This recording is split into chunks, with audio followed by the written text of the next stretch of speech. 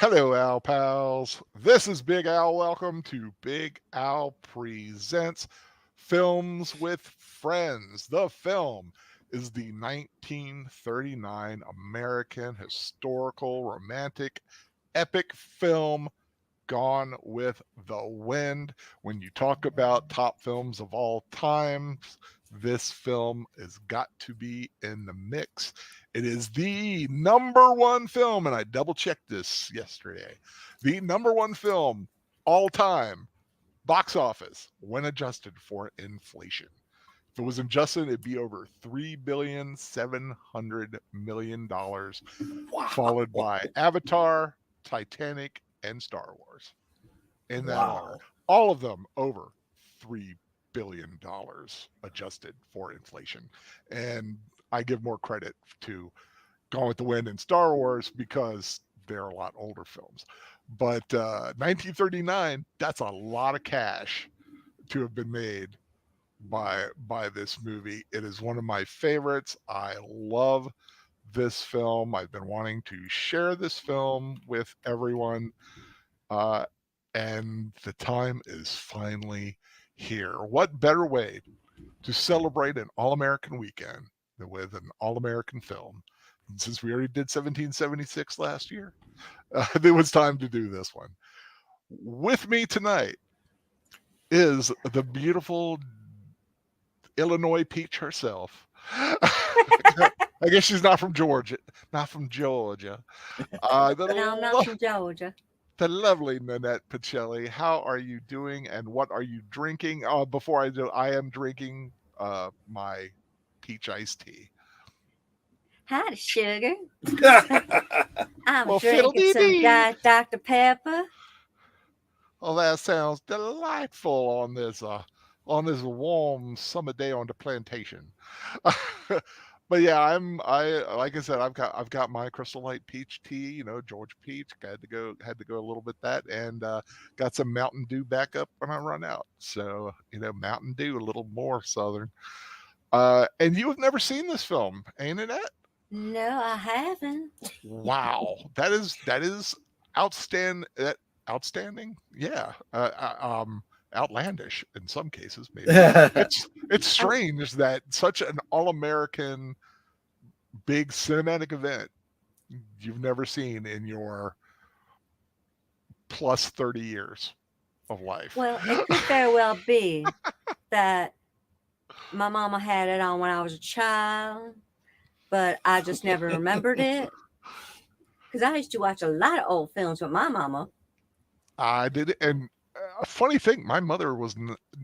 She liked the movie, but I love this movie, and every time it was on, she's like, "You're watching it again?"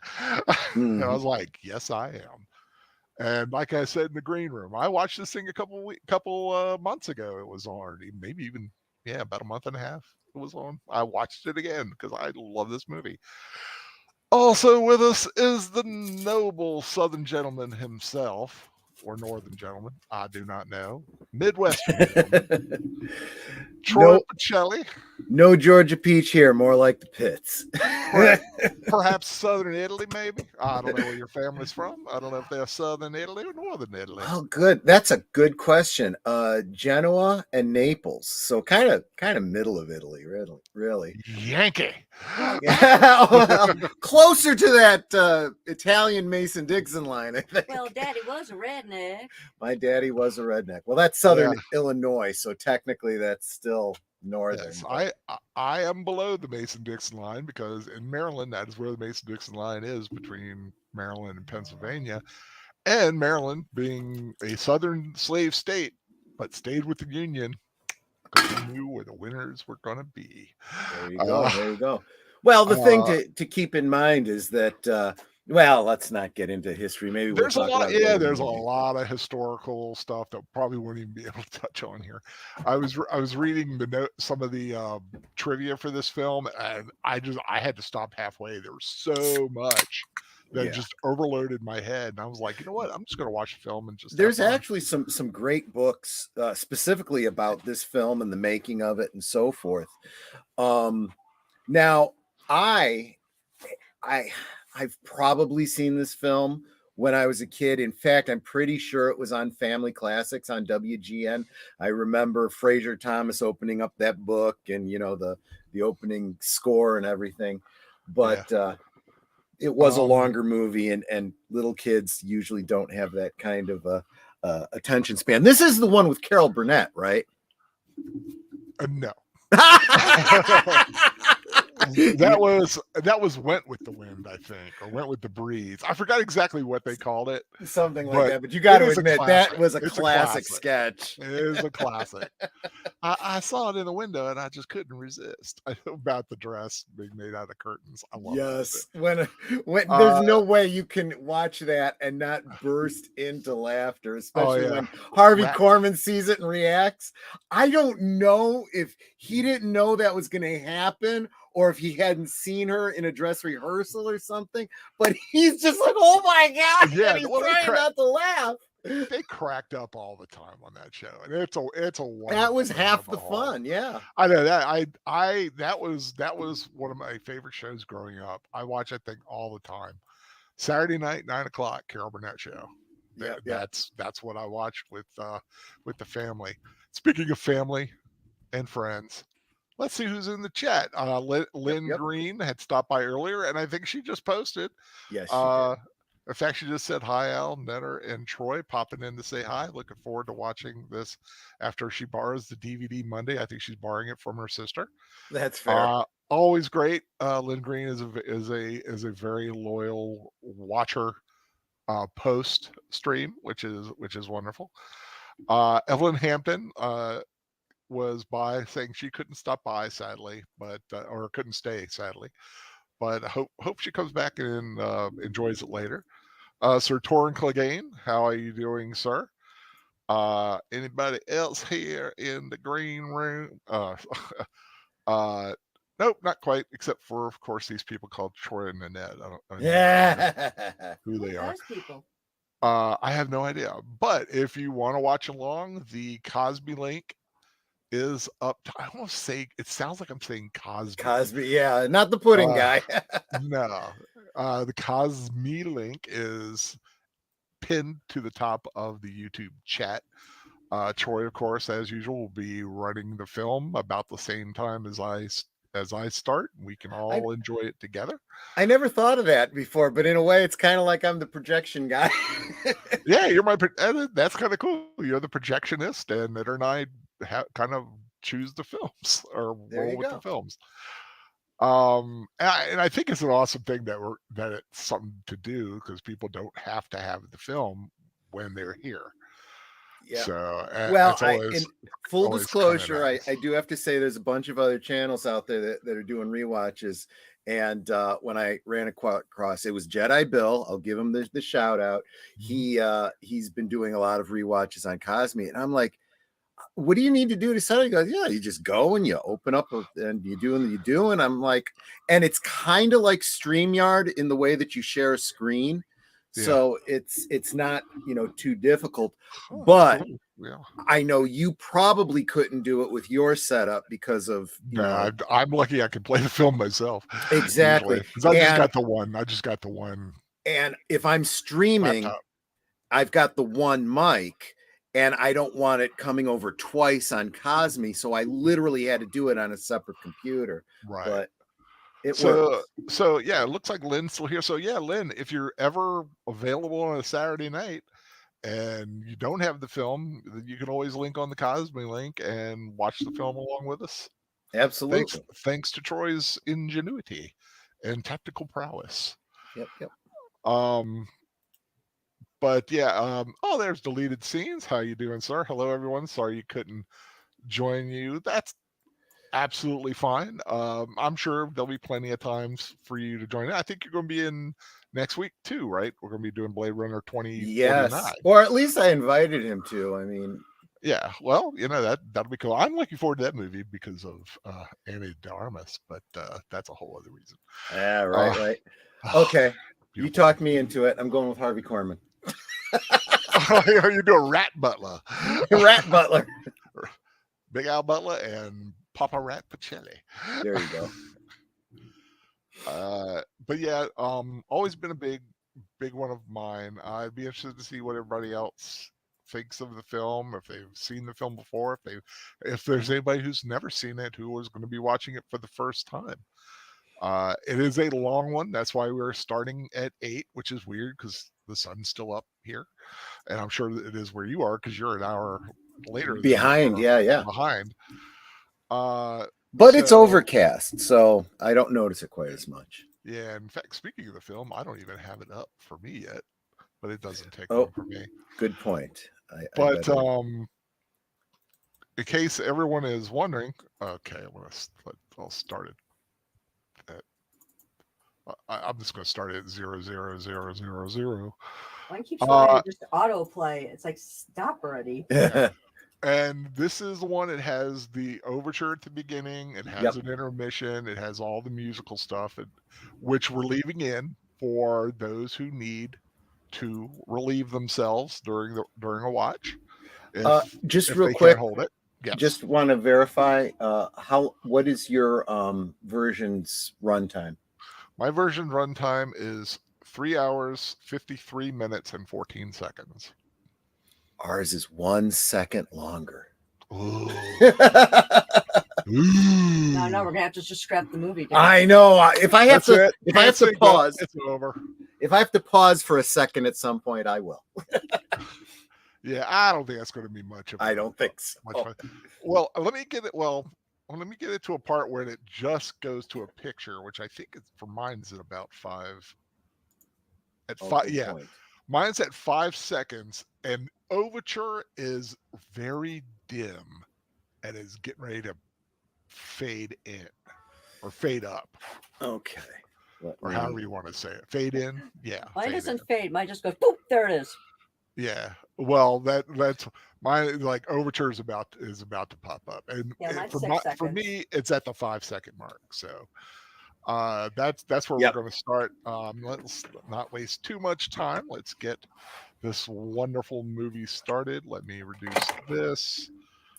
Make sure I can see everybody in the chat. And in case Daniel Heron pops up, I have invited the Birdman. Alex, I was hoping to hear his things about the score. Max Steiner. Yeah, Max Steiner, who did the score, but he's probably asleep. Who knows? Fair. But what time anyway, zone is he in? Same as yours.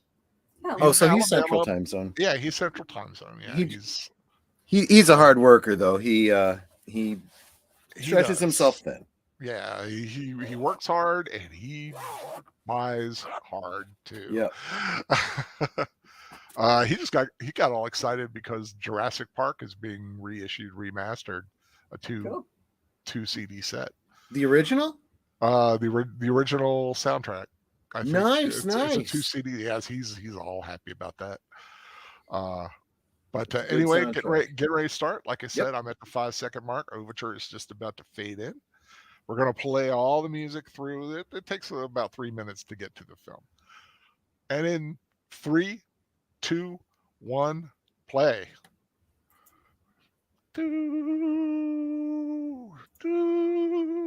Yeah, and Sir Torrin, if you can just do that sound check for us, I'd super appreciate it. Which is it gives us a nice little time to get the sound check in. Yeah, you're right. This is beautiful music. It is really good. Like I said, make sure I get it right. Yeah, Max Steiner, who I understand wrote this score, was one of 12 movie scores he did that year. And this is a 3-hour film. Yeah. It's a 4-hour film. There's a lot of music, and I understand he did a lot of 20-hour days and took a lot of bennies. I would imagine to stay up and do this music. And for a guy whose mind was on drugs and no sleep, beautiful job. Just classic scores.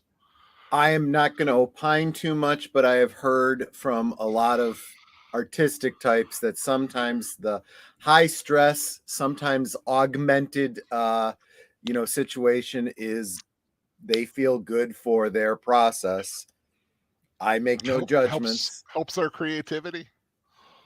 I guess that's why all the successful artists are high most of the time. And the brightest candles Supposedly. burn out. Allegedly. Yeah. Allegedly. Yep. Yeah, I still wonder. I'm not sure if I have this score. Oh, I'm not Yeah, really yeah. sure. It's been a long time since I've had access to my music. I like that, my music, yeah. which is basically just a bunch of CDs in a case now. I don't have any. I've got a few that still have the plastic case, but when I was moving, I trimmed down and got rid of about 1,000 plastic CD cases, and DVD cases is the same thing. Yep. Thanks, Sir Torin, for the sound check. I appreciate it. Awesome. Yeah, what was it that I was doing a couple weeks ago and it wasn't playing? I don't know. Anyway, yeah, that was a bummer. I love the color palette on that intro. Right? A Selznick International picture. Now I love that. That's beautiful. On a sign within the reality of the film, Yeah. Selznick International, in association with Metro Golden Mile, is the honor to present its Technicolor production of Margaret Mitchell's Story of the Old South. Gone with the wind. Sorry, I always do that. That's a me thing. One thing that these older films, and I don't care whether it's this or Wizard of Oz or any other film from this period, they were grand. That has totally been lost from cinema. Starring Clark Gable as Rhett Butler. And sometimes I feel like if you are going to spend the kind of budget that you are spending on a film, you need to do it big, Oh, yeah. And speaking of spending, I think it was Selznick, the owner of the company, bought the rights from Margaret Mitchell for $50,000. In 1938 money, when he bought it, was over $1 million spending ability of today. Yeah. After the success, right before he left the company, he felt he had grossly underpaid her and gave her another $50,000. Wow. That's pretty cool. Yeah, it is. That's a guy who is happy with the work, with what you did for him. Exactly. She had mixed feelings about the movie, I understand. Like some of the settings and the interiors she thought were a little too much. Yeah. Yeah, I can understand that. Especially Scarlett, Sue Ellen, and Corrine. You don't see many Corrines anymore. Or Sue Ellens, for that matter. True. Look at George Reeves and Fred Crane as Brent and Stewart. Yeah. I actually think that's reversed. I think I read somewhere that's actually reversed. Oh. Now, Al, since you're a big movie buff, I try. When did they start? When did they change from all the credits being in the beginning of the movie to being at the end of the movies? I don't know. I think I really think it's a stylistic thing. At early on like this was starting to take the place of like Broadway, of plays, right, of stage work. And when you go to a play, you have all the stuff listed like it's here. Your dramatis personae, as it were. Exactly. And so it's kind of set up like that, where this is your handbill you're reading before the start of the film or the play, as it were. Well, the big transition was, what was it, 76 or 75 when Star Wars came out. There was a band of Cavaliers and Cotton Fields called the Old South. And here are all the apostles going to Jerusalem. Right, right. A dream remembered, a civilization gone with the wind. Now, I do want to say, I in no way, by watching this, support slavery. Right. Or anything like that. Let's get this straight. I think we should acknowledge value. We should acknowledge that what we just read there, they were basically saying this is a fairy tale, you know? Is. So they're acknowledging, oh, there he is. Superman. That's a chick? Yep, that was George Reed. Vivien Leigh, the one that got picked out of something like 1,400 possible actresses. Wow. I think they looked at 1,400, interviewed 400. And I think it got down between her and Paulette Goddard, I think was the other one. I think and Charlie Chaplin's girlfriend, who sadly I think was killed in a plane accident later. And if Sonic watches this later, that's her real hair. But I'm not sure that was George Reeves' real color. I've never seen him with that copper red hair. Those boys both had the red hair. Wait, that was his natural hair color? No, I think they were both red. Okay. They're redheaded. Brothers. They're brothers. They're not brothers. brothers. Are they brothers? If they're brothers, they mind to match. Yes, they are brothers. Uh-oh. She just heard Ashley. Her beloved Ashley is going to marry his cousin Melanie, which is what the Wilkes do. They marry their cousins. Some states, I think, in like Ohio, a state that you can actually marry a first cousin. Ashley's a boy? Sure, I think Ashley's a guy, yeah. Okay. Played by Trevor Howard. Is it Trevor? Wait a minute. I said that, and for some reason it didn't sound right.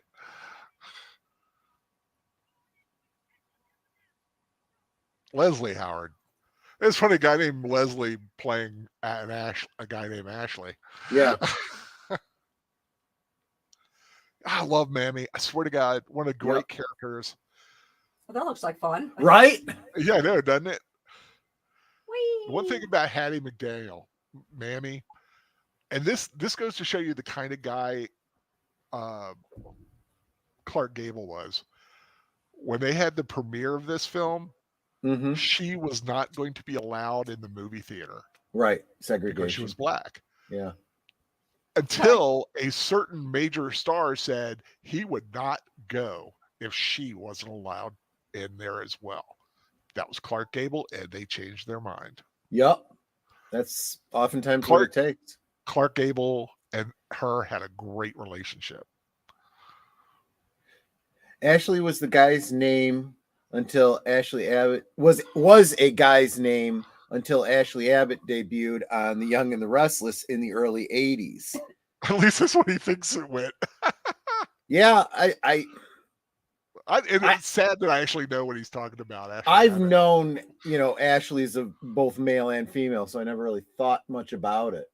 I just always took it as a neutral fans name. of It's a Wonderful Life will recognize her father, Gerald Yep. O'Hara. Thomas good Mitchell. Gust of wind and she'll go flying. Yeah, right. Oh, yeah. It's Uncle Billy. Does he have string tied around his fingers? Maybe under those gloves. No, actually, later on, he could probably have used it. Actually, the concern about being blown over is true. It's not unfounded. Yeah, I can see her crinoline underneath there. One good gust of wind getting up underneath there, she's going to Not to mention the fire hazard that those dresses were.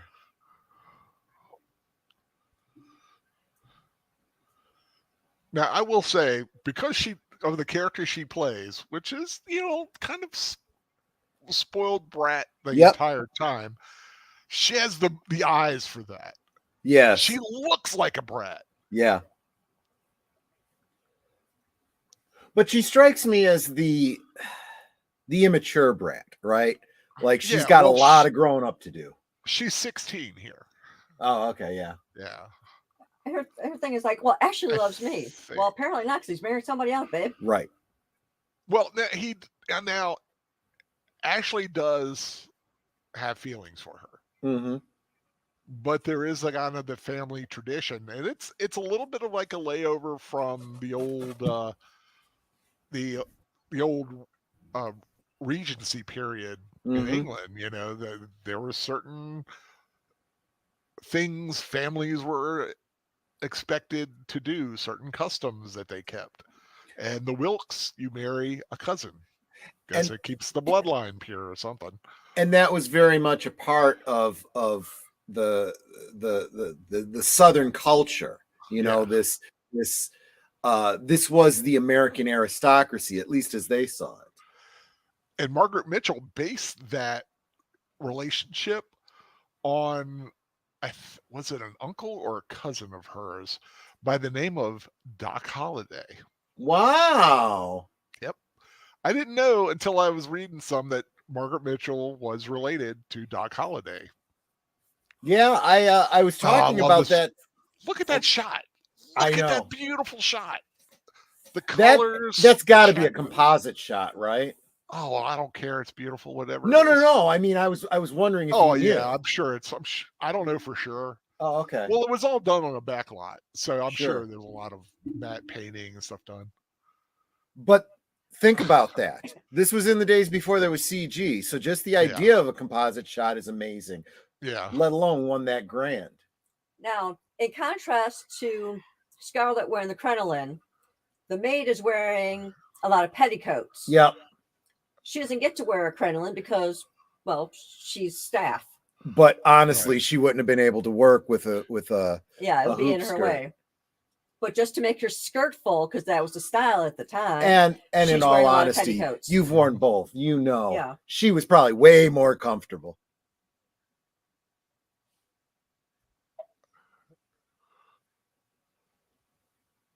And mercifully has died. It's kind of, there's a backstory here that they don't go into too much. Because basically he was dilly-dallying with an unmarried. Yep.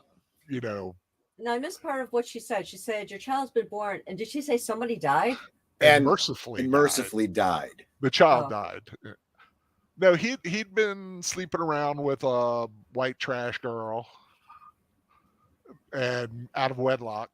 Are we supposed to? She was pregnant.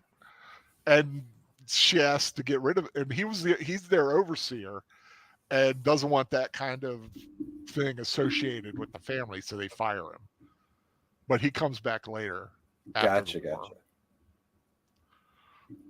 So did she have a hand in the baby not surviving? No. They never say if she did or not. I was just going to say, are we to believe that there was back then a Spartan thing going on there or something like that? And is Mama there a nurse? She just went to help. It's one of those things Southern women go and kind of be a what, I don't know if it was a nursemaid or sometimes you couldn't get a doctor there, so the women folk had to take care of that kind of thing.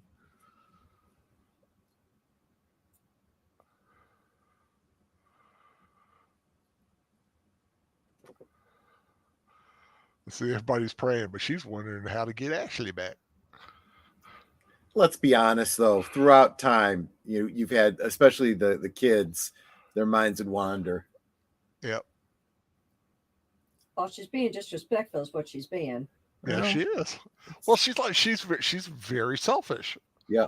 She is a selfish brat. She is the epitome of the selfish brat character in film. There's Prissy. Butterfly McQueen.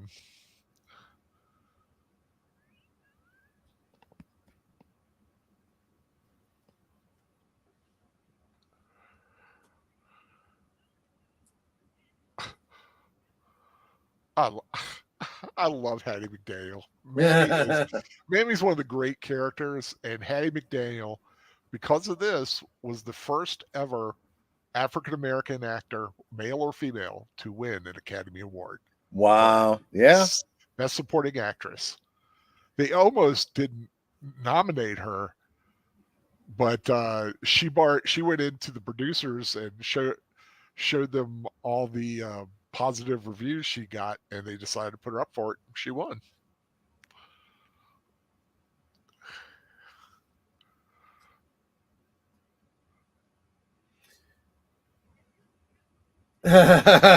Well, that's planning your eating, right? The food will be better there anyway. Yeah, so she wants her to eat now, so she's not hungry, so she'll eat like a bird. So it seems more demure. Exactly. But she's like, no, I want to get some good food. Yeah, she wants to eat at the barbecue. I don't blame her. I've been wanting some good barbecue. Ooh, she just brought up the. Look at that eye. Look at that eye. Yeah. I love that eye cut.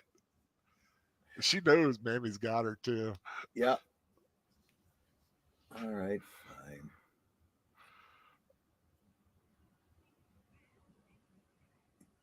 Gonna give yourself indigestion. Yeah, Sir Torn, I seem to remember something about this too. Hattie McDaniel was also the first Black actress to have a starring role in her own radio show. I think you're right about that. Oh yeah, she was an amazing woman.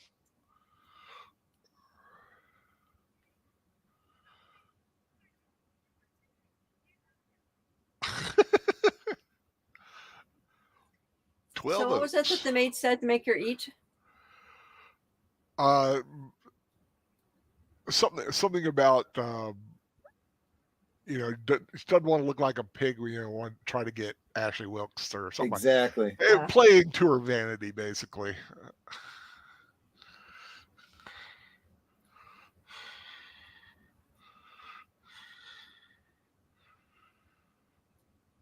I bet they got some good food there. I would imagine. Well, most of it probably cooked in lard. India Wilkes. I think there's only one surviving cast member. Wow. If he's still alive, it's the one that plays Melanie's daughter. I mean, Melanie's son later on. Because they look at this and like, all these people are gone. Yep. It's so sad. Look at that staircase. And I mean, think about how you're really looking into a point in history, right? Mm-hmm. And I mean the filming of this movie more than the historic setting. Yeah. I mean, the making of this film is a great story in and of itself. Sure. Like Leslie Howard here did not want to do this part. He thought he was too old. He kind of was. I mean, way too old for her. He is technically. I mean, and he thought so, but they wanted him. He was a name. He was a great British actor. Ah, there's my girl. God bless her. And when you're talking about, fictional characters, the idea of an age difference isn't a huge deal. I mean, it's appropriate, historically speaking. A little dap for Olivia de Havilland. One of my older actress crushes. I mean, like sure. Like the Maid Marian, Melanie here. I always preferred Melanie over Scarlett.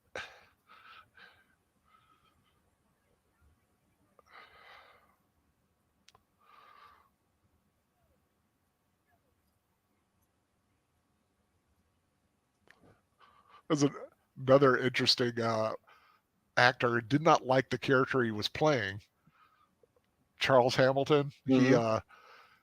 Because the actor who played him, can't think of his name offhand. Let me double check. Rand Brooks. He was a big outdoorsman. He was a rugged, tough guy.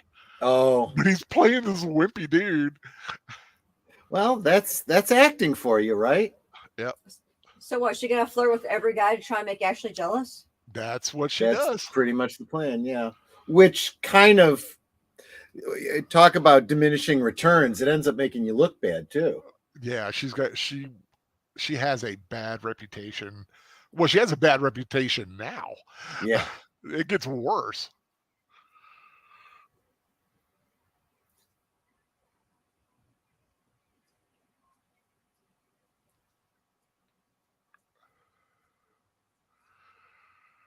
So all of them are handsome old things. Yeah. Well, they're supposed to be young guys, Right. young, moneyed people. But of course now, Yeah. my favorite character outside of Mammy. I like that. Who's that? You mean the guy that's like 3 times your age? Right. Yeah. But that was a thing back then, And I don't think Rhett's supposed to be as old as Clark Gable was. Right. How old was he when he did this role? Let me see here. Actually, he was 37-ish. Mm.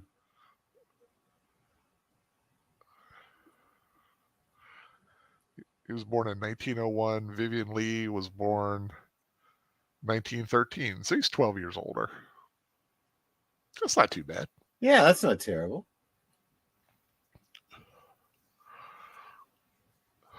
Look at that shot. Yep. What a beautiful property that would be. The That's 12 Oaks huge. of 12 Oaks. It looks like a huge park. Yeah. That's definitely an estate. Mm-hmm. It is a beautiful plantation.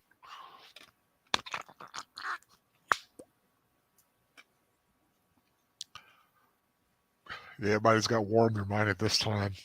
Mm-hmm. So that's 60. I guess it's 61 then when this is taking place. Right before. Well, they find out during the barbecue. Mm-hmm.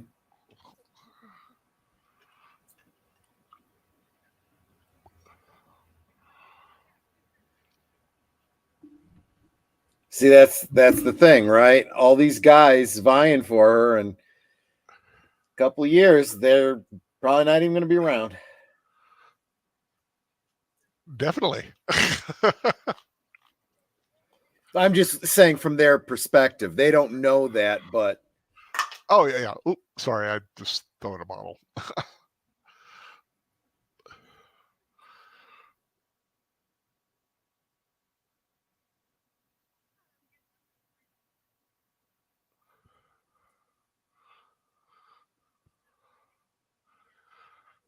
All good girls got to take a nap.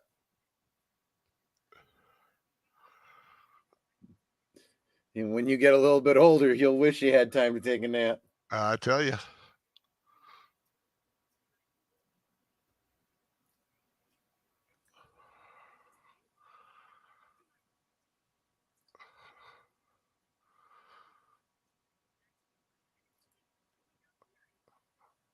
I always thought Sue Ellen was cute too. Yeah. Other than that, nah.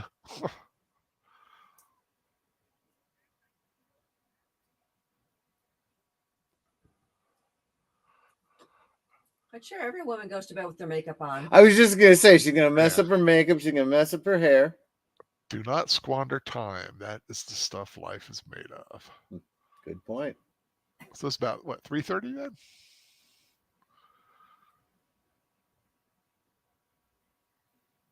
Now, I know this is the whole slavery thing, but that does look kind of cool, though, having somebody fanning you down. Before overhead fans. True. There's a lot of people sleeping in those beds. Yep. Well, it's all it's all the young ladies taking their nap while the boys have their whiskey and cigars.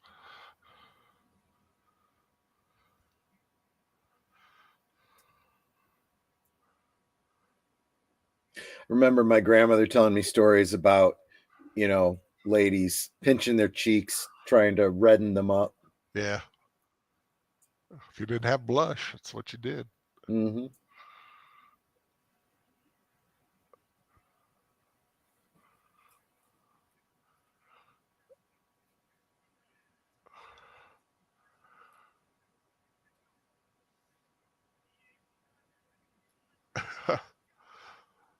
You gotta give it to Rhett. Rhett is a reasonable fella. Yeah. Well, their reasoning isn't entirely unsound because Right. the South did have the trained generals, right? Right. The North was they a little were more ragtag. right, but the North had something the South didn't. Industry Industry and resource, yeah. and the Navy. Oh yeah. And what Rhett says here sums it up. Mm-hmm.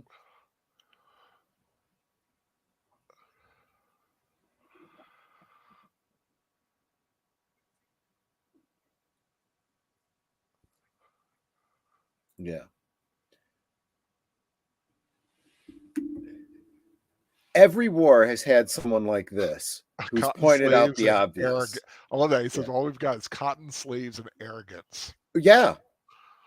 I mean, think about, World War II, and you've awakened a sleeping giant, Mm-hmm.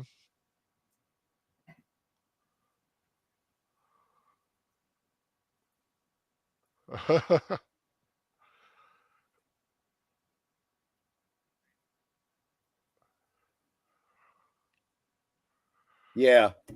And all he's pointing out is when you go to war, you never underestimate your opponent. No.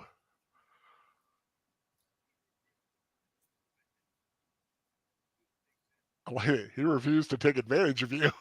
Right.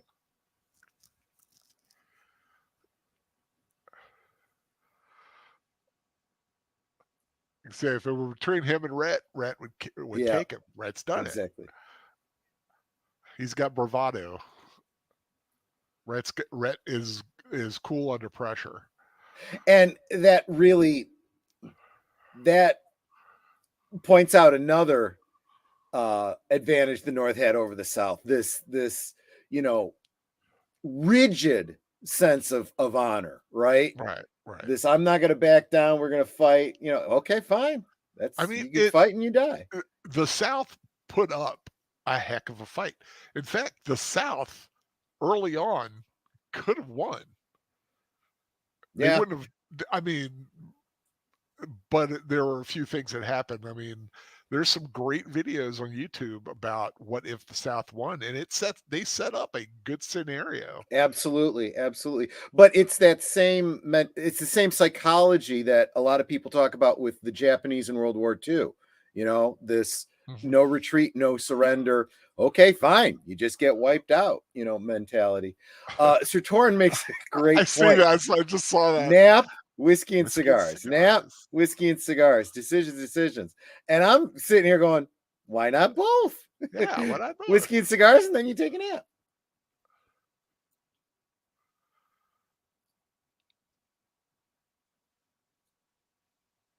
Actually, now that you say it, I'll be right back. Getting the whiskey and cigars.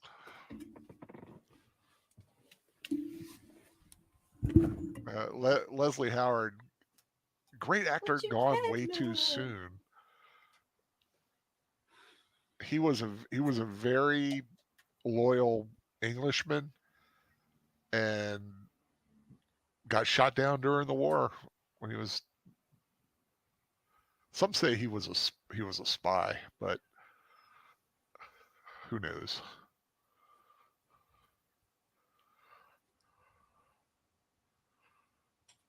It's like I care for you, but I'm way too old for you.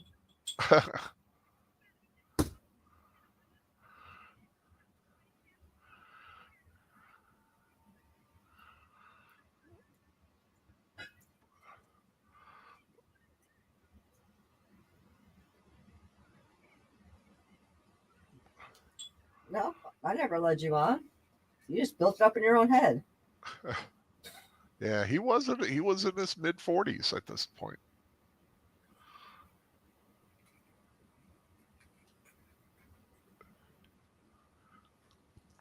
Now she's gonna fake cry. No, but she does something.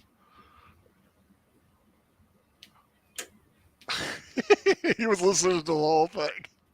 I love that. Has the war started?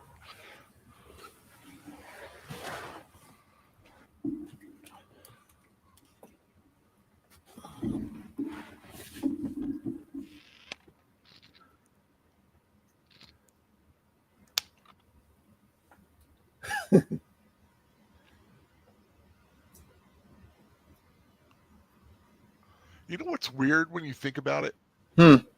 Rhett and Ashley, although they share scenes, they never share pieces of dialogue with each other. They never have a conversation. They'll talk to each other. They'll say something and go away, but they never have like a back and forth. Yeah. I read that. I never noticed that before.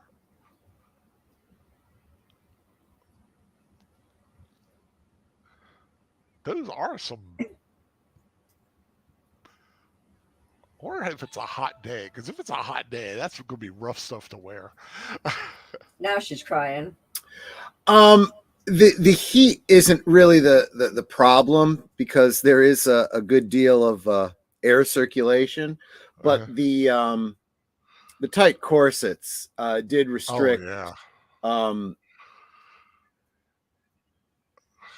What do you call it? Circulation, and those dresses got so big and so cumbersome, they really did become very, very dangerous. Okay, are they all excited now because nap time's over? No, they're all excited because they're going to war. Oh, off to glory.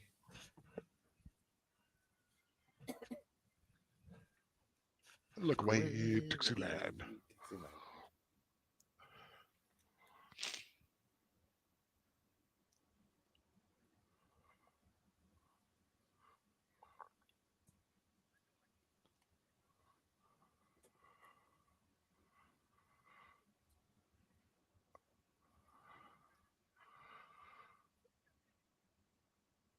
And of course, bad decision number one. Actually, it wasn't a bad decision.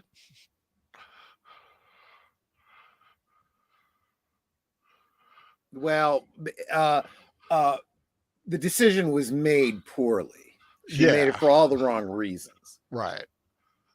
He would have been probably a perfectly reasonable, nice, doting husband. A little milquetoast, little plain, but loving. She doesn't have any feelings for him, so why'd she accept his proposal? Because she's jealous. She's jealous. She's been spurned. Why not? You know, kind of thing.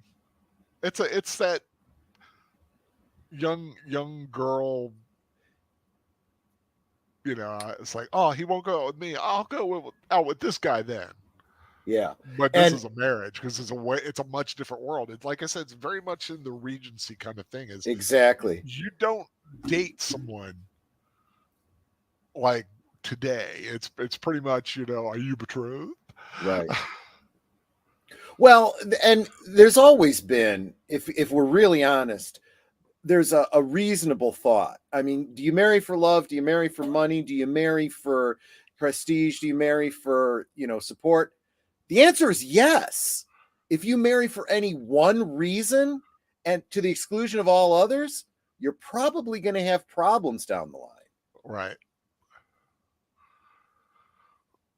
The war will be over in a few weeks, so why bother?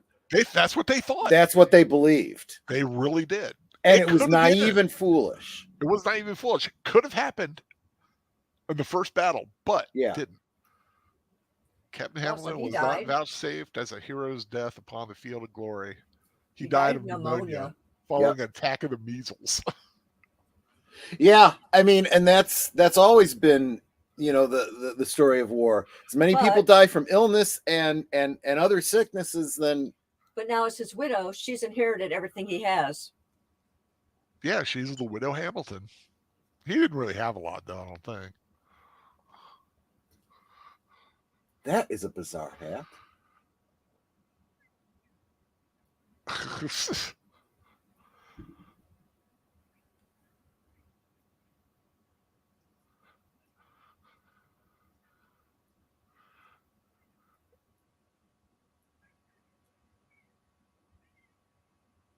That is a very poofy bed.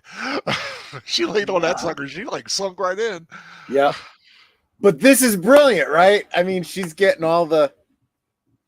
She comes in and thinks, oh, she's upset because her husband's Yeah. dead.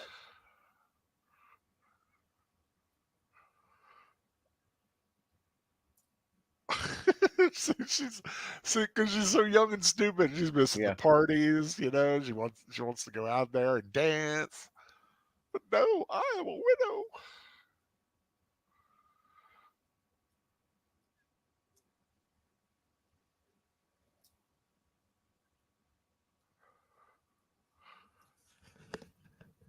Aunt Pitty Pat.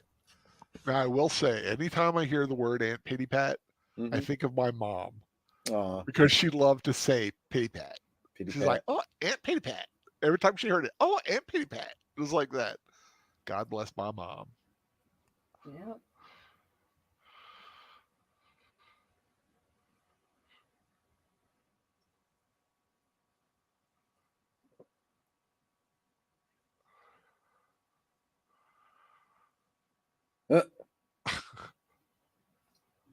You know what trouble. She's the good angel on her shoulder. Exactly. I love it.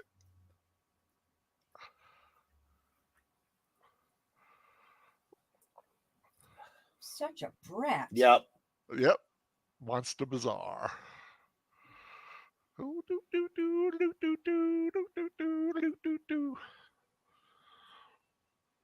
I will say I do love military garb like that. I agree with you. Old fashioned.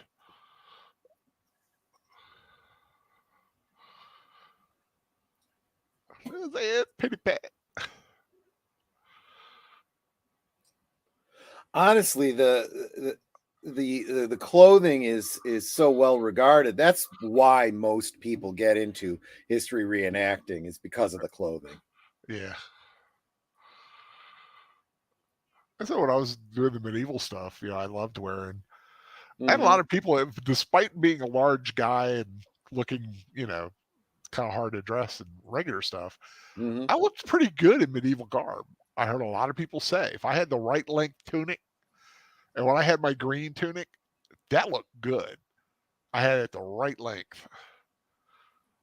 For some reason, it hung right.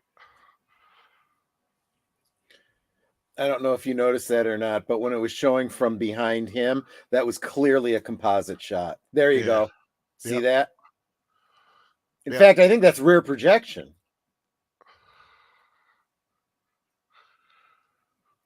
Well, just like 10 Commandments when they had the shots overlooking the city.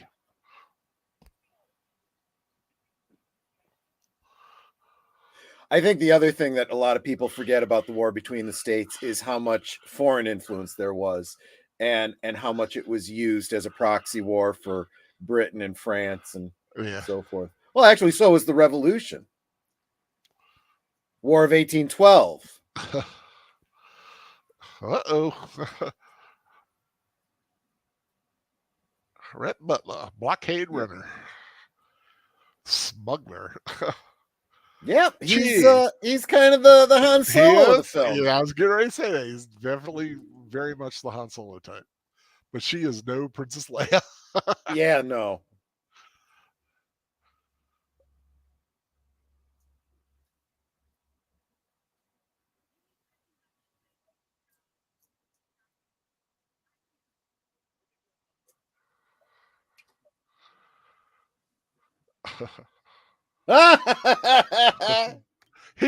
I love his needling her. He does it the entire film.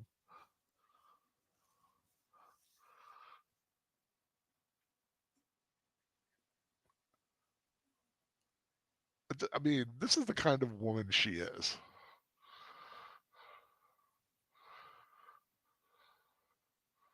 Wow. Yeah. And that's always been the sentiment of those left behind, right? You saw it in World War II. But for her, it's not a sacrifice. I know just how much that means to you.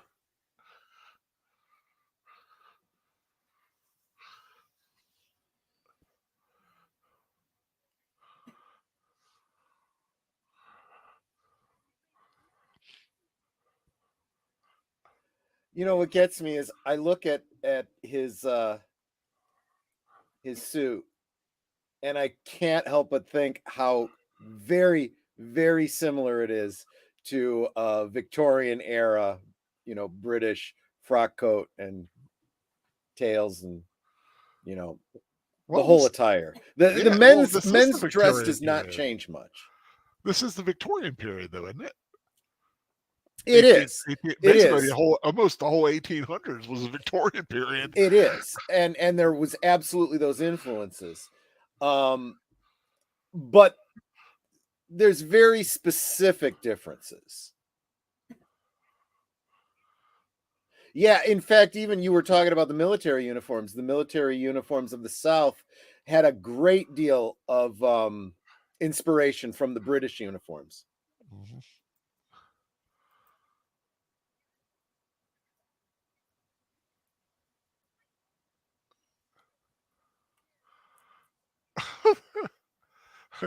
There goes Miss Pittypat.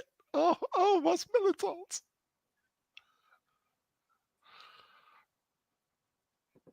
Okay, she was about to faint until she was told it was all right. Yep. In fairness, when you get your emotions under control, of course.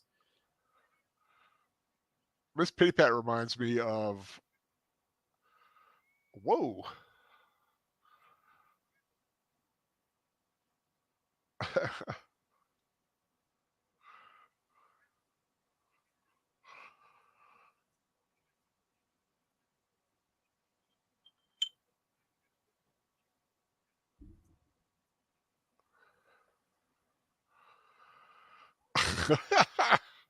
Oh God. It's for the cause. Right, it's for the cause. Why wouldn't she consider a slave? There goes Miss Pittypat. Because she's a widow. I just realized who she reminds me of. She reminds me of a certain duchess, doesn't she? Yeah. Mm-hmm. Huh? Inside.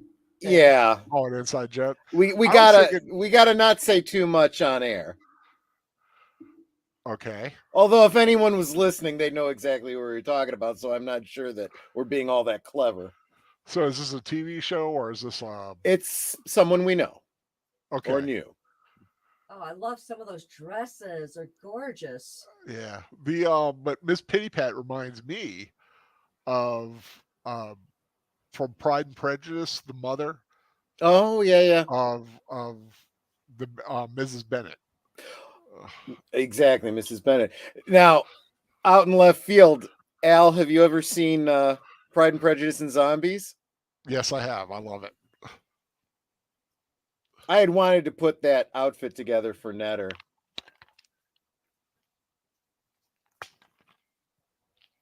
If we were still doing the reenacting stuff, I think we would have done it.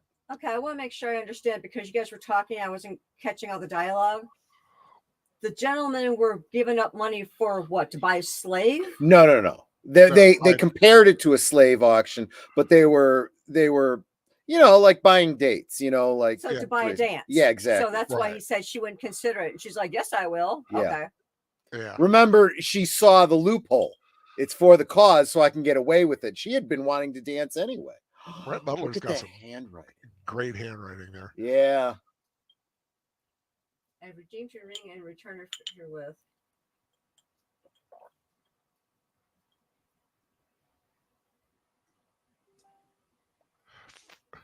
Fiddly-dee. I also include Mrs. Hamilton's I also ring. include Mrs. Hamilton's ring.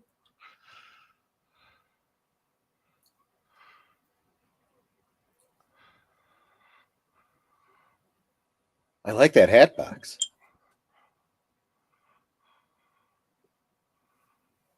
Fake mourning.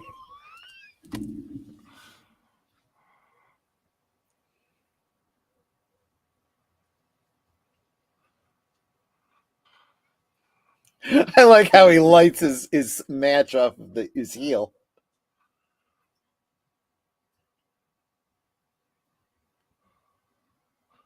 Did she just put it on backwards?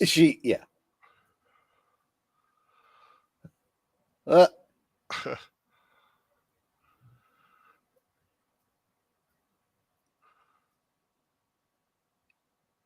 Now, I wouldn't have known how to put it on either.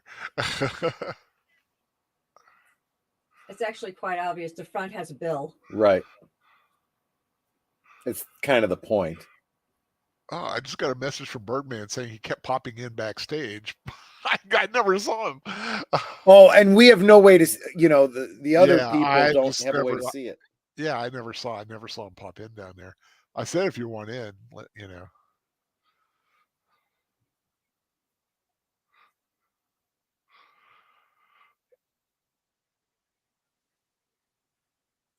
He's a rogue. That he is.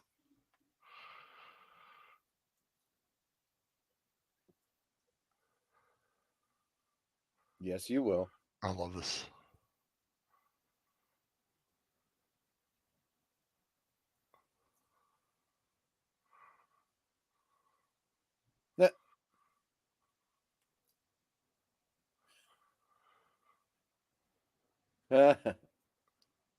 But someone who knows how. I love.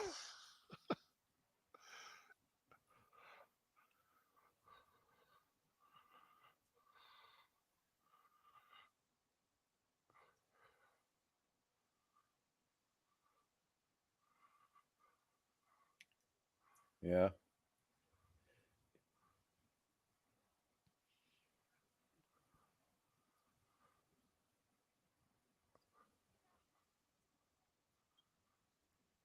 Oh, she's still pining for Ashley.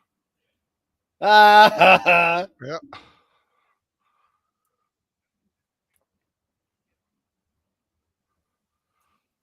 Yep. 1963 tells you exactly where it goes.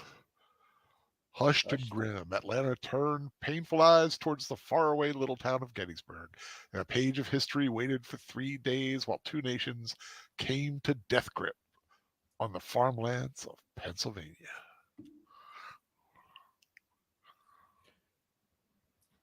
I love that the cues from when Johnny comes marching home again. The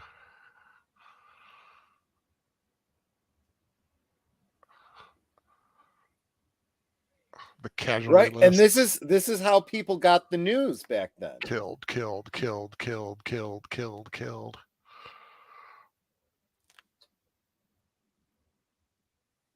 I saw one captured.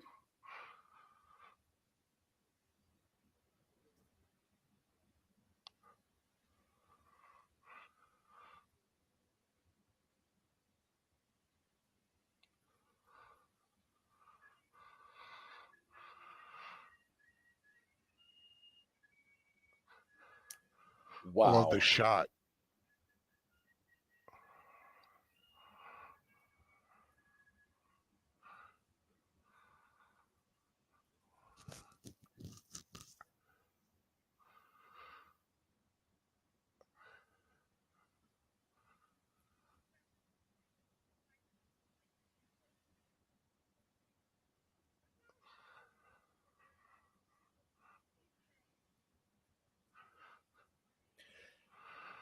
See, unfortunately, that means nothing.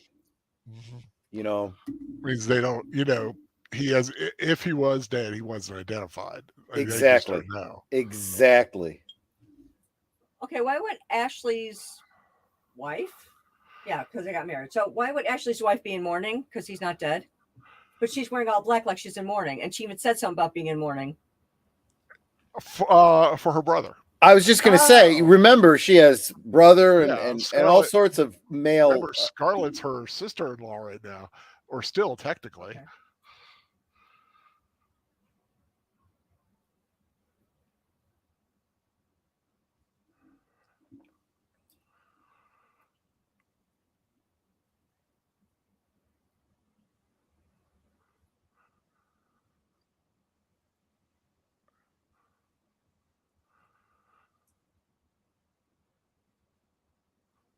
The two brothers at the beginning, both of them have died. Yep.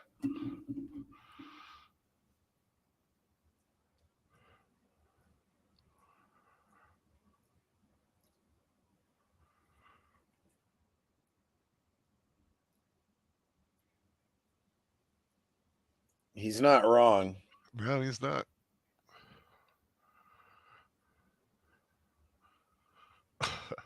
Both of them.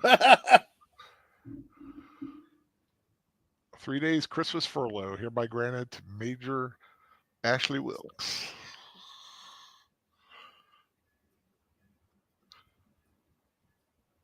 That's a full train when they're riding on top like that. Mm-hmm. Although it'd be kind of fun to be up there.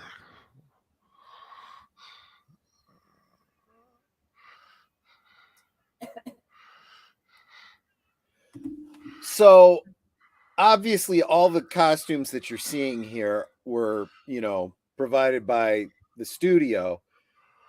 And then you come up to modern day and you have a film like Gettysburg and they pull in history reenactors to be the extras because their uniforms are oftentimes more accurate than what the studios would make.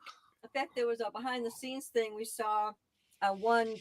It was Gettysburg. It was for Gettysburg, where the history reenactors were like, no, you wouldn't stand there. Yep. You would be standing here. This one would be like this. This would be like this. And the director was appreciative and listened to them. That made a huge difference. Well, ladies and gentlemen, look who has shown up. It's the Birdman. How are you doing, sir? Welcome aboard. Just as the cock crows. That's awesome. Thank you for noticing me finally. I did not see you. Sorry about that. Like my fourth attempt. That's okay. It's okay. Do you have access to the film or Cosby? I paid to rent it today when I was at the coffee shop. And then right before I logged on the first time, I remembered I would have to download it because the tablet doesn't work anymore. So, but I can chit chat for a few. I know it's a long movie, so maybe y'all might like a talking break. Sure. Troy does have the link to Cosme at the top of the chat. Just click on that and you can join that. If you're able to watch that on your Can I do? I don't think I can do that and stream at the same time. Gotcha. On the same device. The Birdman relies on pad technology. Yeah, I understand. The computer real quick though, Al, you might want to say hello to Cedric Moss as well, who just Cedric Moss. Welcome. Thanks for coming in. Like I said, if you want to join along, Cosme link is at the top of the chat. And real quick, I did want to point out, although the scene is now past, when they were in the other room, you were able to see the Christmas tree that they had in the background. And that was very typical of the style of tree that they had back in the day. This smaller tree that might have been up on a table or something like that, lit by candles. And that's how I do is put on a table. But Birdman, while you're here, how familiar are you with the music of the beautiful music? Yeah, Gone with the Wind, Max Steiner. It's supposed to be like one of the finest film scores ever made. I agree. Actually, I have a couple versions of it on CD. I do not have it on LP though, which I find odd. You would think that would be an easy find at the thrift store, because I'm always finding Dr. Zhivago like every other time I go. Right. I think Gone with the Wind being such a beloved film is probably those who have got them hold on to them. Yeah, that's true. Even just for collectability of it. What's odd is to see that uniform without the mid sash. I'm just not used to it.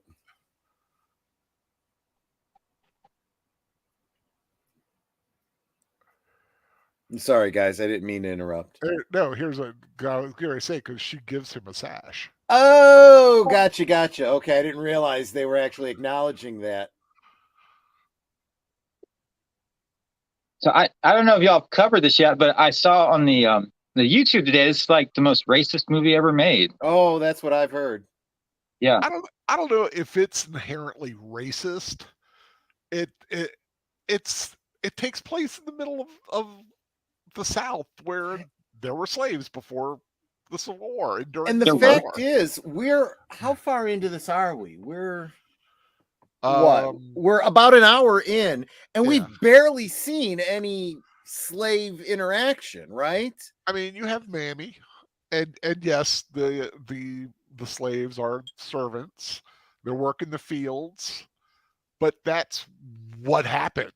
Yeah. They don't show the brutality of it, although you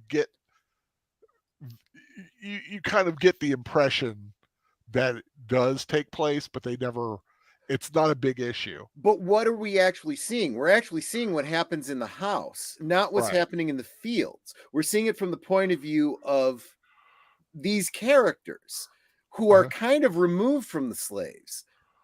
I'm sorry, we're not making some big political statement with this movie about slavery. That's not what this movie is about, right? No, this is a book adaptation. It's not for them, right?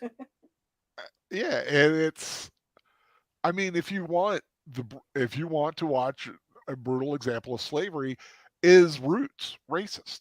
Sure.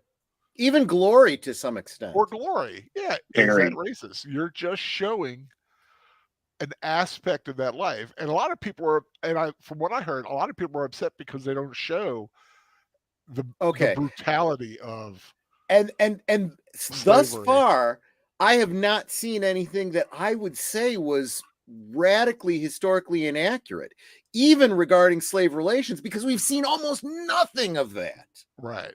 Its absence doesn't make it, not accurate. So what? Ashley does have feelings for her? Oh yeah. Oh sure he does. He's very attracted to her. Then why did he marry the other chick? For a whole host of reasons. Yeah. Familial, cultural, there's all kinds. Because it was the appropriate marriage. Right. It was the appropriate thing. But at the same time, he's also not exactly like having an affair with her or anything, or desperately pining for her. He just kissed her.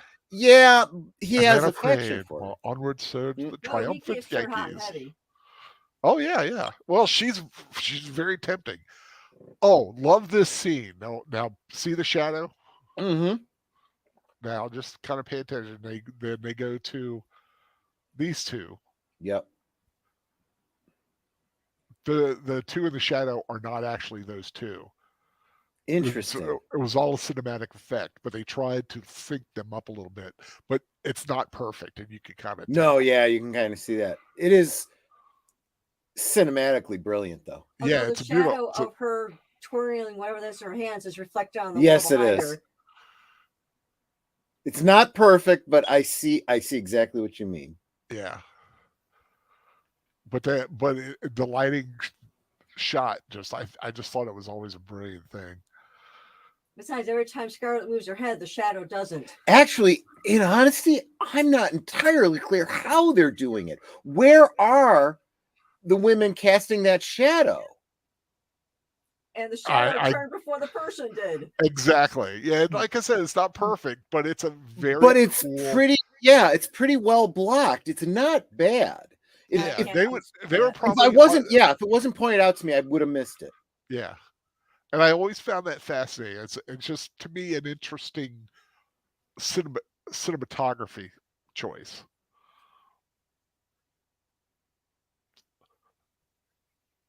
So, Birdman, you said you had two versions of this. Are they different versions, or? I think I've got 3 or 4, maybe. It's been redone a bunch of times.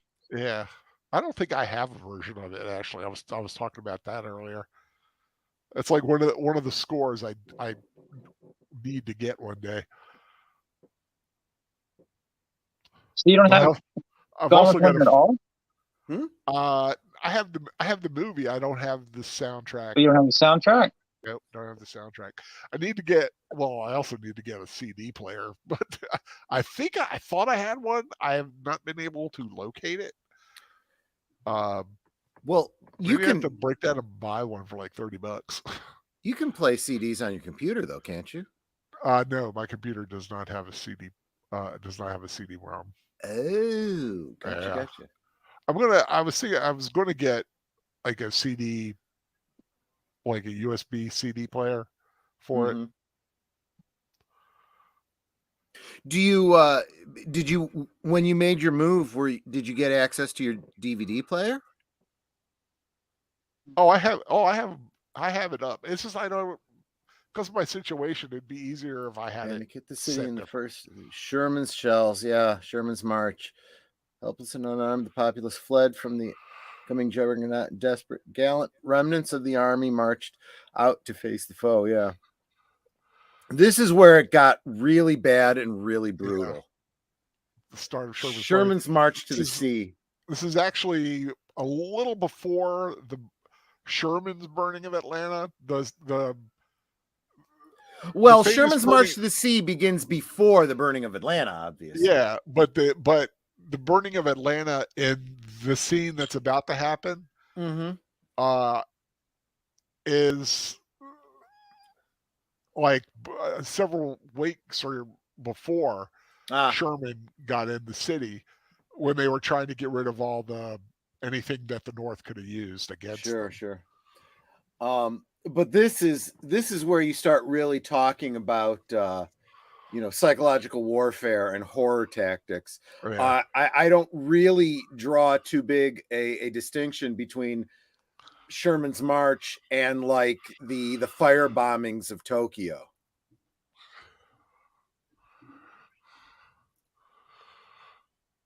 Oh yeah. The wool uniforms, they were itchy. You feel sorry for us, like, give me something for the pain, and there's nothing.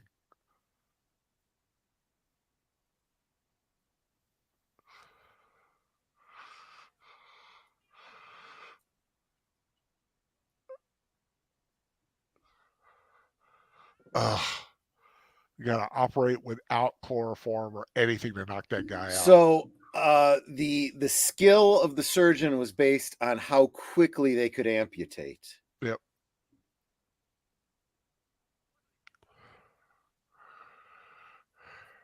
What, they got to amputate his leg or something? Yeah.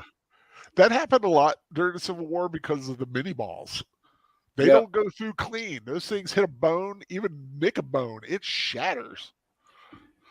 There was so much they literally couldn't do medically.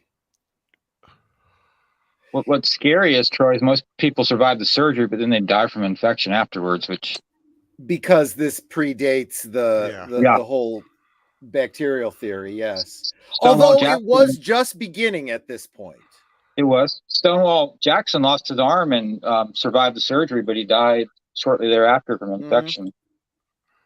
In fact, that was oftentimes why they would amputate as high as they did, as far from the wound, because they were trying to stave off infection. Right. It didn't always work because of the way they did the surgery, but that's because we now understand how it worked. Peace be within these walls, or something like that.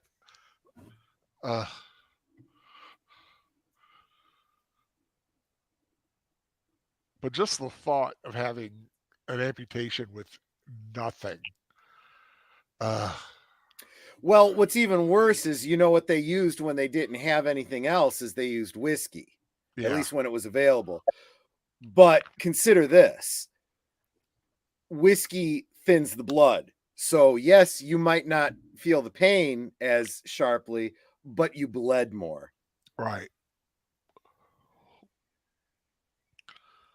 Honestly, you're better off dealing with the pain, and if you're lucky, you pass out from shock.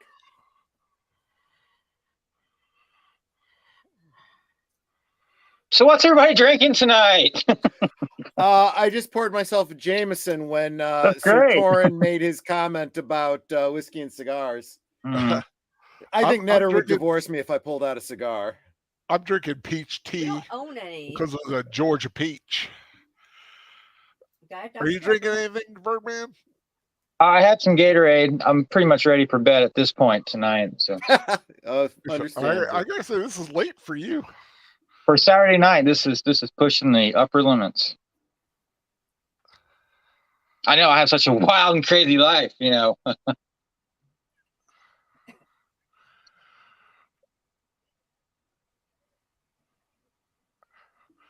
this is one of the points that a lot of negative naysayers say about the film, is because the blacks are helping fight for the South. Well, they did that. Yep, they absolutely did.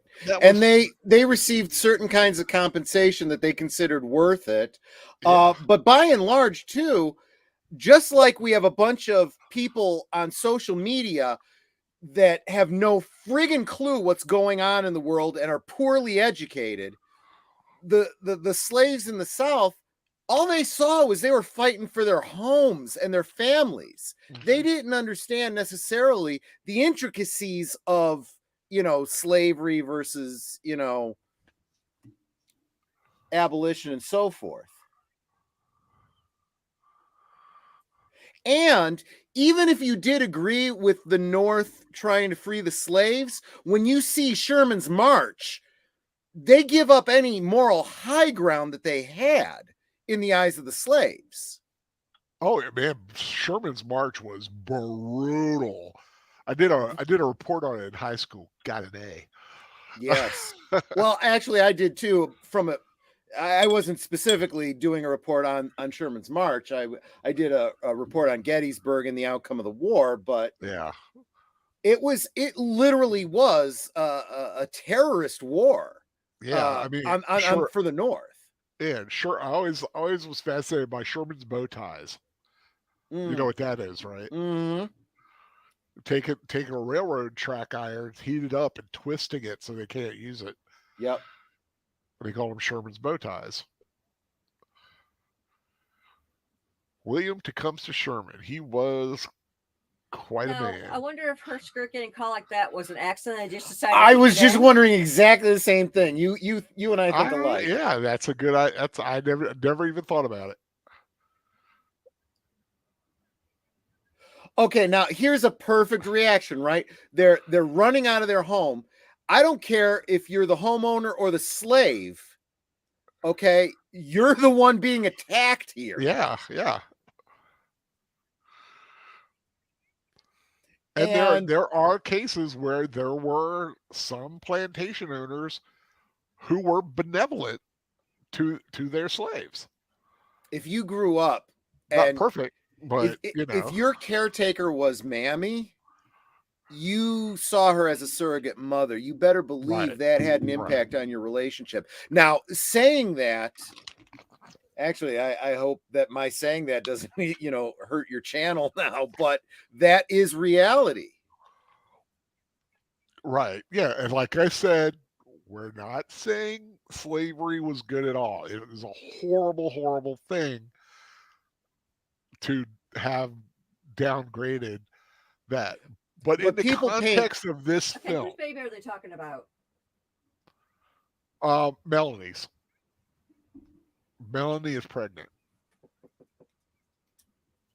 Not everyone in the South owned slaves. Very few people in the South actually owned slaves. You had to be rich to own slaves. Here's the irony, folks. We live in an age where slavery is illegal, but only in name only. There are a lot of people working for very rich people that are effectively slaves, but they're not really slaves. Right. Just pointing that out. Nothing has really changed. There's all kinds of slaves in Africa and Asia now. Well, people don't like to talk about it. If you want to be literal about it, yes, but I'm not even talking about what most people talk about when they say that. The migrant workers and undocumented immigrants. I'm talking about people of, poor means, right? That are slaving away literally for companies for far less than they deserve.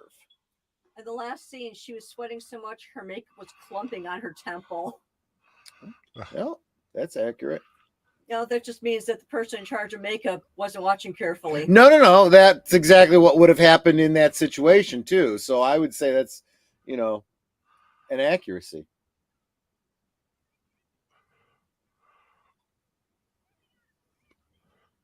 Yeah. Now I do want to say something about what you just said, Troy.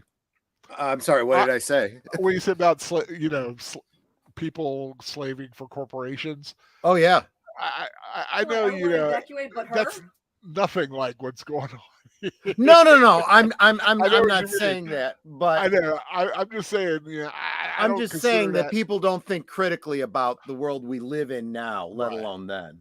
Well, I always remember when Prince was having trouble with his music company and he wrote "slave" on his cheek. it's hard to think of a man who's got millions and millions of dollars calling himself a slave. I get what you're saying, but at the same time, there's a certain principle that you got to take into account. When someone else is profiting off of your labor, that's slavery. Okay, is she in labor or dying? Labor.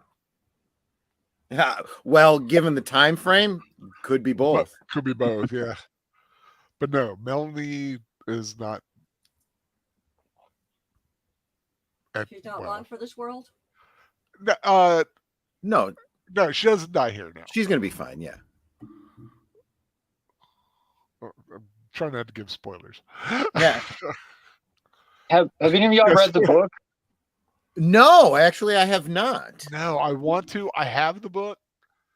And I've thought about getting the Audible, buying the audiobook and listening to it.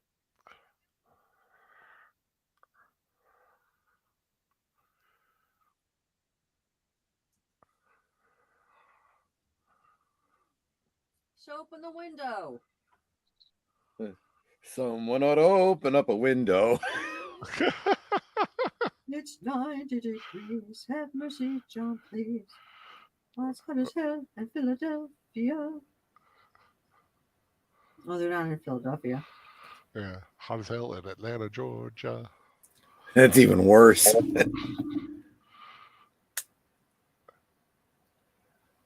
Sit down, Scarlett. Sit down.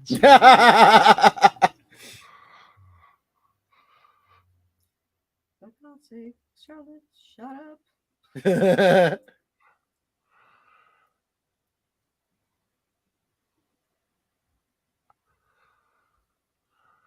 Yeah, what the heck is wrong with her? She's kind of a silly girl. Yeah.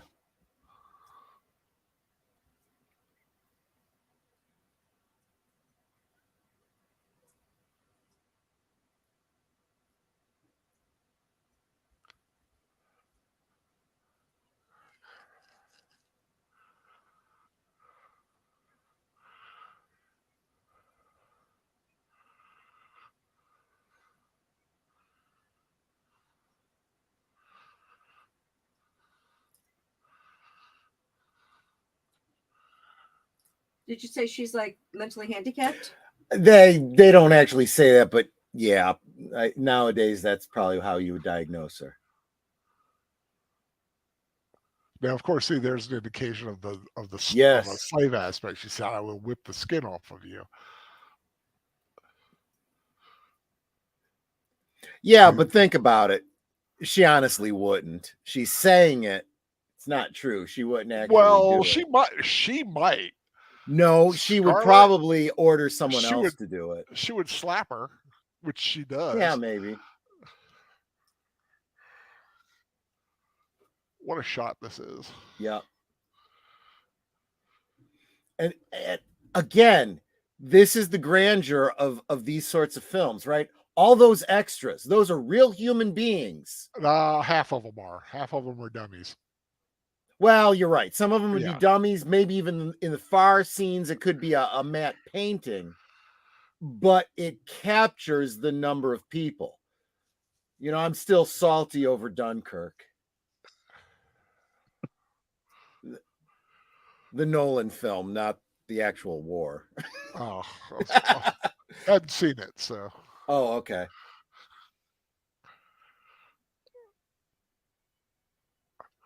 And then showing the tattered Confederate flag. Yep. Just some great cinematic shots in this. Is this the train station? Might be. Okay. All right, Al, you just got Gone with the Wind soundtrack. I did? Yes. How'd that happen? I bought it for you. There you go. Oh, You're awesome, Birdman. I got you what looks like the best version that's out there. Oh, thank you, man.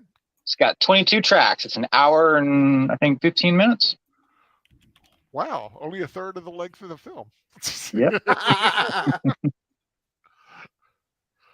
It'll come to me, and then I'll have to ship it to you. So it'll be a couple weeks. And Oh, thank you, man. God bless you. The Birdman God- is God a bless you. generous and wonderful person. And of Sometimes. course, you know, I highly suggest you, if you haven't already, subscribe to Soundtracks with Birdman. It's a great channel. Not only some great shows like the Batman show and a Wednesday night rewatch most of the time, but every now and then he pops on and opens up something, and you get the honest reaction of what he thinks, especially when he gets a turntable without a cartridge or the right kind of operating, or the on and off thing doesn't work the way he wants it to. Yeah. See? Yeah. Links in the chat. Right click on it. Subscribe if you haven't already. Yeah, And it's a nice that's looking- going back on Tuesday, by the way, because I thought the way you were talking, I thought I could tell you were not happy. I looked up the cartridge. I'm like, $200 for the cartridge for this thing. I'm like, Good Lord. And the cartridge is where the needle is, right? Right. Okay. Yeah. See, I don't know that. I see a turntable. I just think, oh, start Yeah. the thing. But You would I'm think just it like, would come with a cartridge. I was getting text messages this afternoon from a couple friends like, do you really need like an auto stop and auto off? And I'm like, yes, because this is why. My hands don't always work too well, and I don't do a good job of putting the needle onto the LP. And a lot of times I'll walk outside, go in a different room or something, and I'll come back, and if it doesn't have auto stop, it'll just be there going like, whoop, Bop, bop, bop, bop. yeah. Yeah. And I don't want doing that, especially for what I paid for it. I think for that kind of money, that thing should do everything like that. If Yes. not, if not, turn the damn record on its own. I know. For that much I know. money. And it's got a built-in strobe light. I mean, I don't really need that. It's awesome, but I don't really need it. Now, I do need to ask this. Why are you buying yet another turntable? Is there a need for another turntable? Yes, because this one plays 78s. Oh, okay. There you go. That's And the one that I have, the only one I have that plays 78s, it's not the best turntable in the world. Okay, it makes sense. Uh, Makes sense. 78's all you need. All I need to know. And yes, I do own 78s, people. I know they're really old. Nothing wrong with that. You appreciate the vintage, man. There's nothing wrong with that. Yeah, I've got some records from like 1912, 1914. Wow. Yeah, got quite a few from the 1920s and 1930s. So from a little bit I could hear, I guess she had a baby boy and just little girls going around telling everybody. What'd you say, Nanette? So whatever her name is had a baby boy and this little girl's now telling everybody about it. Is that what's going on? Yeah, they're trying to get her out. They want to get, yeah, I mean get out of it. The invading army is coming, and they're trying to get mother and child out of there. Oh, because all I just heard her scream. Then she's like, I heard her say something about a boy, and we did it, me and Miss Scarlett. And I'm like, huh? What? Yeah. Why is she telling everybody? Well, she just kind of rambles on.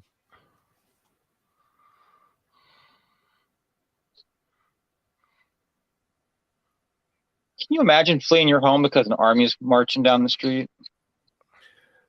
I can imagine. Kind of hoping I never have to deal with it. Yeah, exactly.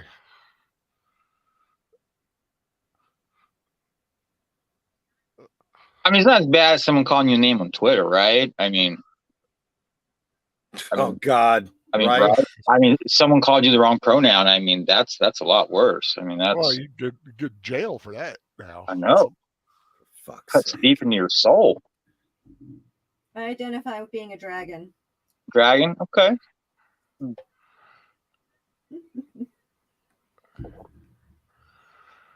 Oh, what's this tantrum about? She wants to go home.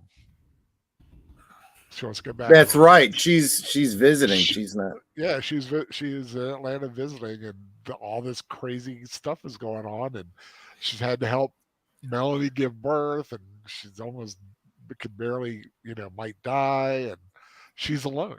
She feels alone, and she's still a kid. She's still like 18 at this point, 19. Yeah. By the way, I prefer the pronoun "gach." That is Klingon, and it is gender neutral because they don't have separate pronouns for he and she. Just saying. So progressive. Birdman, what's your movie Wednesday? Crap. Mission Impossible. Mission Impossible. Sorry. Oh, okay. First one. There's more than one? Yeah, the first one. On the Batman show, like somehow Mission Impossible came up, and I said I checked out after the second one, and they're like, "You didn't see the third one?" I'm like, "No, I checked out after the second one." They're like, "Well, that fourth one?" I'm like, "Nope." After that second one, I was done. They're like, "Did you see the fifth one?" I'm like, "Nope." I don't know, Birdman. I've been hearing some really, really good things about that series. I have too, but man, get over that second one. That's like, sixth grade when I got sick on Mongolian beef. I haven't gone back to it, and wow. Maybe I should. I don't know, but damn, look at that. Arrow filled while Rome burns. Another composite shot, brilliantly filmed. Yep. And of course, this upcoming scene is truly iconic in cinema, as they're escaping like a lot of the burning of Atlanta. And the way they did this is that they had a lot of sets, and they just put them all together and lit them on fire, including the wall set for King Kong. Oh, that's right. I had heard about that. Yeah, the big wall that held Kong in was one of the sets they burned. I just want to say, as someone from the South, I wish they had just left Atlanta burned to the ground. I don't know. I'm starting to feel the same way about Chicago. That's right. Y'all had that great fire. When was that? 19 what? Oh crap! I don't even remember. It was right around this time, actually. All this, except for the close-ups, all the stuff that they're doing was the first stuff they ever shot, and it's stuntmen and a stuntwoman. They hadn't even cast Scarlett at this point. Wow! When they started filming this. Birdman, that was October of 1871. Oh, wow. Really long ago. I've read some really interesting books about it. It was horrific. What was it again? What? The Great Chicago Fire. Oh, yeah. I just caught a few more cues from Dixie there in the score. Yeah, they really do use a lot of the Civil War period music. Oh crap! Yeah, the horse is freaking out. Well, of course he is. But brilliant idea: hide the horse's eyes. Well, that's exactly why they usually use blinders. But yeah, all that fire was a real fire that they did.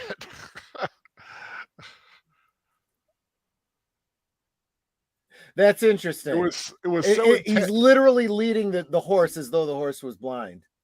Yeah, the fire was so intense that like people in the area thought the MGM was on fire. The studio. Well, to a certain degree, I guess it was, right? Yeah, they got rid. I mean, it's sad when you think that iconic King Kong set was gone. But the fact is, they needed to get rid of it, right? Yeah. And they needed the big fire scene, and that's kind of what they did. There's a couple other things that they mentioned, but nothing that really stuck in my head.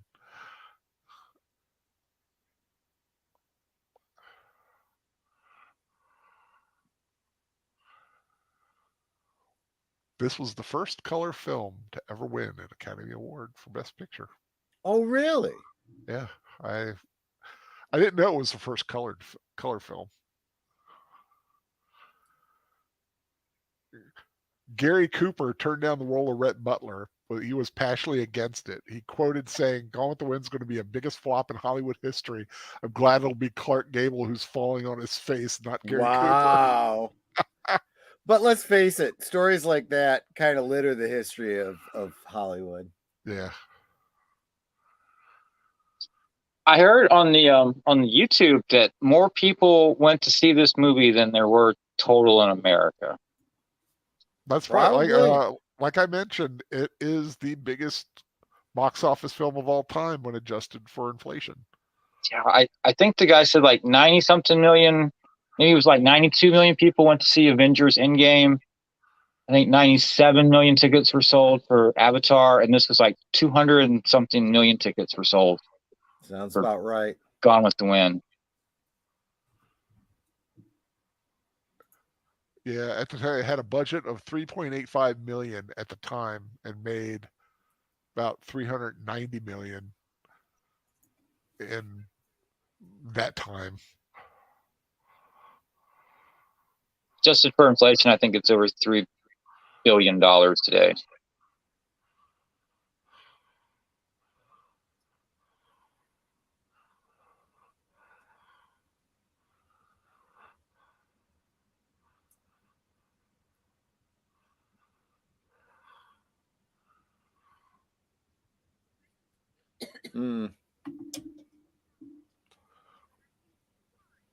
Are you watching the film Birdman? Or are you just kind of I don't have anything to watch it on. Okay, I was just wondering. Yeah. I'm just hanging with my peeps. No, that's fair. That's fair. Yeah, Rhett's going to go fight with the army now. It does seem like that. Heaven help the Yankees if they capture you. It does seem antithetical to his character, right? I mean, he's been so pragmatic up to this point. What does he think he's going to accomplish by enlisting now? Well, it sounds very idealistic. And that's where he's at. So is she on the right trail to get home to wherever? Yeah. Yeah, on home to Tara.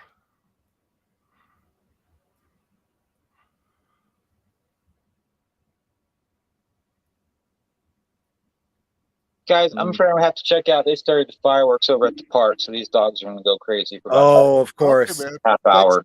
Thanks for joining us, Birdman. Yeah, all right, take care of the furries. Like I said, tune in to Soundtrack to Birdman Wednesday night, 8:30. Mission Impossible, talking about the soundtrack. Yep. Link still showing in the chat there. Thank y'all. Y'all have a good night. Night, buddy. Stay safe over the 4th of July. Take care, man. Have a happy 4th. All right, bye. Kiss me. Yeah, it's that famous movie poster there.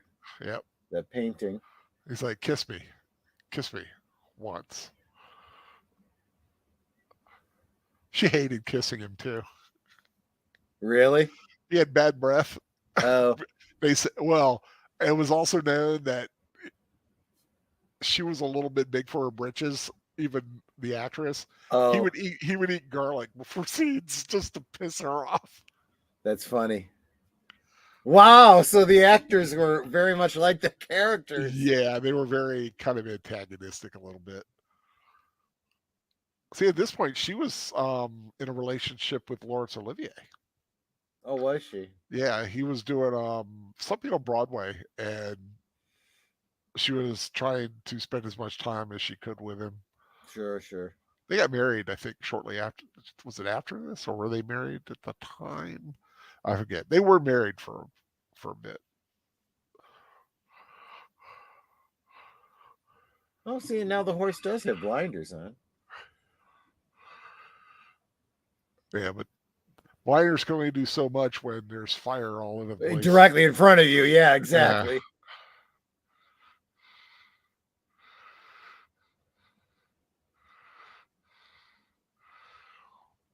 That's smart, hiding under the bridge like that.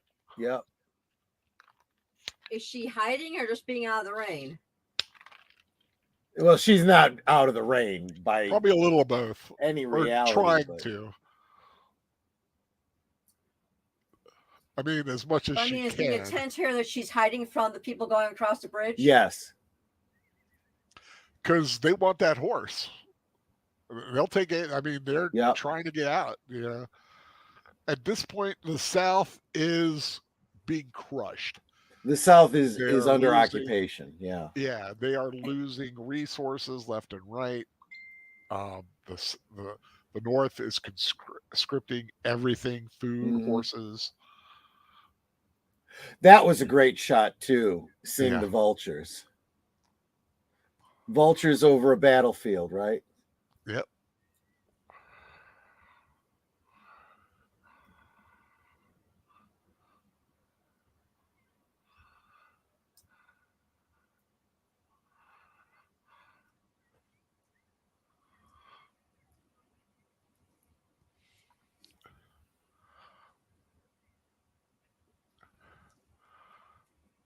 That poor horse is. Yeah, not look at doing it. Look too at him well. salivating.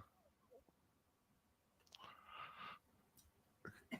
Going through the dead bodies. Yep. Crosses just everywhere. I'm gonna have some white cheddar crackers. 12 Oaks. Peace. Not the beautiful grand place it was. Not at all. Where's her family? Well, she still hasn't got there yet. This was closer. But yeah, see, it's rubble. Complete rubble, yeah. John Wilkes. Her father. Yeah. Or her uncle. Her uncle.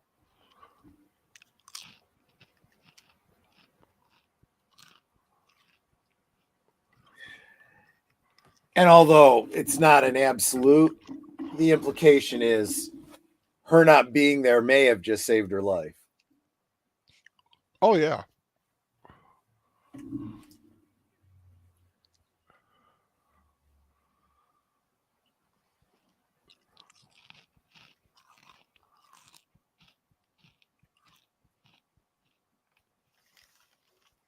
Cow.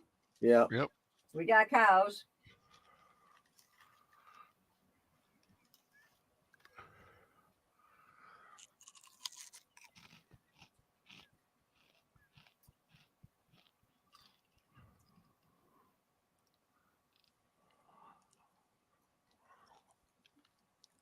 You got to give her credit. It was a Yep. smart move. Yep. That is a resource that was missed, and we could use it. Yep. That's it. Literally whipping a dead horse. Yep.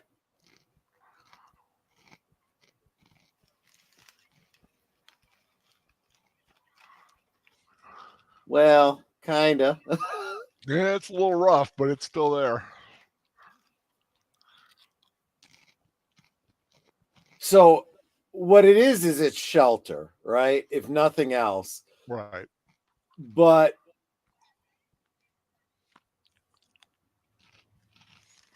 at the same time, yeah.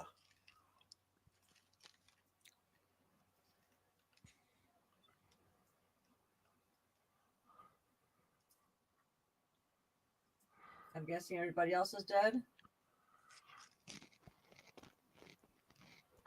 Pretty much, yeah. Yeah. Her mom is dead, which she's just about to find out. But Mammy's alive.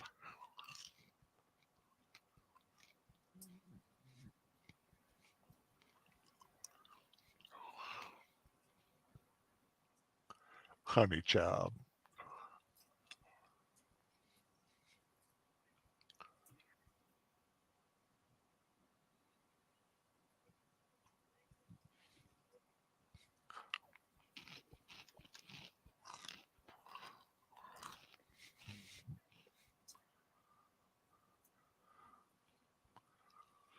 Mm.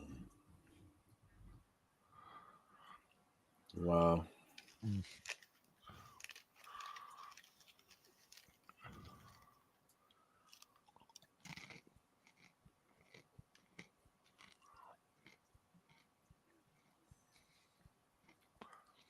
And she just died too. Yeah.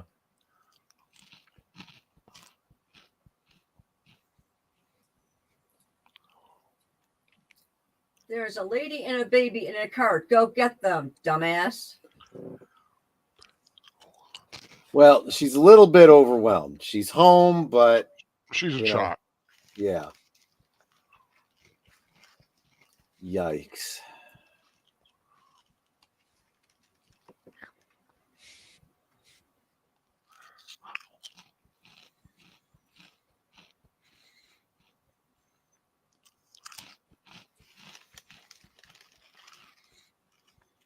I mean, even that look on her face, like at first she's not understanding what she's seeing before the grief hits her.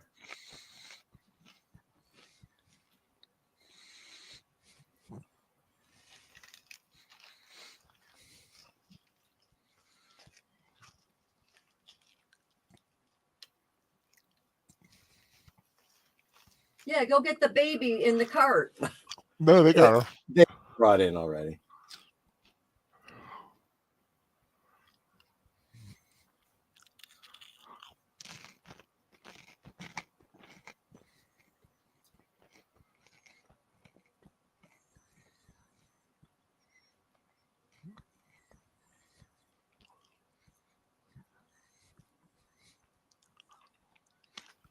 They even took over her rosary.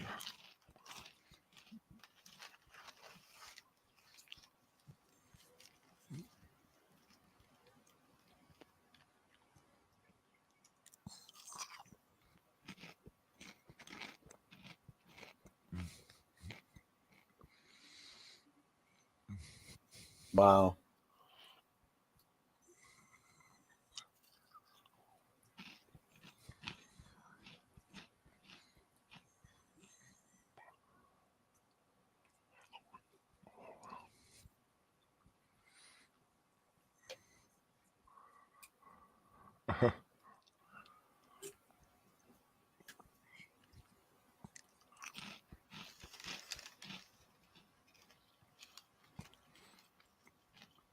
Yep, the whole gallantry of the South that was at the beginning is no more. Yep. And this is what I find perplexing. We've never learned these lessons, right? The elite think they're always going to be the elite. And then war comes, and then there's other strife, and you lose everything. And you don't even know how to continue because you've lived your whole life in opulence. Now look at this shot too, where both of them, despite being, separated by distance, are still in full focus. That's great cinematography.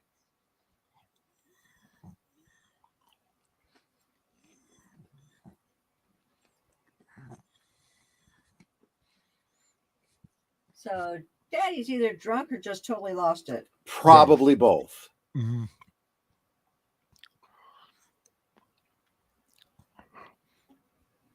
I say, he's older. He has been drinking, and he is in total shock at losing.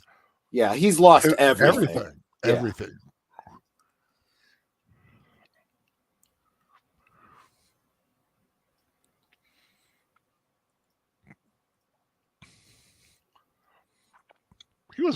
He's a great actor. He is.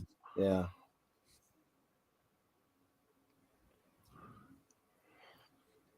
Like I said, the beloved Uncle Billy from It's a Wonderful Life.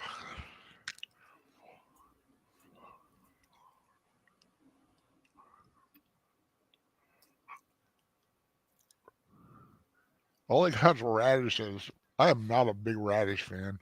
I actually like radishes, but let's face it, you can only eat so many of them. Yeah. I can't remember the last time I had a radish.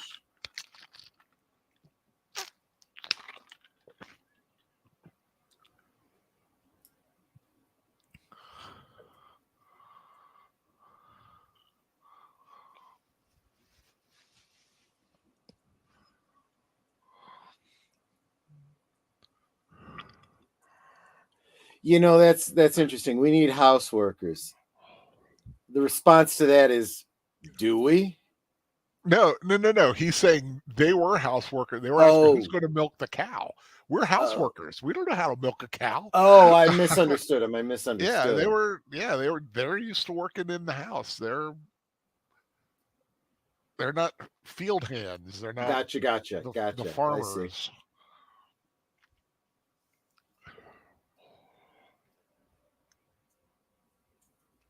Eat that radish.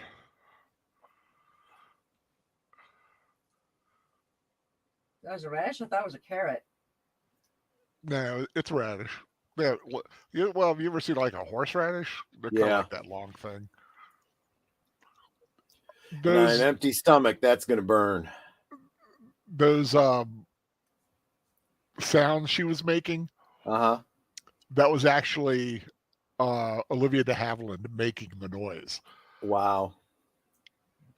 Because she wasn't able to get the sound they wanted.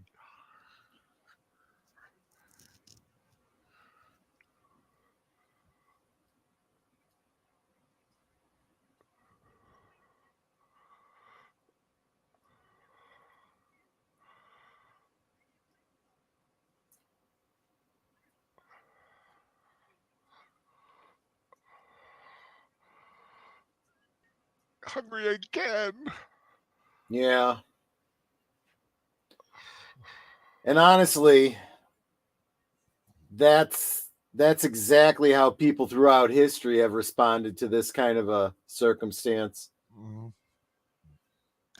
It does make her tougher. Yep. And it makes her mean almost. Yeah. Yeah, well, it would, right? Yeah, I mean, she takes all the negative qualities that were in here. Intermission. Here, I expect you to see the end. Well, it kind of is. It's almost two films in a way. And they were originally considering doing it as two films, which I think would have been, well, it's like The Hobbit. Yeah, I still think they should have just done one big film. Right. To this day. But I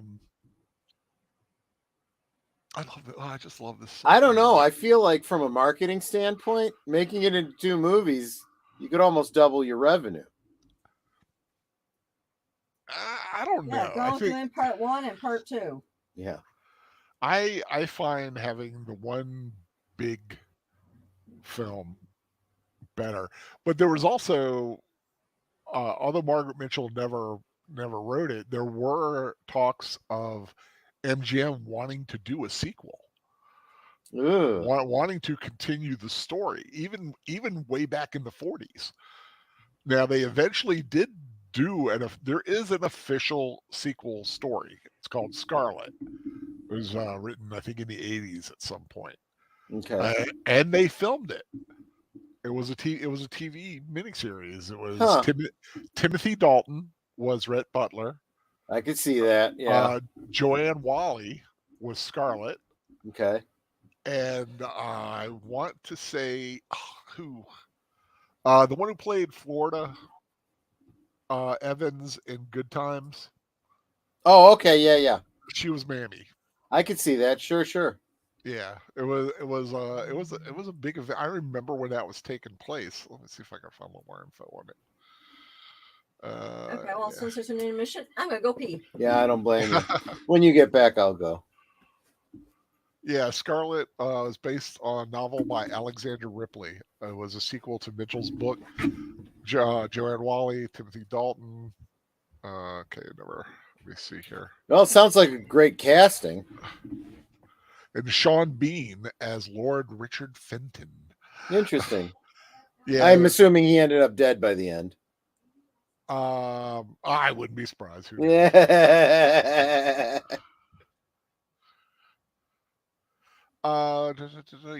Yeah, he does. Lord Fenton does die.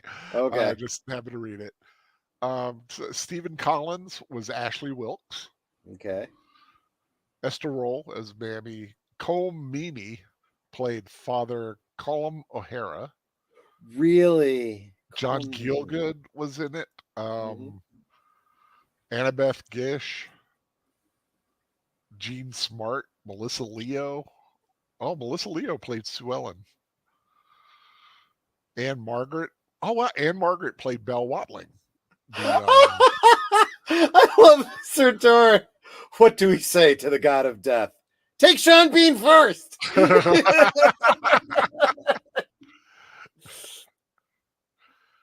Yeah, that's pretty much. So, Sir Torn, have you heard the talk about the possibility of a remake of Game of Thrones? Well, they're doing a Where everybody lives. That may or may not actually happen. Well, they're filming it. There's a lot of stuff that's kind of falling apart about that. I mean, yes, Paul Winfield played Big Sam. Oh, that makes sense. Sure. Yeah. I have to go back and try to see if I can find Scarlet and watch it again. We're going live again. I'm going back. I'm gonna hit the washroom though. Back to the action. Yeah, the lobby lights are flashing. I'll be right back.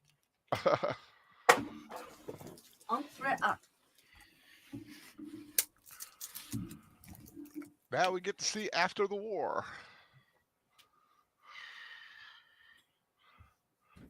You think it would be more southern?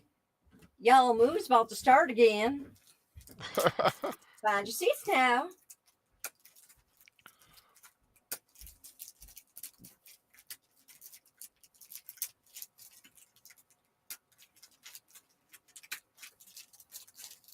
Because they give it a decade before they try again. Focus on House of the Dragon and leave it at that. Yeah, House of the Dragon. I am intrigued by that because it has Matt Smith. And I like Matt Smith. I know very little else about House of the Dragon right now.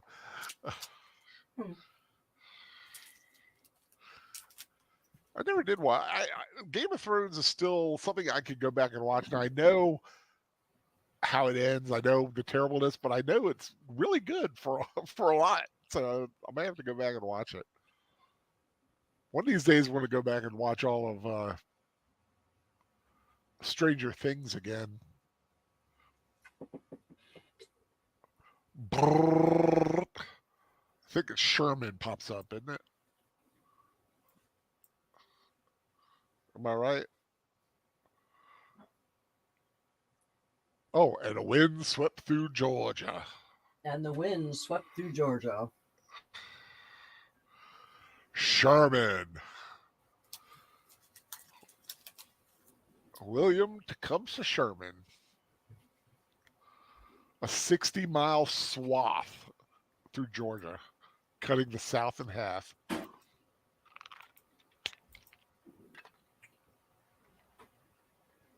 Dang. Behind a path of destruction, 60-mile miles from Atlanta to the sea.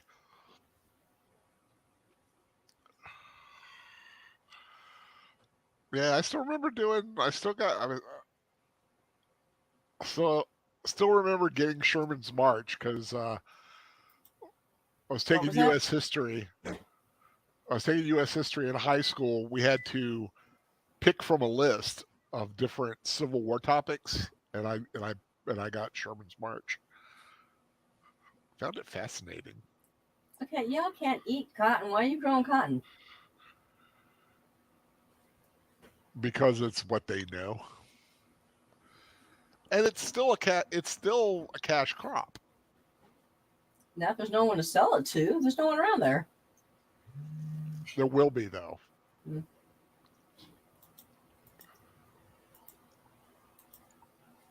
Boom!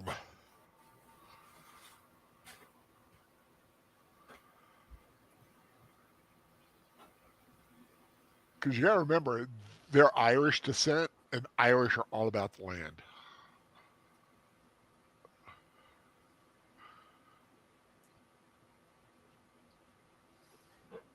Now, where does Scarlett fall in the line of her sisters? Is she the oldest, youngest, the middle? What? That is a good question, and one I do not know the answer to. Because right now she's acting like she's the oldest. I really am not sure. Let me see. Or she's just simply taking charge. She is the oldest living child.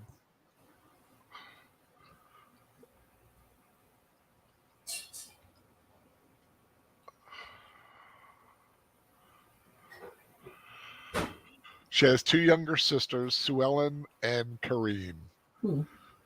Sue Ellen is Susan Eleanor, and Kareen is short for Caroline Irene. So yeah, she's the oldest daughter.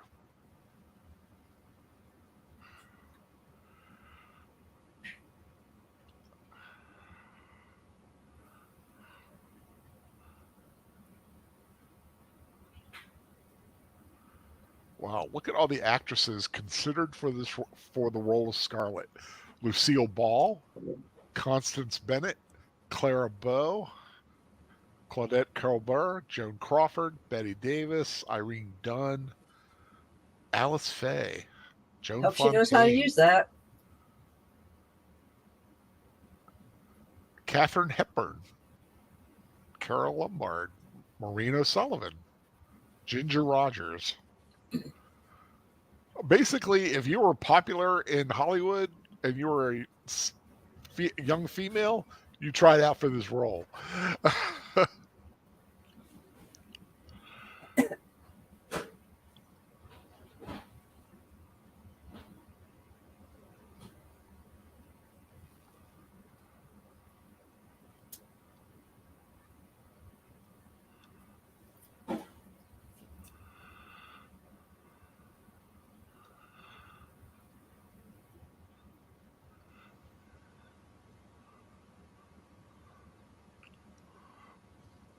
Come a little closer and you'll find out.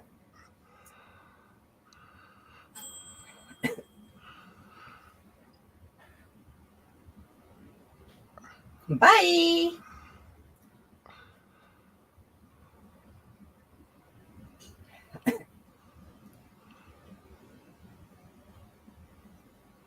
Yep.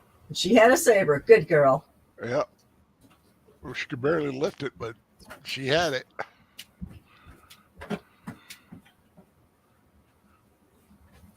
All you missed is that Scarlett killed a Yankee. Awesome.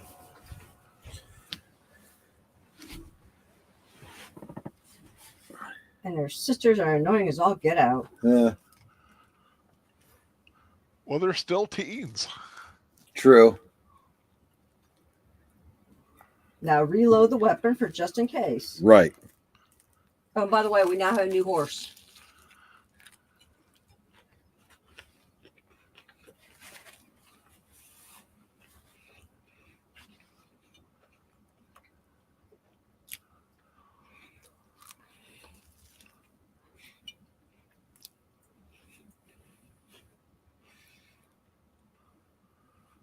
Yeah, that guy playing the deserter. Mm-hmm. Dang, he was in a lot of films.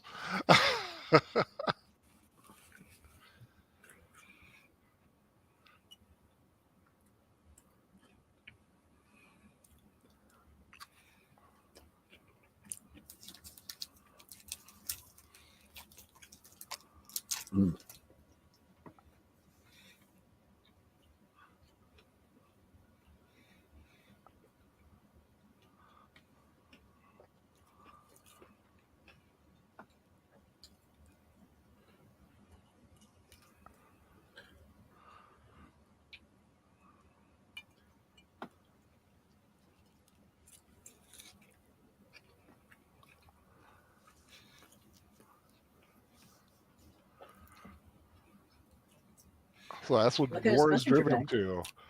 Let's Well, it's scavenge survival. the dead man. That's right. Yeah, even give it up to Melanie. He's like, check his other pockets.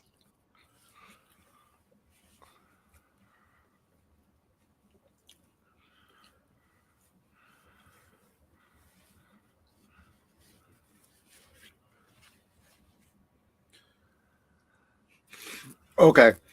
So I went away and came back and I read Sir Torrance comment. I thought he was talking about this movie. I got as far as I'm really suspicious of the whole race swapping. And I'm like, what race swapping happened in this movie? He's talking about yeah.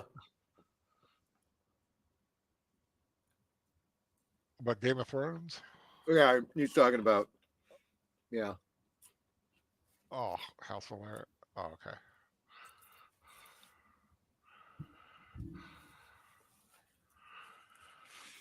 I like that. I think about that. I'm not going to think about it. Get some clothes on. Yeah. I'm not going to think about it now, but think about it tomorrow.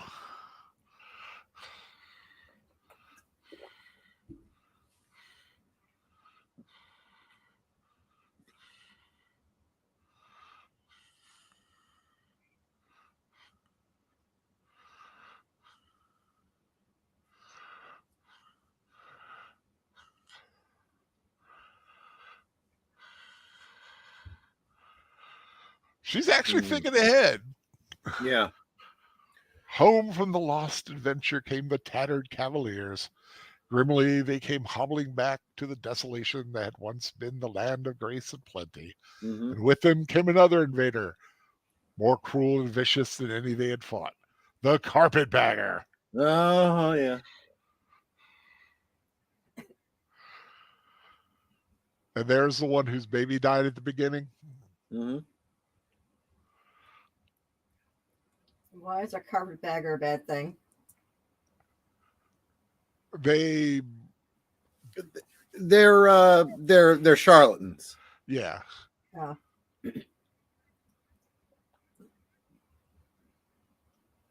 Basically thieves.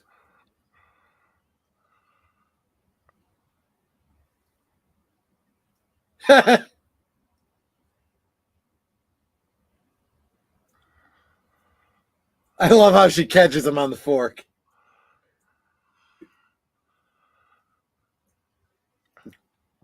Crawling, clothes, and dysentery.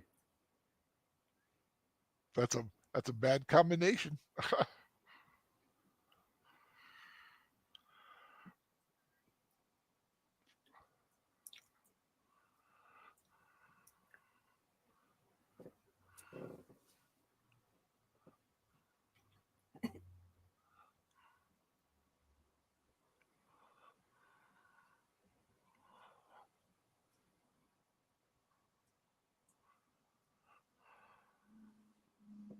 Hmm.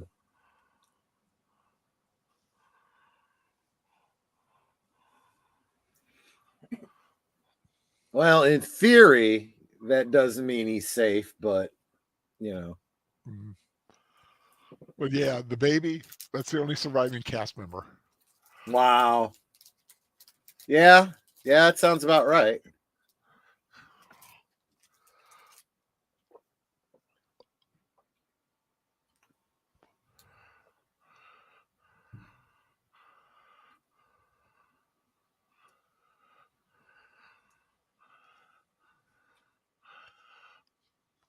She looks on the bright side.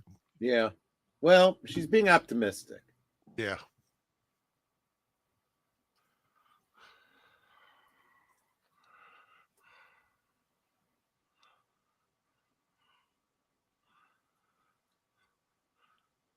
Yeah, historically, as a carpetbagger is a person who, from the northern states, went to the South after the Civil War to profit from Reconstruction. Yep. They did anything they could, really.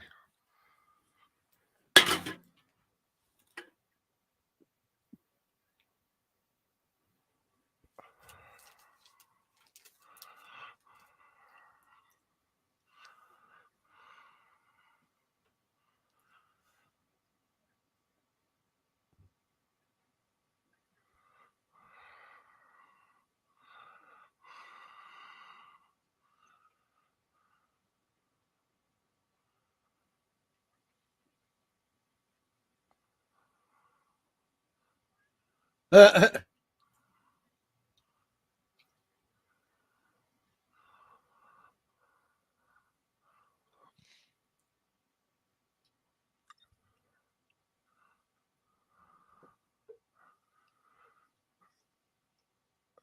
he'll be hungry.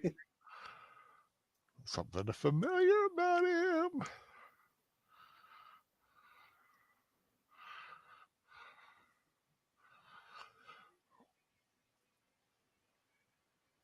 When Johnny comes marching home again, hurrah, hurrah.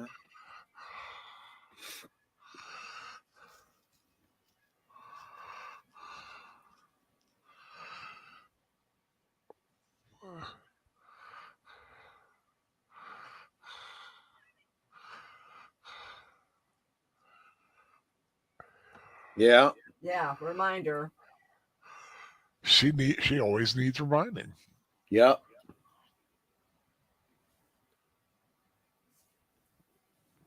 And Mammy knows it.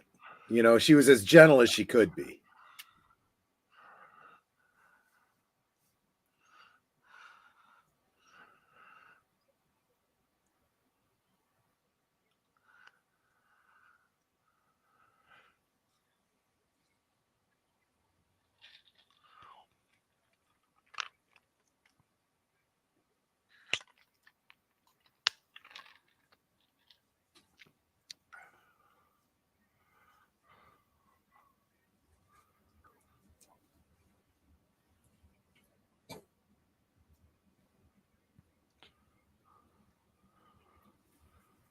That's a lot of money back then. Yeah.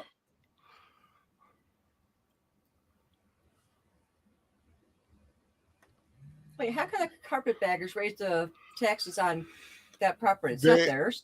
They're political. They were a political force. Yeah. They were given basically governorship of certain lands. Yeah. And I mean, who does? I mean, your house is yours, but you have to pay taxes on it. Yep. Same thing. They lost the war, so now they kind of.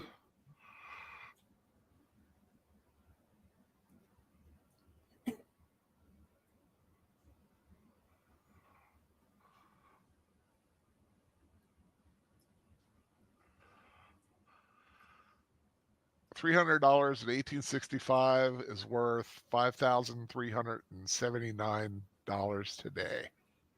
Oh. Yeah, that sounds about like how taxes go these days. And that's about what it was on our property. When I still worried about paying it, I don't worry about it anymore. Welcome, Nathan Rita. What's cool? Hey, Nathan. Like I said, if you want to join, the movie is showing on Cosme. Link is up in the chat. Jump in right where we're at. We're just past the intermission.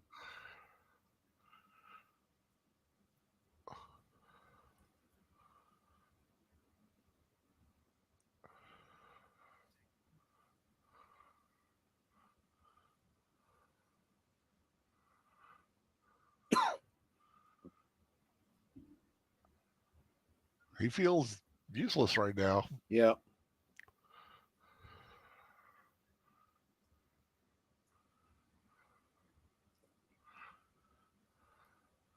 That's a nice saw back there. Yep. I was thinking that too. And them teeth. I love an old saw with those big teeth. Yep. Although I still got a scar from when I was a kid. I fell and scraped my arm against a saw. And so I still have these it's hard to see nowadays, but these scars look like Wolverine took a swipe at me. Or a little bitty Wolverine.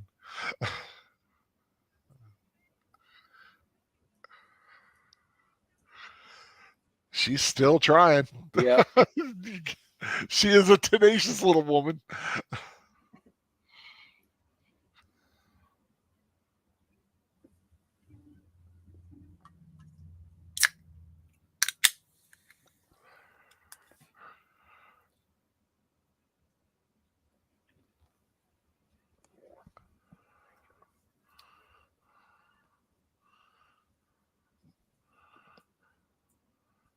Now there's a little bit of dialogue, irony there, right? Because he was just getting through saying you don't know what it's like to want to escape and have true fear and so on and so forth. The fact is she has, and she does. Yeah.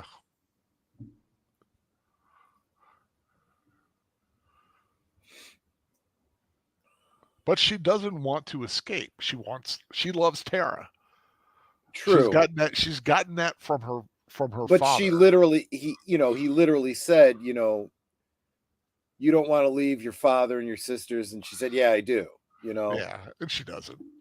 She doesn't want the misery that exactly she's been enduring.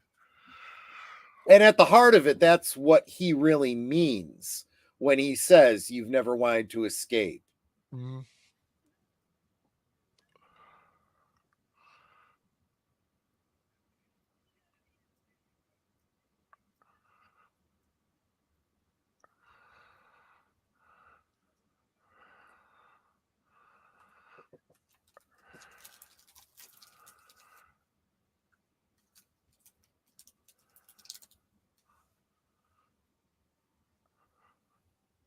So he says he never says he loves her. He loves aspects of her. Yeah.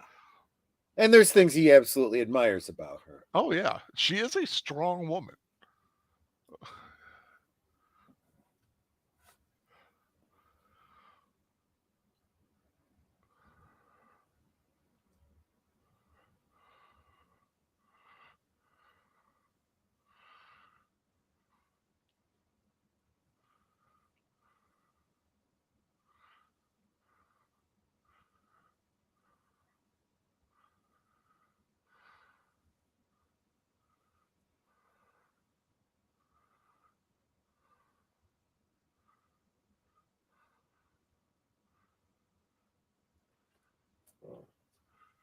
Sure, well.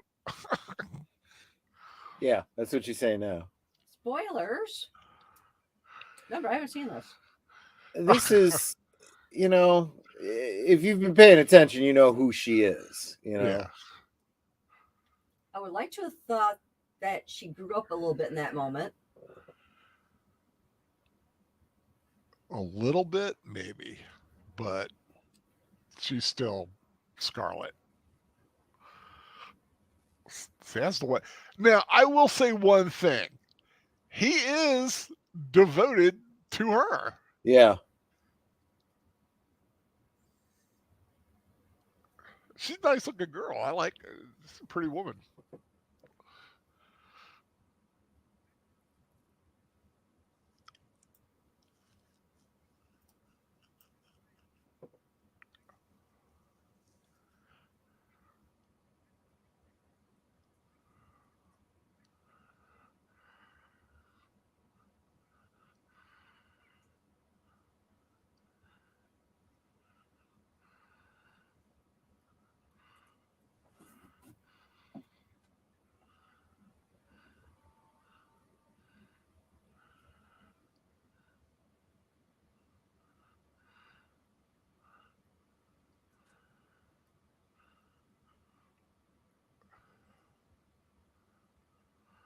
Mm.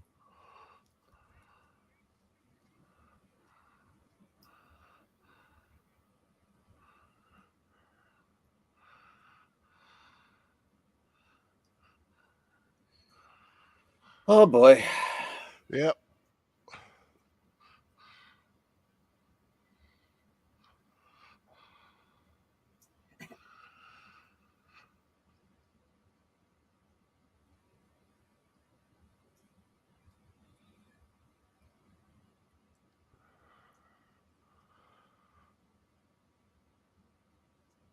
Died November 14th, 1865.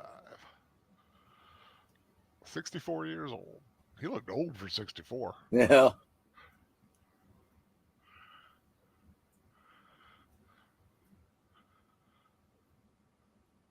His wife was 19 years younger, it seems, if I read that right.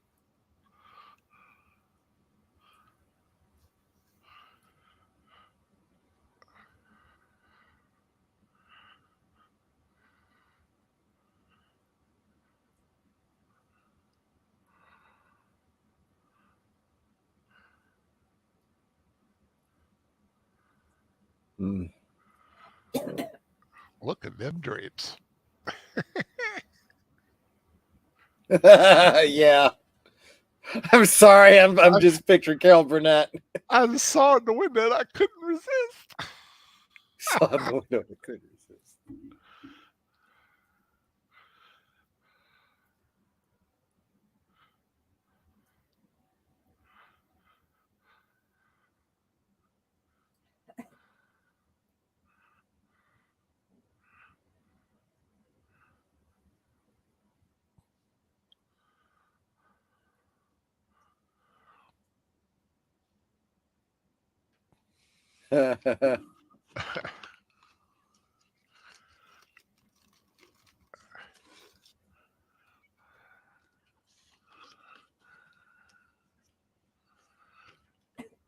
Red balls of fire.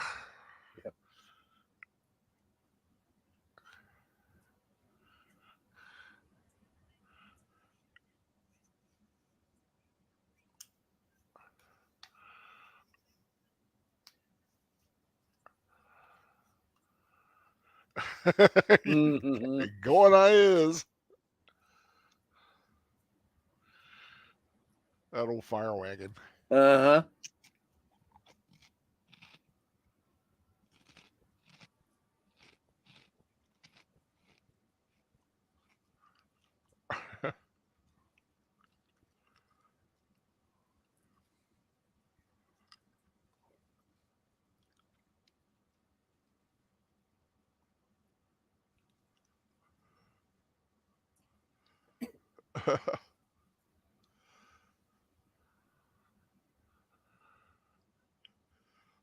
I like how he's kind of ingratiated himself to the union. Yeah, exactly. That charming rogue thing.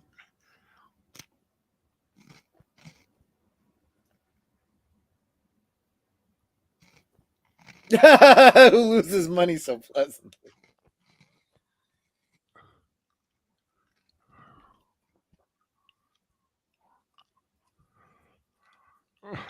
No files or songs.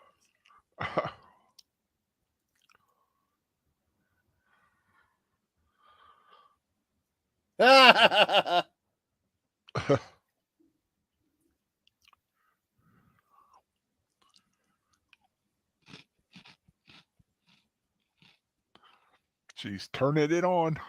Of course she is.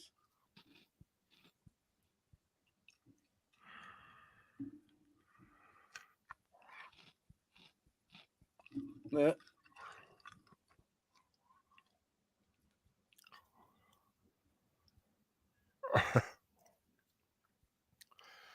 Yeah, that dress actually did turn out pretty good. Mm-hmm. But if anyone has never seen the Carol Burnett Gone with the Wind parody, I know, right? After the movie, check it out because it is hysterical, especially when the parody of this dress that they do, which is like a wonderful piece of dressmaking. It was done. Yeah. I forget the designer who did it, but it was a major designer who worked on the show. Mm-hmm. Now, if we were being really historically accurate, now after having worn this dress, Scarlett would have to be worried about arsenic poisoning. Why? Because the green dye was made with arsenic.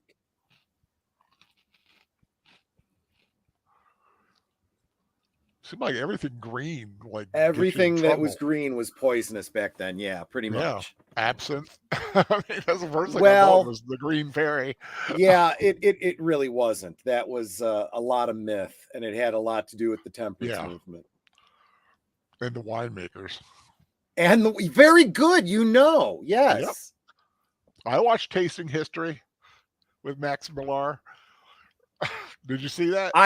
I've seen that channel. I didn't know he did a video on it. Yeah, he did one on absinthe. Like, okay, I'll have to check it out. That's why it was fresh in my head.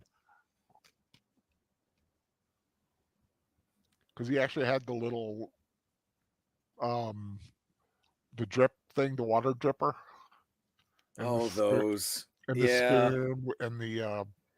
Did he get into the history of how absinthe, has become such a popular, vaunted kind of thing, but in reality it was just cheap booze? Yeah. Well, I don't know. Yeah, they did talk about like Van Gogh and Yeah.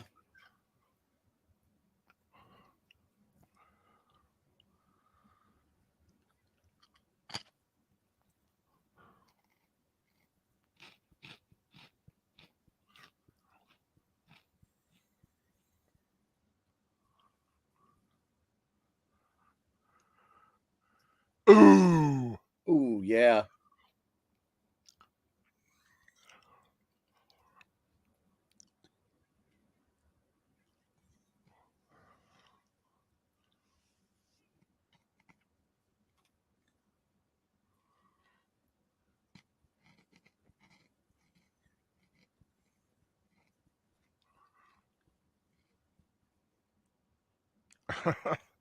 Well, she hasn't really abased herself yet.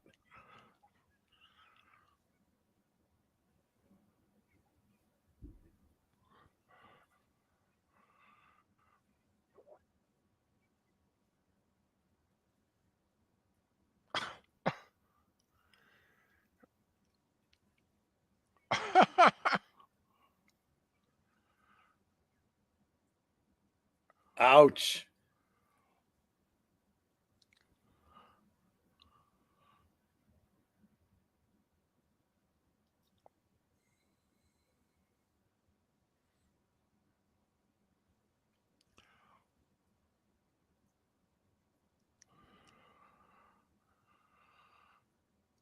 Hmm.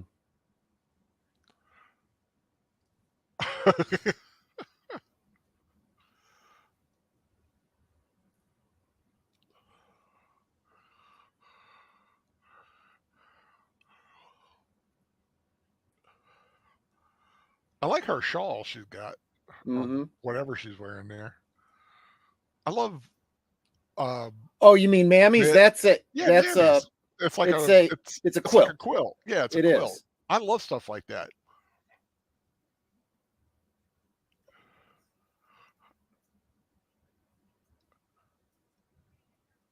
"40 Acres and a Mule, count me in."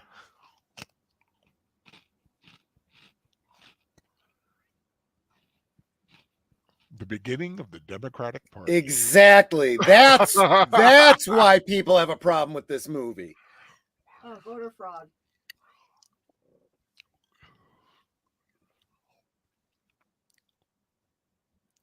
But yeah, I love Ironically, that that's pretty true. Yeah, I love that crocheted um, Afghan thing she's got.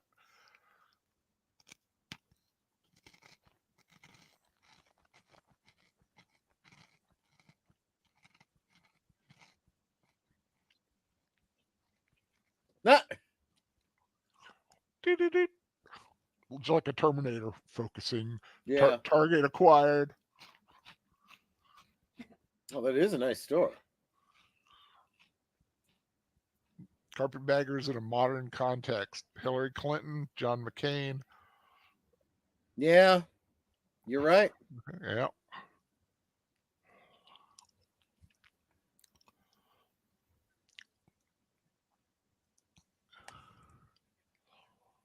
Look at it, I like those washboards.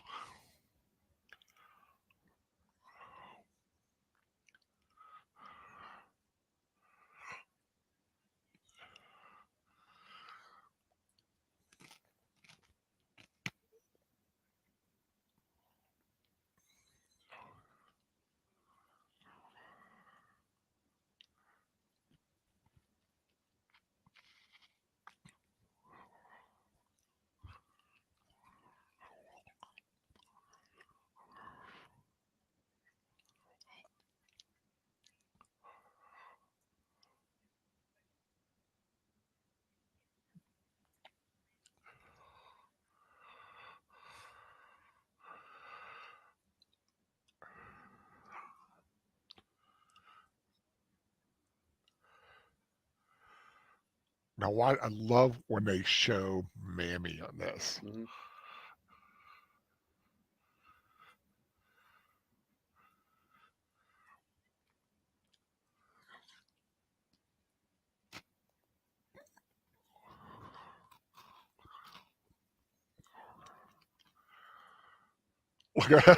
Reaction shot. Yeah.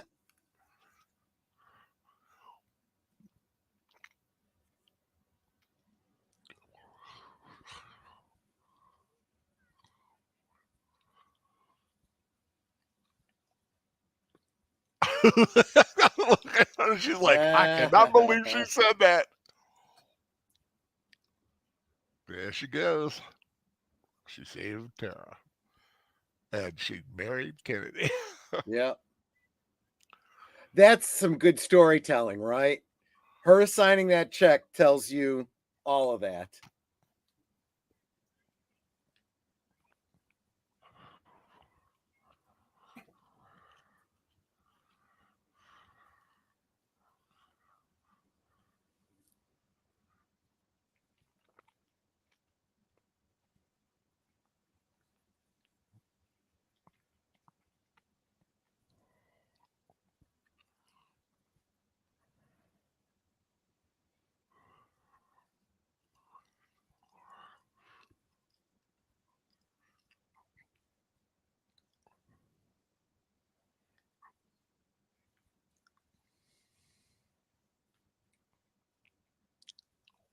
Go where the jobs are.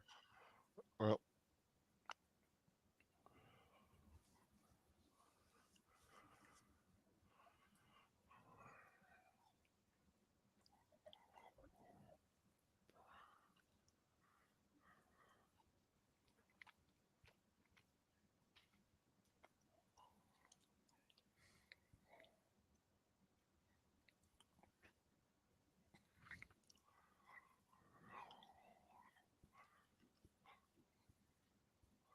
he's a reasonable man. Yes, he is. But he has a weakness.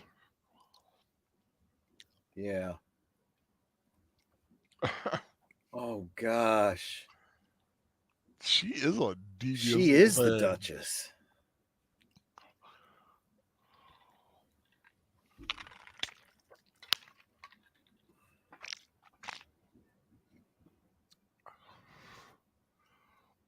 What have you done?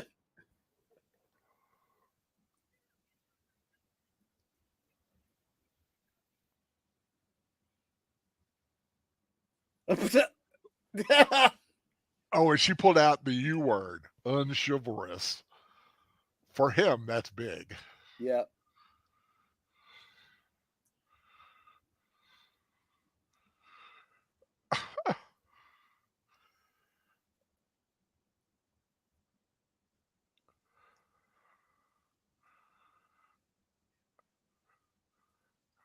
I can't fight you both.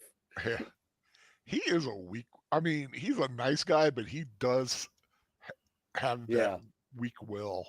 when it Yeah, comes to he does them. need to kind of stand up and call what it is, and have his conviction.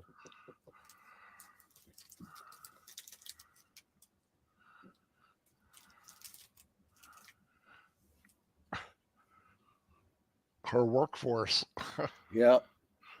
What did I say? It's just a different kind of slavery.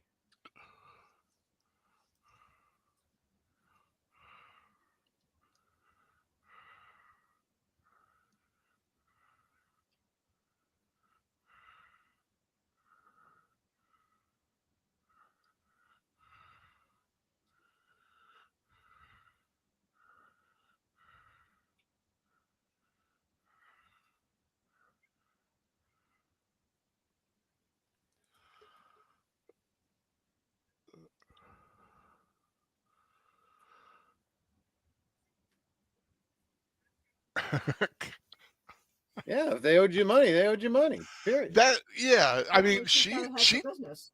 she does have a good head for business, and she's, she is a determined woman. She wants it all. Well, but at the same time, too, she's still in survival mode, right? Yeah. When she doesn't really have to be anymore. She can't cut it off. Well, but see, anyone who's ever anyway. been in that circumstance knows it can come back at any time. You can never have enough. And it goes back to where she says, I will never be hungry again. If I have to lie, cheat, steal, or kill. And she's pretty much done all of it. Yeah.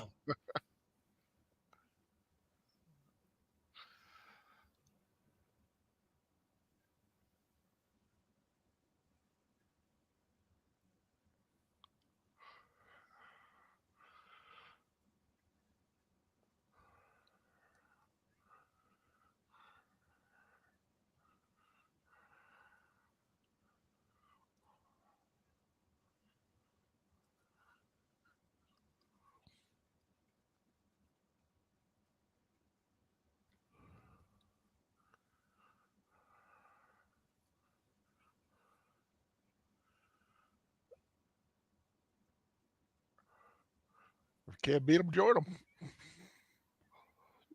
Well, sounds like politics.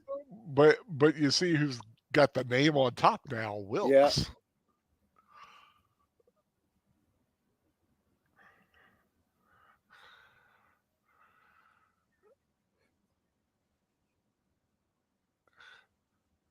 War's over. Don't ask for credit. Yeah.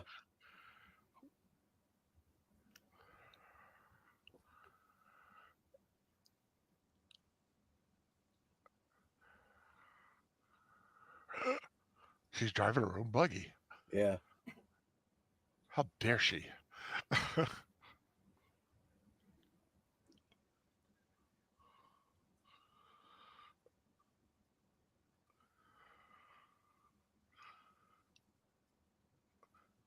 How are you not dead? Not dead, and he's a millionaire.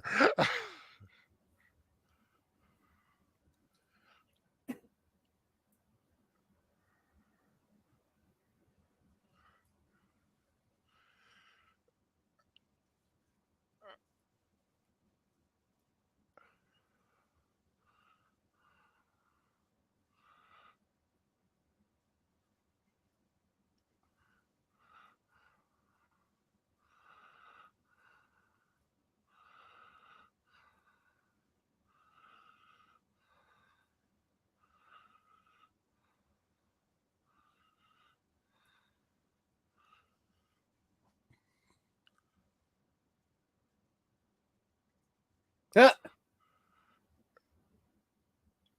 Now you got to give it to a woman whose gloves match her hat. Yep. And she knows how to accessorize too. Yep. You see that cold laid across her lap? Oh, yeah. I like it's like, what a woman. Yep. He knows, and the thing is, he knows exactly who she is, and he loves her anyway. Yeah. Because he does see something of himself in her. Uh-oh. Some bad stuff about to happen.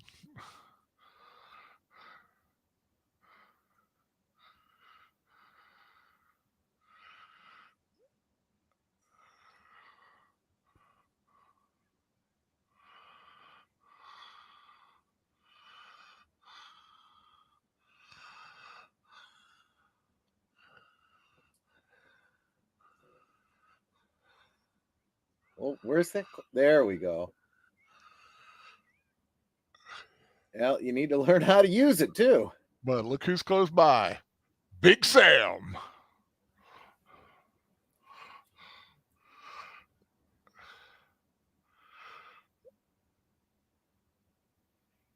Whoa. Oh, crap.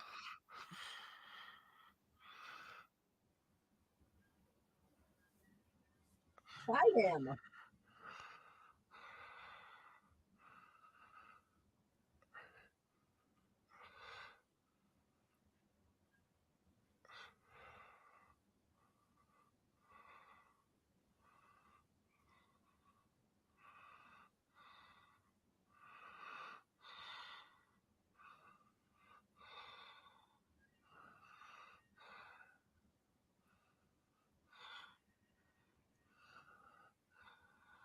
They didn't fall that far. No.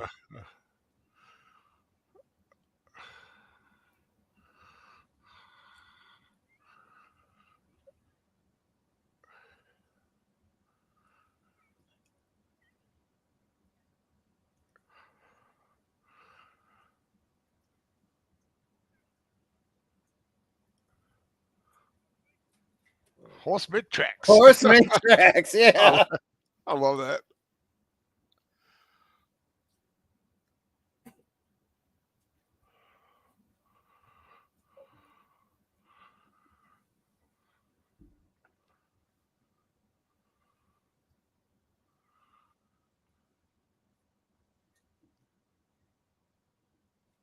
You're not familiar with this scene, right? That's coming up. No. I'll wait to explain it. Let's just say the political meeting he's going to is not a political meeting. Remember, I have not seen the film. I don't know anything what's going on. Yeah.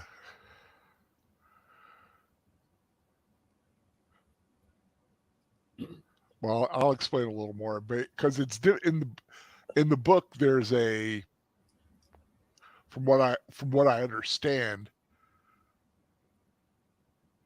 that what this political meeting is all about. Let's just say that there is a dress code.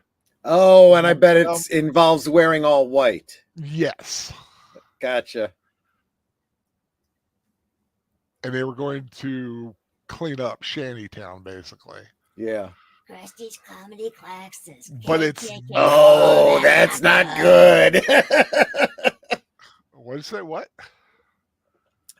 Hey, it's time for Krusty's Comedy Classics, the old KK. Oh, that's not good. It's a Simpsons reference. Yeah. Yeah. Oh, I know Krusty. I just didn't hear what you had said. But it's not something they even talk about in the movie. But I think it's in the book that they are kind of like a KKK thing. Sure.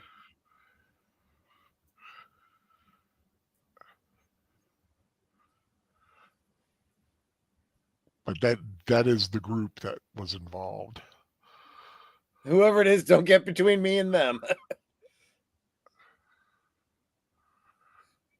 Sir Doran, Krusty, I forget the actor's name who does his voice. He said he based his voice on Bob Bell, who played Bozo the Clown here in Chicago. So I've had many years of practice.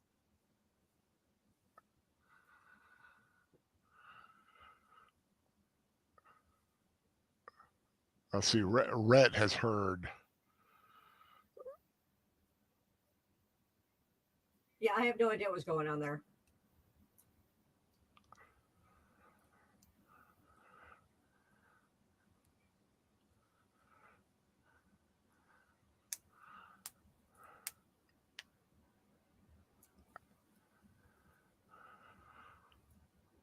Melanie does defend Scarlett quite a bit. Yeah. But yeah, the wind is the guys know it, and Rhett's trying to help. Yeah.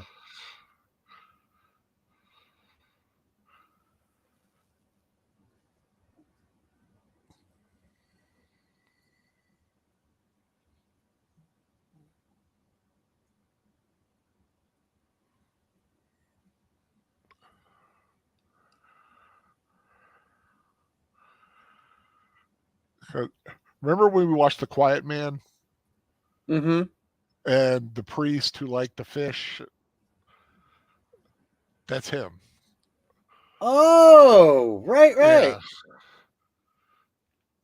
Yeah, the Catholic priest. What is like? Cheer like a Protestant.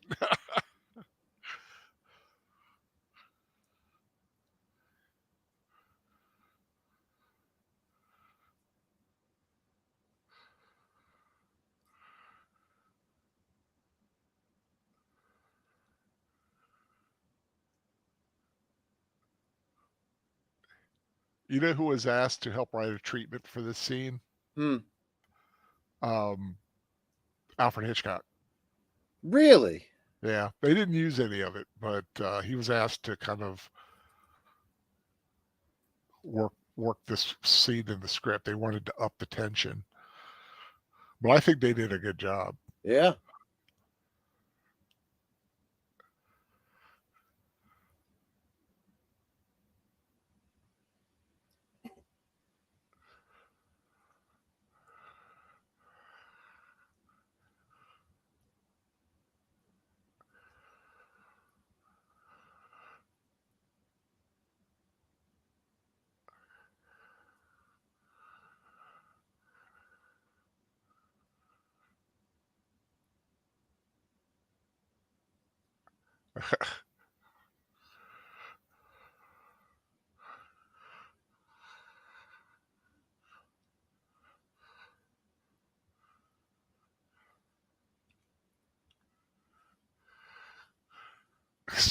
India does not like Scarlett at all.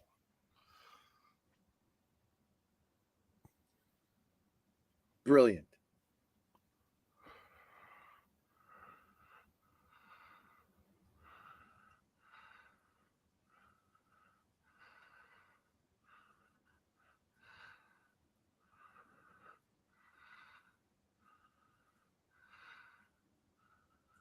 I want to tell you a story.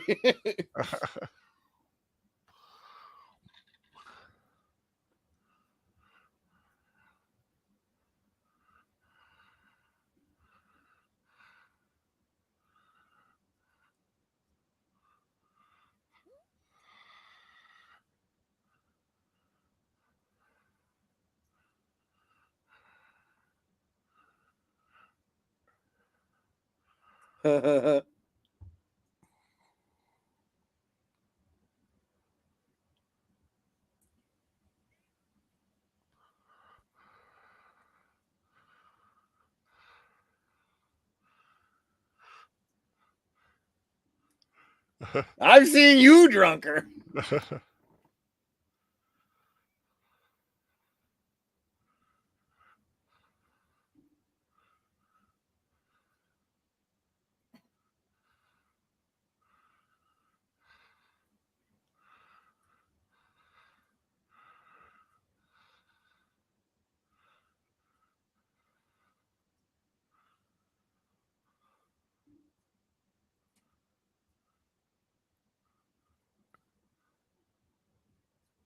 Comes up with a great alibi. I don't like to say it in front of the ladies.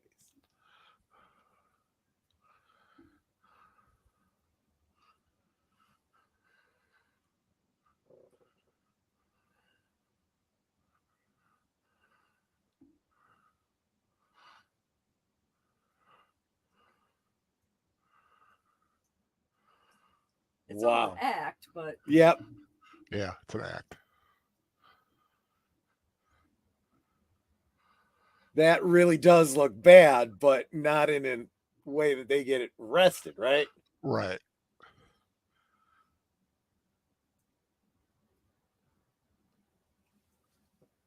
Kind of just did.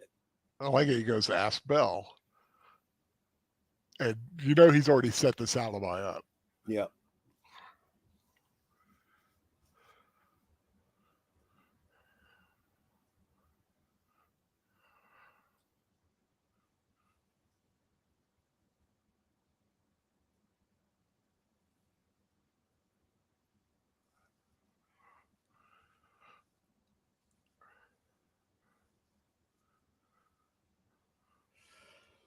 Whew.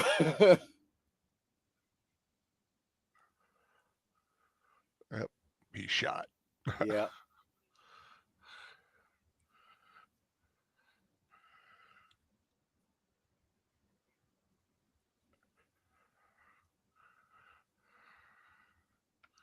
So it's blood loss.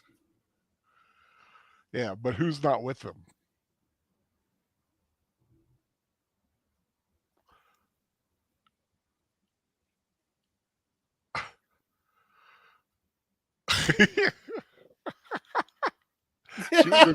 she was wondering what it was like there.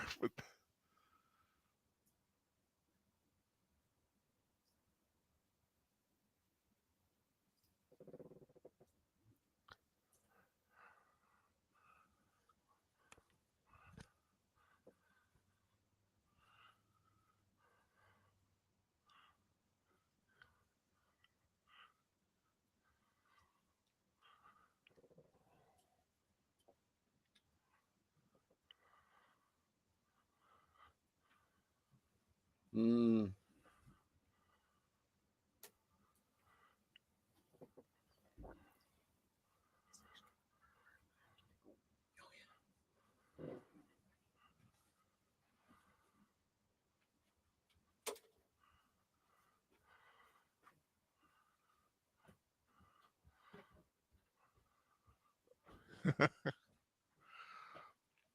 Hmm.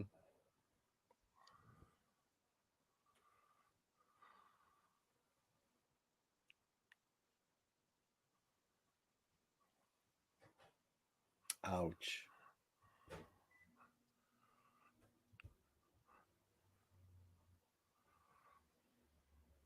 She's just going through husbands, isn't I she? tell you, she does.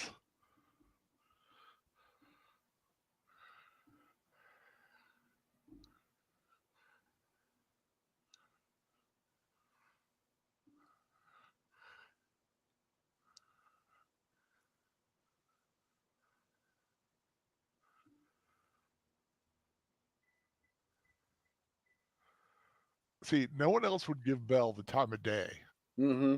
among the women folk, you know. But Melanie Yep.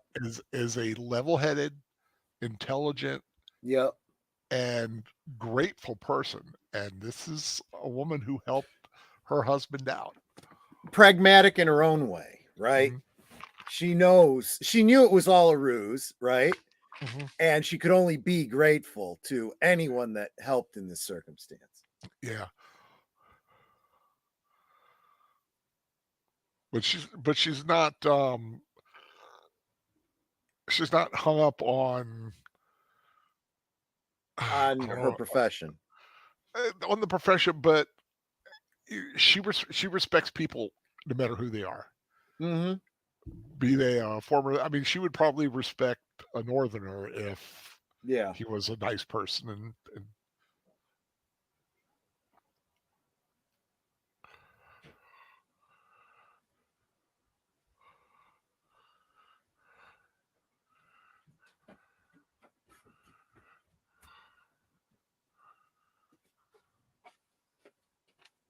Yeah, and she's still defending her sister. Yep.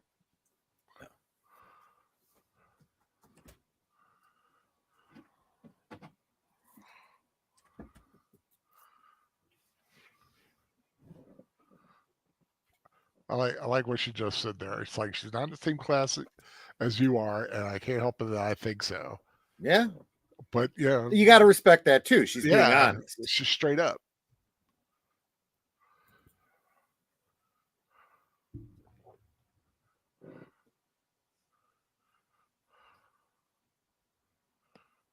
So the lady in the purple dress runs a local brothel. Yeah. All right. Yeah. She is a woman of ill repute. Of questionable morals. And it really is hypocritical for someone like Scarlett to look down on her, because it's like, look, you understand what it means to be willing to do anything to survive. Mm-hmm. And it's not like you don't have your own vices.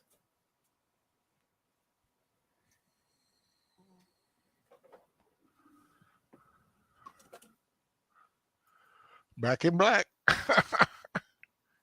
Back in black. Wait, did he die too?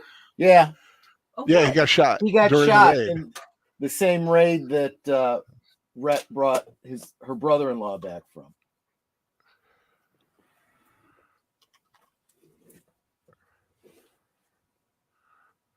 I like the little hiccup she did. Great balls of fire. Right. Yeah.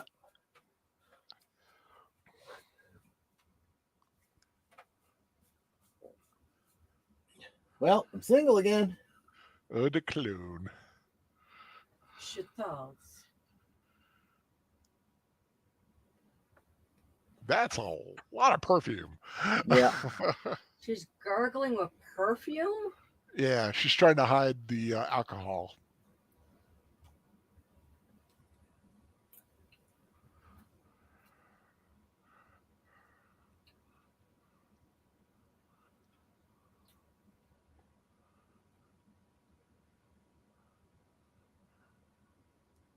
And she's got the hiccups.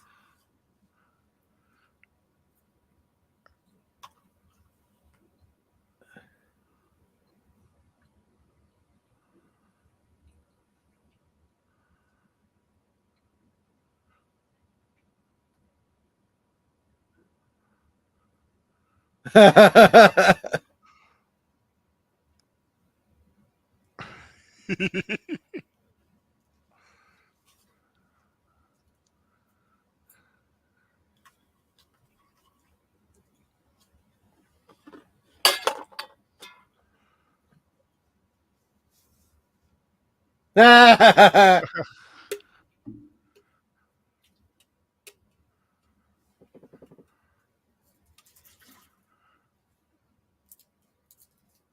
your breath smells like perfume. Yeah.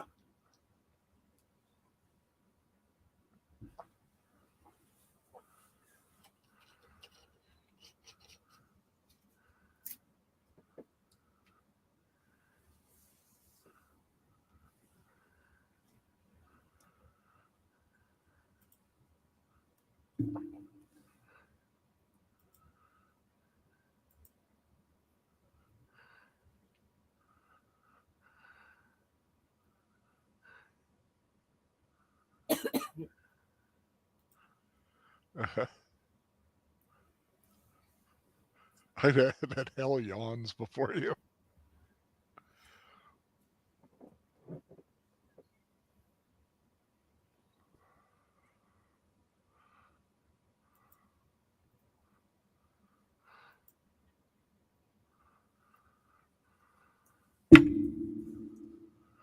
What was that? I hit the table by accident. Oh, it sounds like a drum.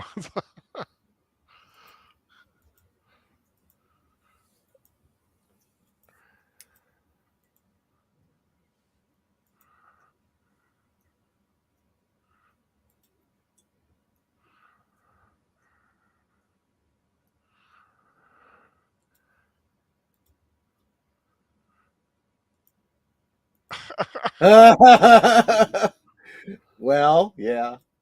Did you catch that stagger? Is that just because she's a good actress? Yeah.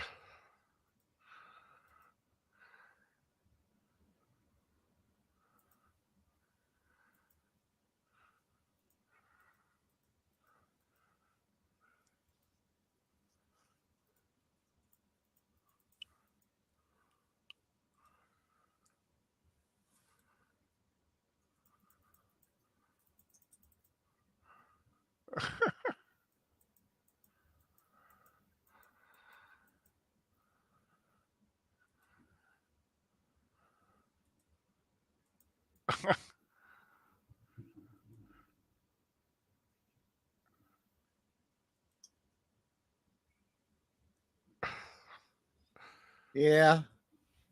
Kind of hard to buy it. Dare I name it? Can it be love?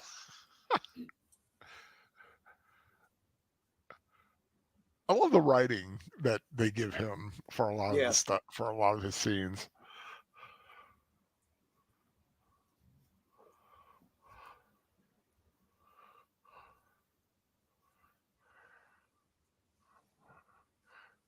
I don't want to kill someone else. Right?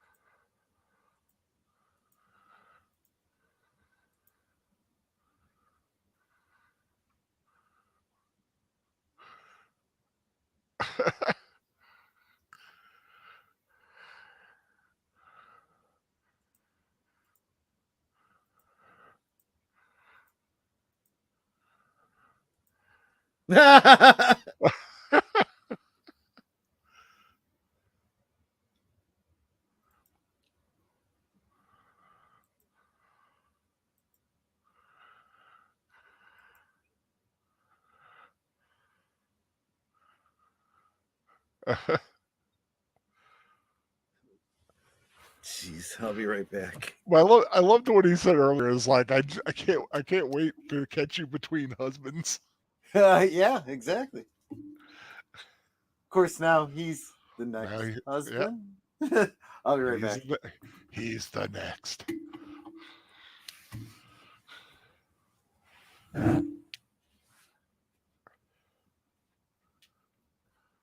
Third time's a charm. Well, we'll see. Ooh, look at that riverboat.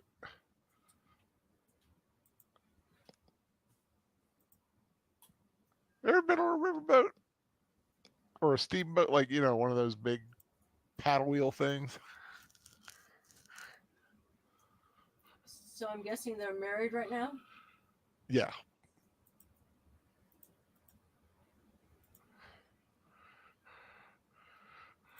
The can.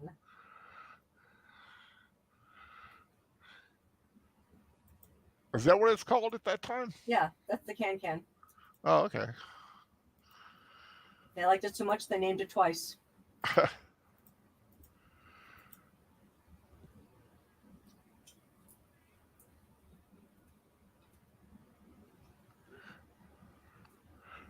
Then I'll divorce you.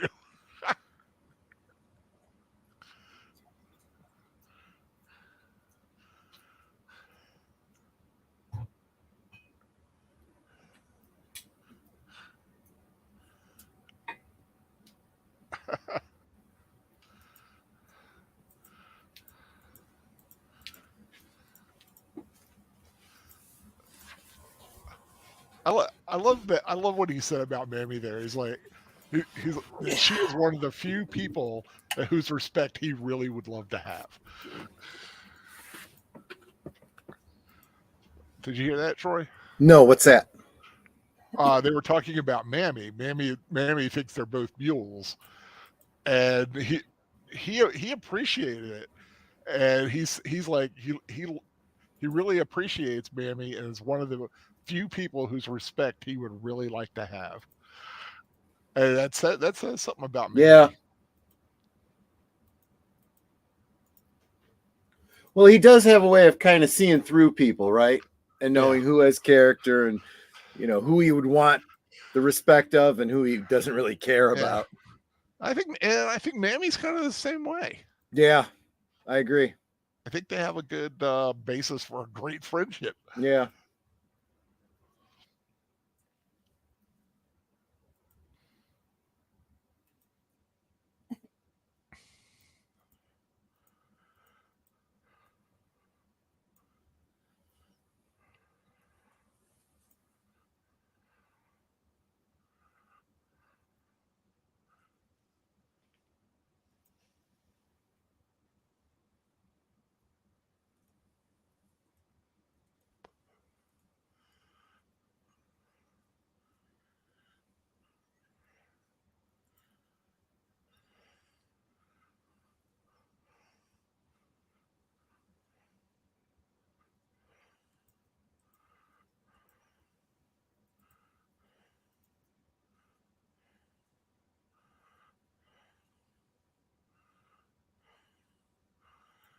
He does have a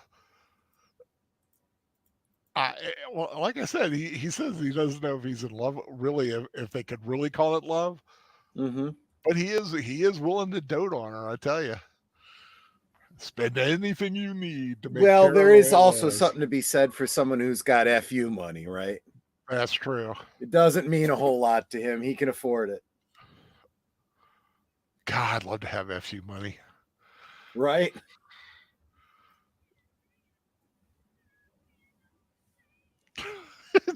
We're worried about not having a husband yet. Yeah.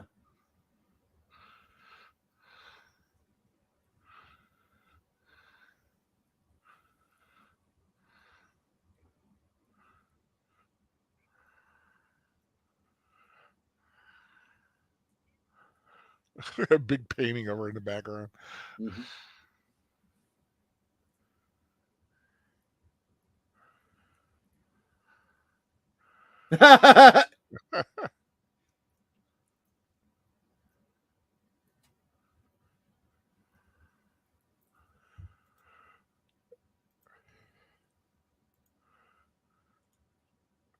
when they were doing the film of this Mhm. scene, he played a trick on her. They were usually had tea. One Sure. time he slipped in actual liquor Was it? Yeah. and caught Is her. that supposed to be whiskey or brandy?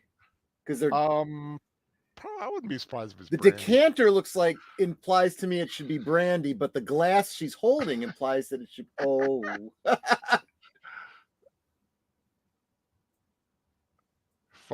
Finally wearing yeah. that thing he gave her.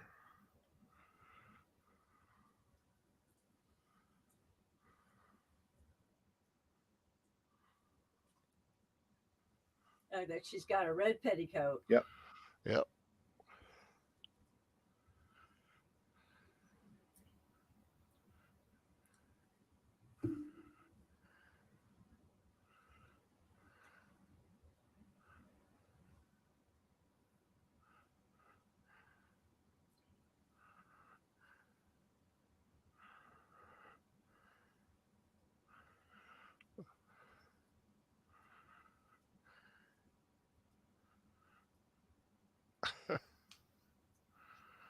The baby does not look impressed.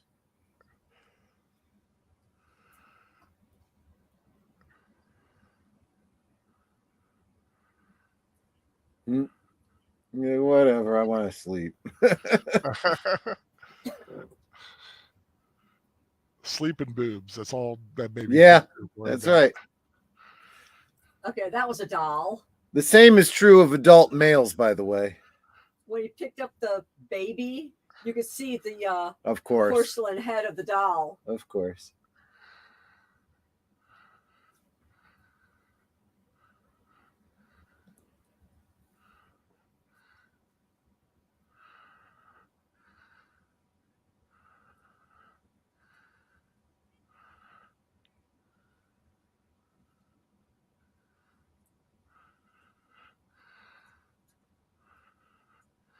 I was just gonna say. Yeah.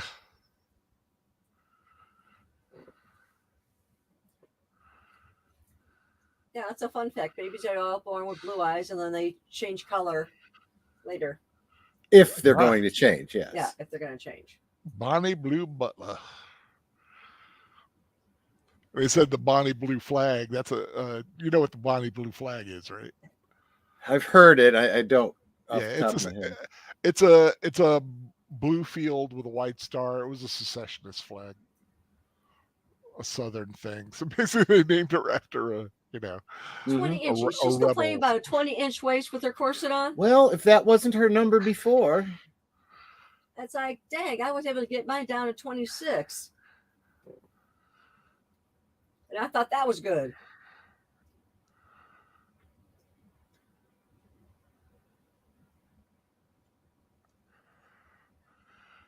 That's quite a gown there, or whatever it's called, dressing gown. Yeah. I swear to God, for a second, I thought she pulled out a cell phone. I was like, how'd she get a cell phone? And why the heck is she still pining after that guy? Because she's in love with him. She's obsessed.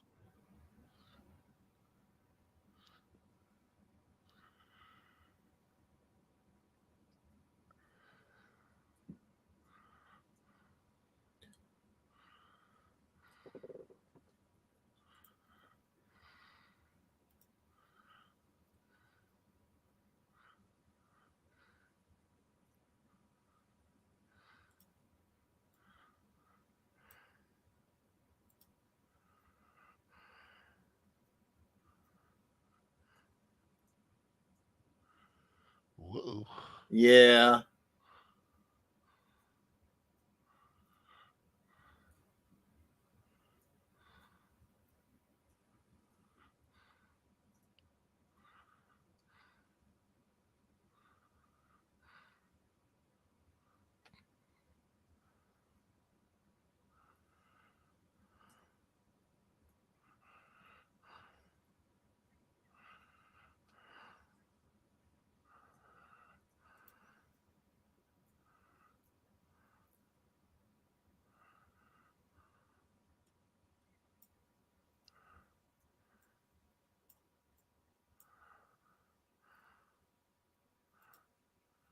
Hmm.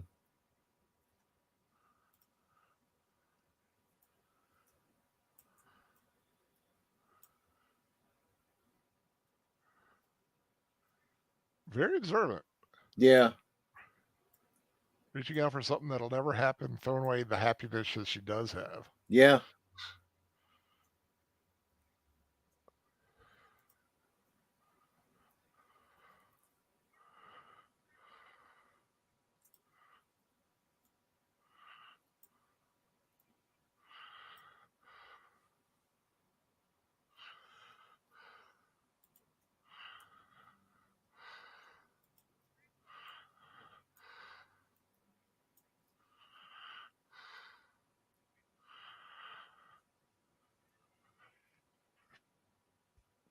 That's right.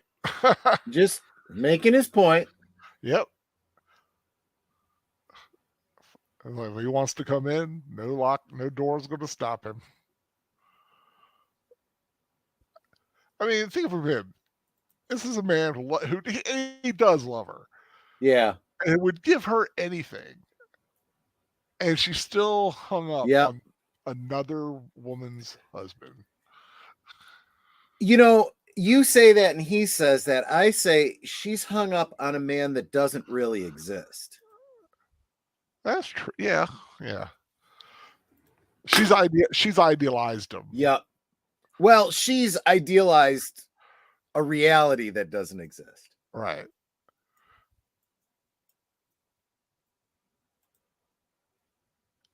He is the virtuous white knight for her. And even at this point, he is. I'm not going to say he was a broken man for a while. I mean, he even admitted it. Yeah. But she just cannot get over that.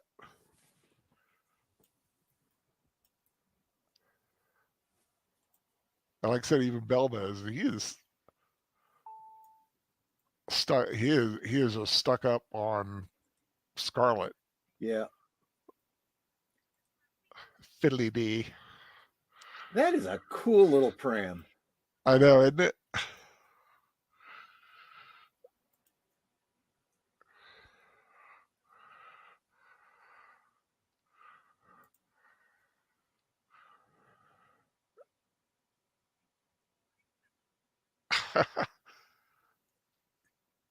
Captain Butler.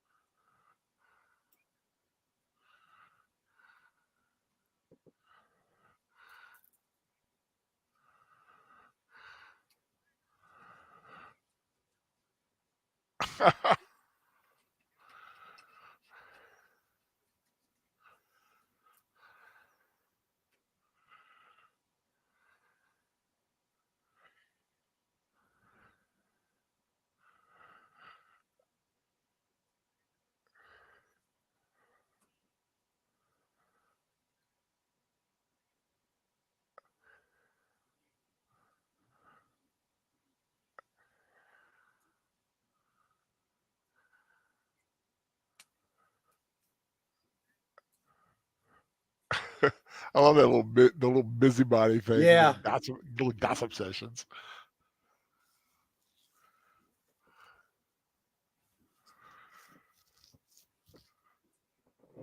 Napoleon Picard. Yeah. Wonder if it's a relative of mine. And Elsie? One of my father's sisters, Arlene Picard. Arlene, I'm sorry.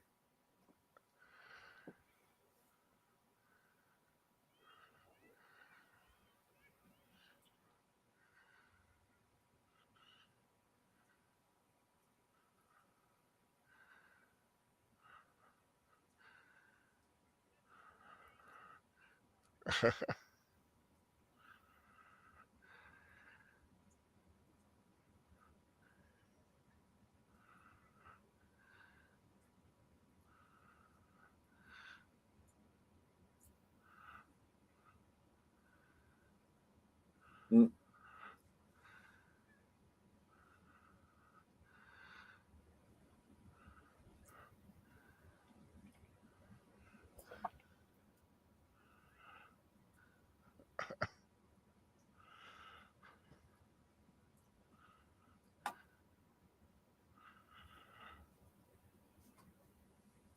You know, she's starting to go gray. Yeah.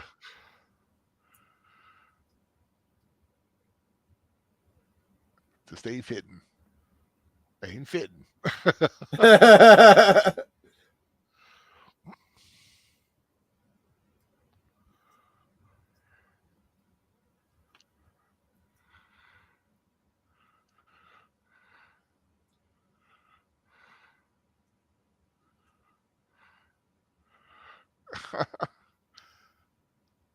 Ah.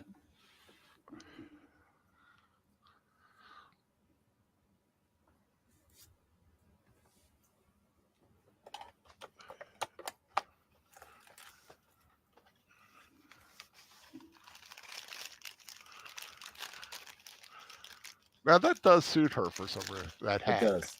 Yeah. or bonnet or whatever.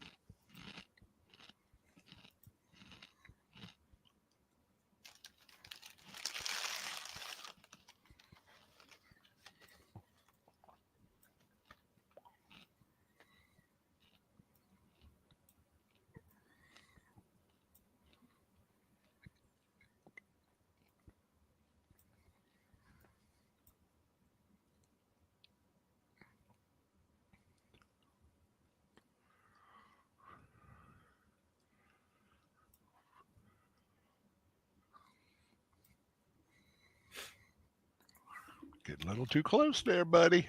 Yeah.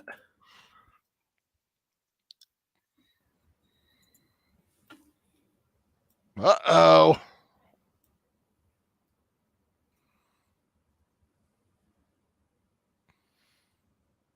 And the thing Oops. is, that was very innocent. But it didn't look that way.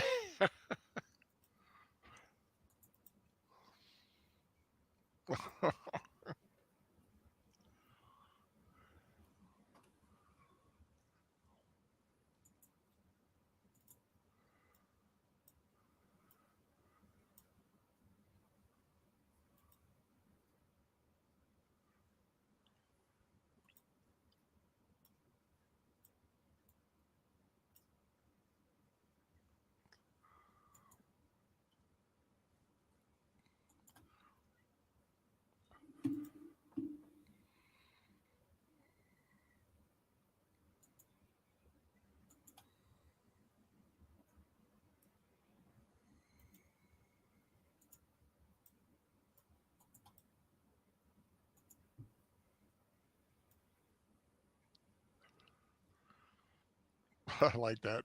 Doing it for his daughter, not for her.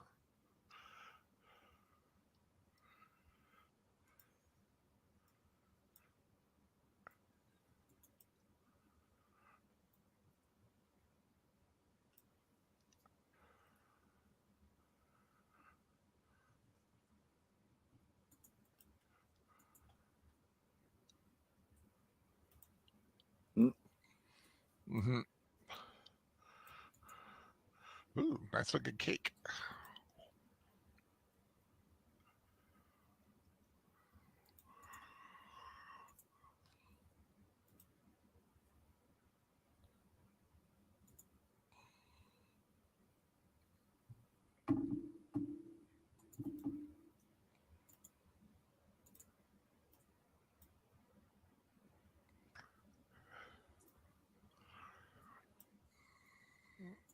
Talk about the Scarlet Woman.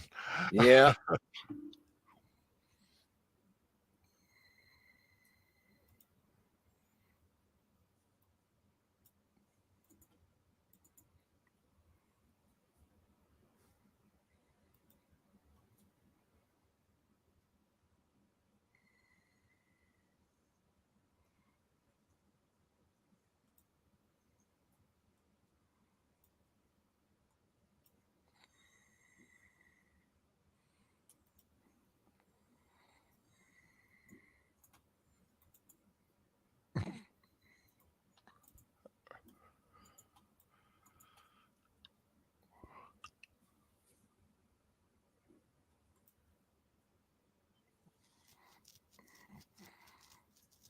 Mhm. You got to give it up to Melanie. Yeah.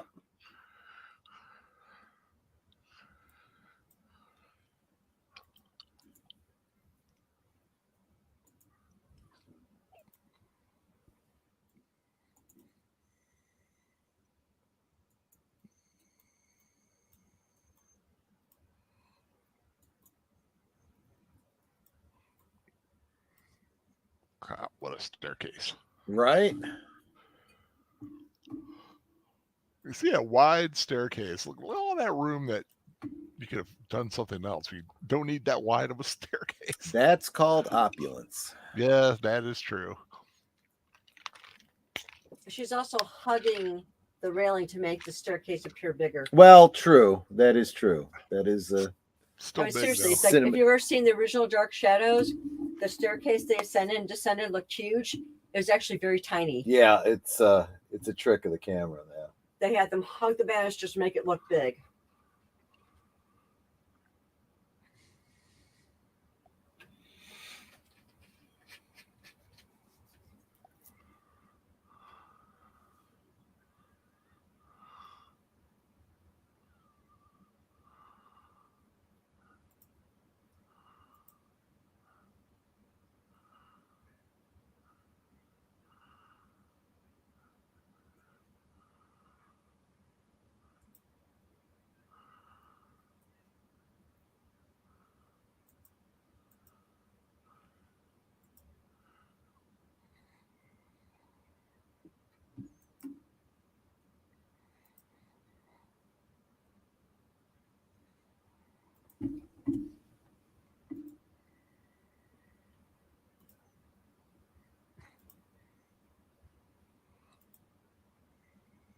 Mhm.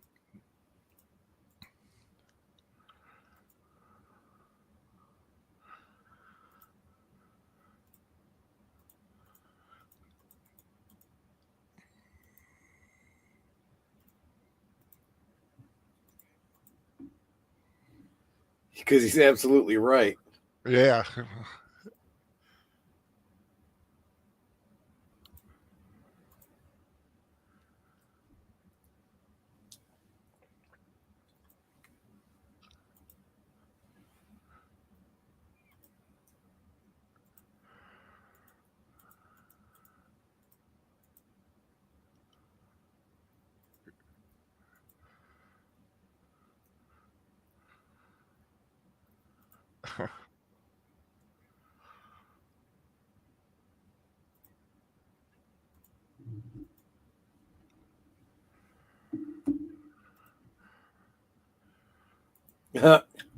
This is a scary scene.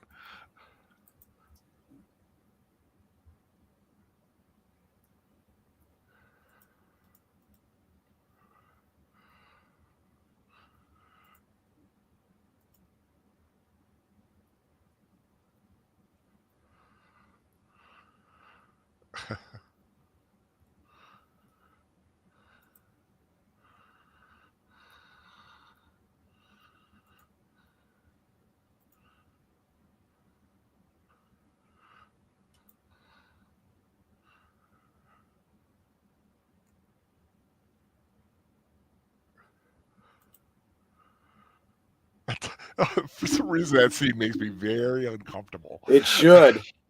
It absolutely should. This is like, just how drunk and just how pissed is he? Right. Because he could squeeze and pop her head. Yes, he could.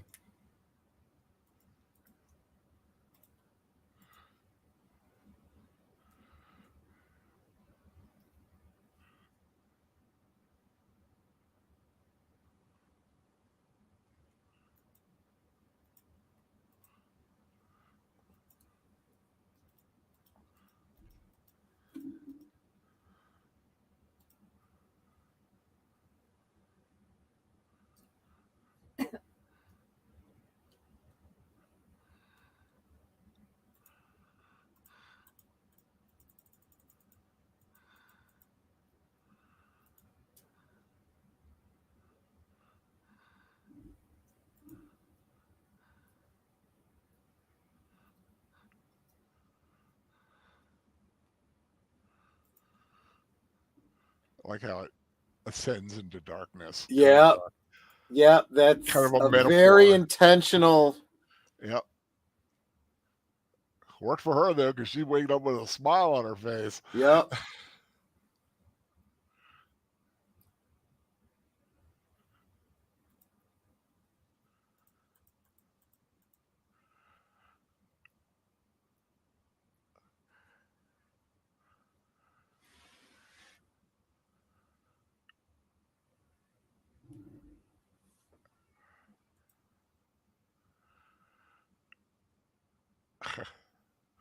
Feel sorry for Mammy. She's hurting. Yeah. She's old. The misery in her back.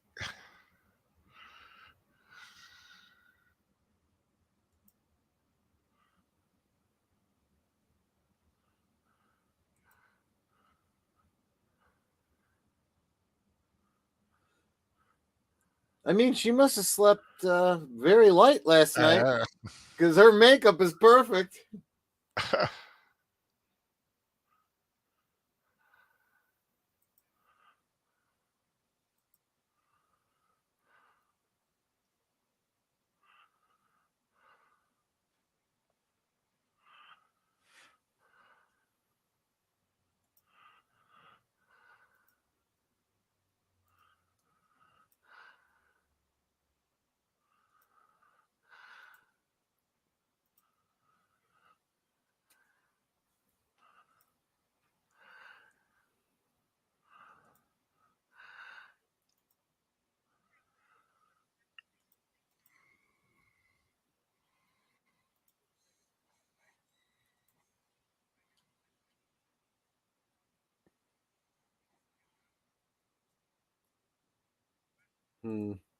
Well,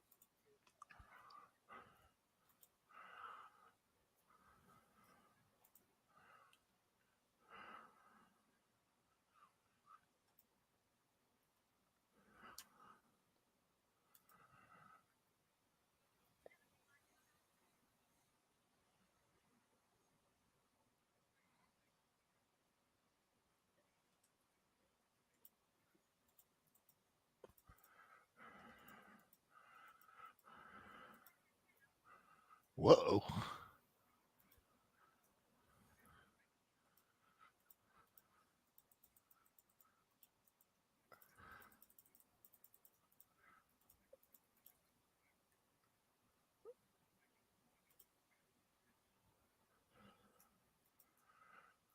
Man, they go from polar opposite. They go from one pole to another real fast. yeah.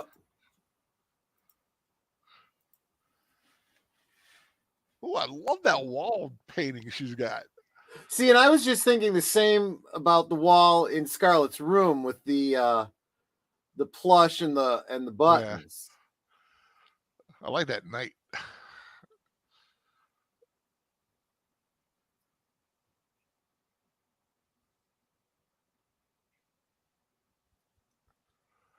Okay, who's the little boy she was playing with? That's a good question. Could have been Bo. How big was the boy? He looked to be about the same age as Or older, yeah. Could have been Bo. Melanie's kid. Probably.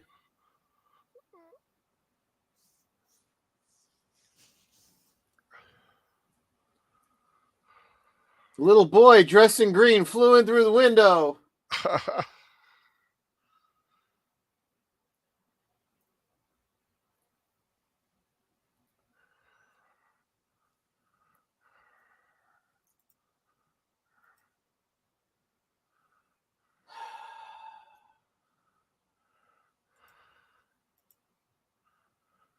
I do like that cape he's wearing. Yep. Riding cloak.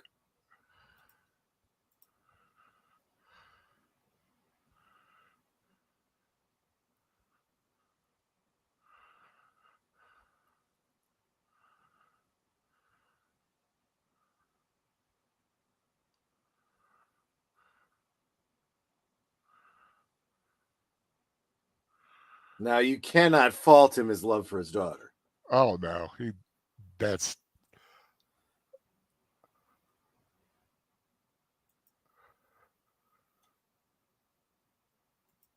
it's like the best thing of his life. You know, all the stuff he's ever done. I think at one point he says it or something like that. It was the one good thing that he had done. Wow.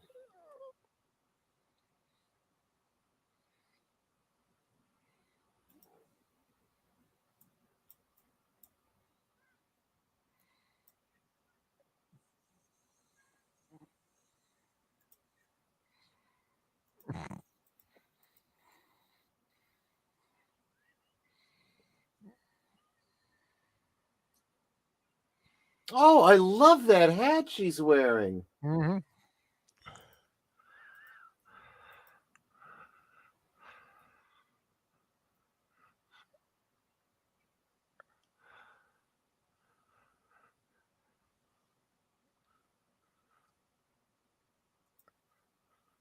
So she's genuinely happy to see him. Yeah. And But then, she's hurt because he's not genuinely happy to see her. Yeah. Well, they just don't talk, you know. They argue.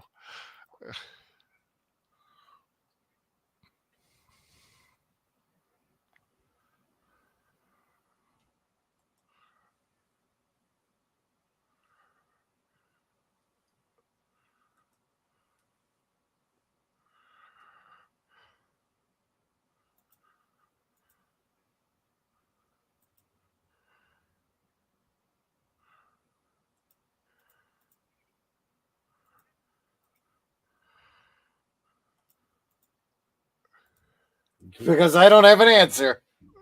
No, there's a reason she looks pale. Yep.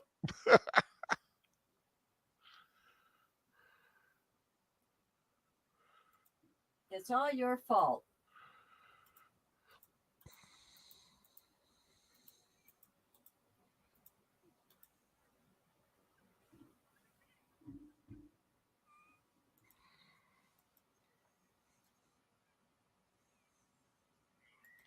Ah. Wow. Did he just throw her down the stairs? Not intentionally. No. She swung at him, he dodged. And he dodged it. And her momentum took her.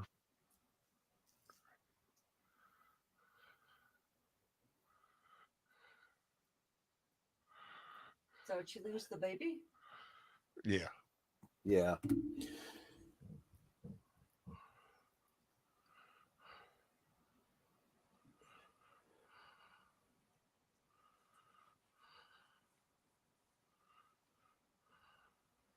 But see, that's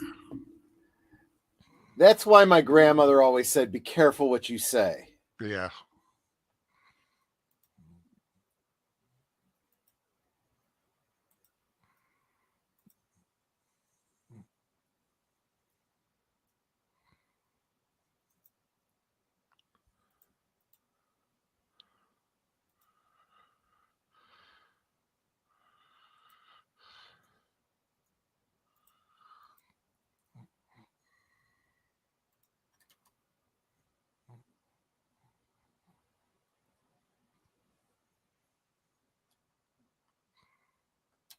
Man, that window goes almost all the way down to the floor. Yep. Can you imagine how heavy that window is? Oh, yeah. But it's on countersinks. Yeah. That's impressive.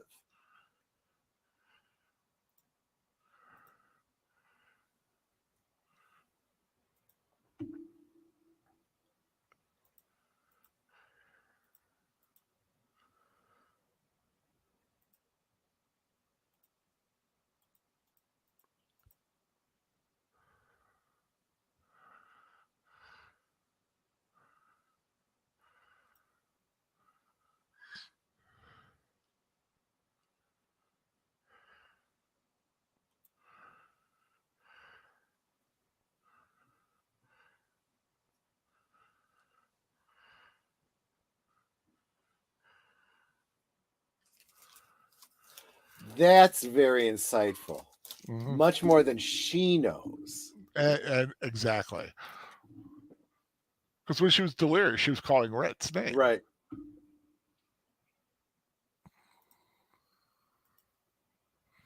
She knows that too. Mm-hmm.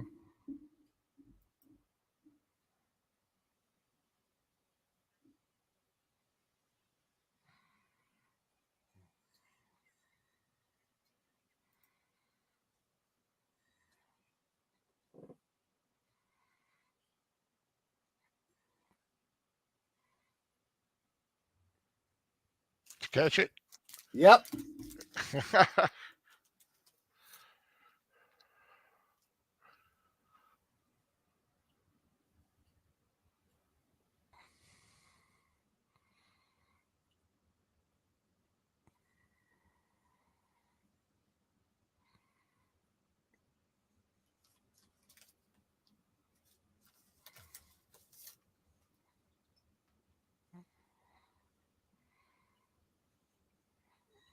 Man.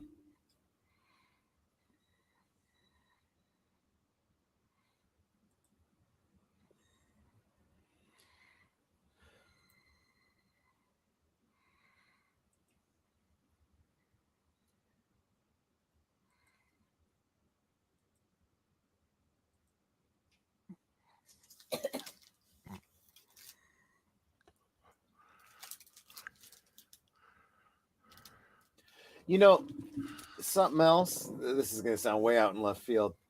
That brown suit he's wearing, not many guys can pull off a brown suit like that, and he sure does. Well, Clark Gable, there was a reason he was one of the biggest stars of his day. Yeah. But you're right about the brown suit. You really don't see brown suits that often. You'll see a brown Oftentimes, jacket. when you rarely see, when you see a brown suit, generally it's on.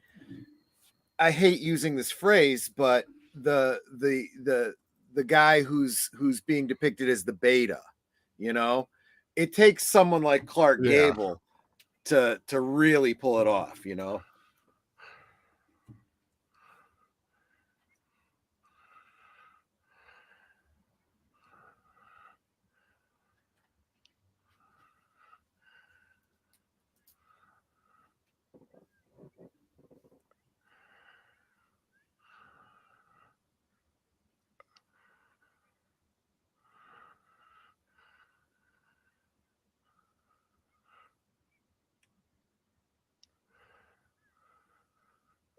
She sounds like her mother.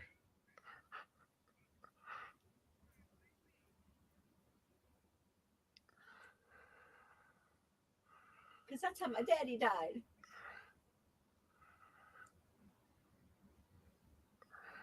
Just like Pa. Oh, God.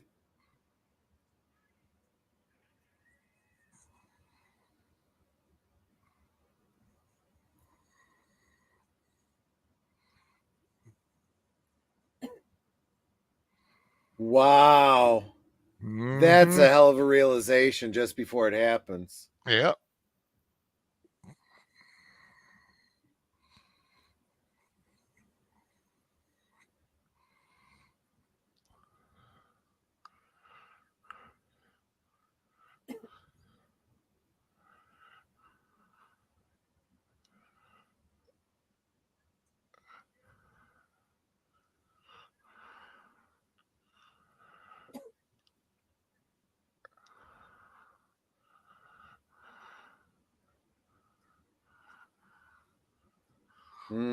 Now, did her son die? Or No. Their daughter just died. No. This lady, where's her kid? We haven't seen it. Oh, I don't know. No, he's around. You'll see him later.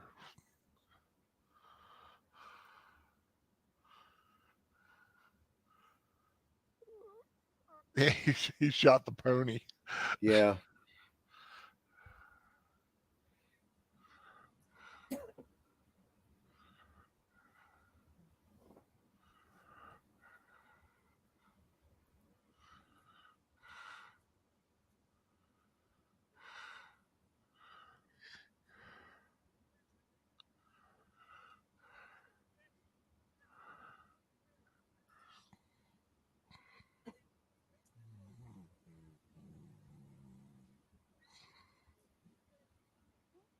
God.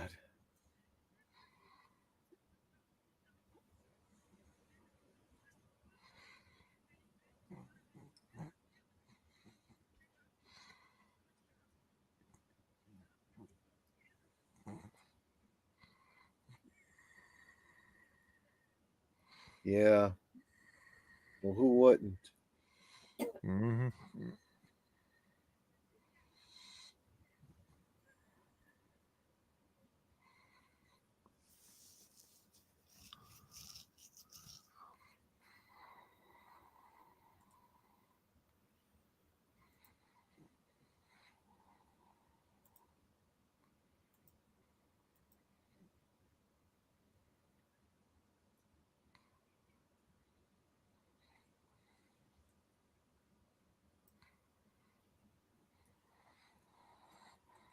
Can't turn her away. Mm-hmm. She was probably the only person he would have let in at that point. Yep.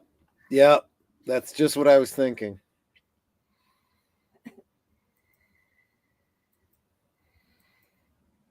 I said there's very few people he respects. Yeah. And even fewer that he respects that much. Yeah, exactly.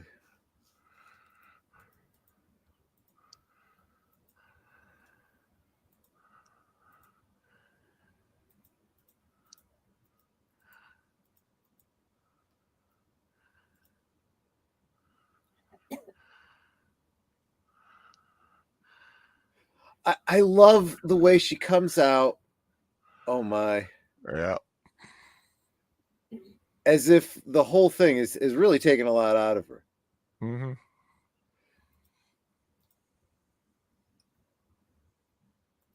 And obviously she's, Yep. There's Bo. Yep.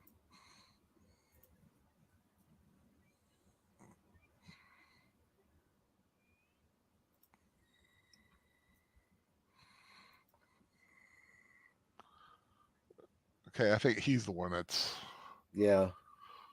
still around.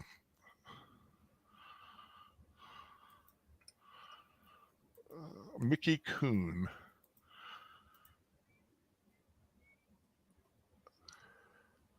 Wow, that was a great connection there.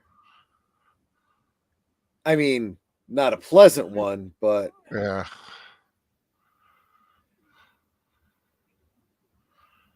a meeting of understanding, right?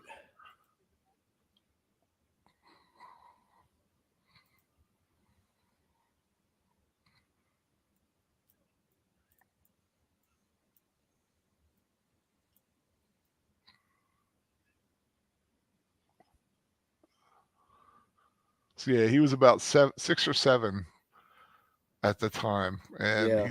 he is still with us. He's 89 years old. Lives in Waukegan, Illinois. Wow. So I know he's close. exactly the town. It's not far from me. That's cool.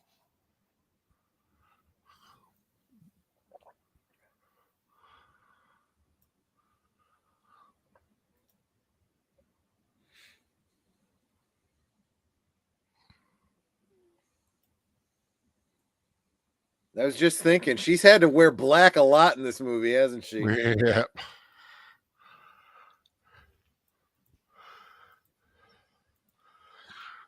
Yes, I would call Going to Win a lot of things, but a feel-good movie, not quite.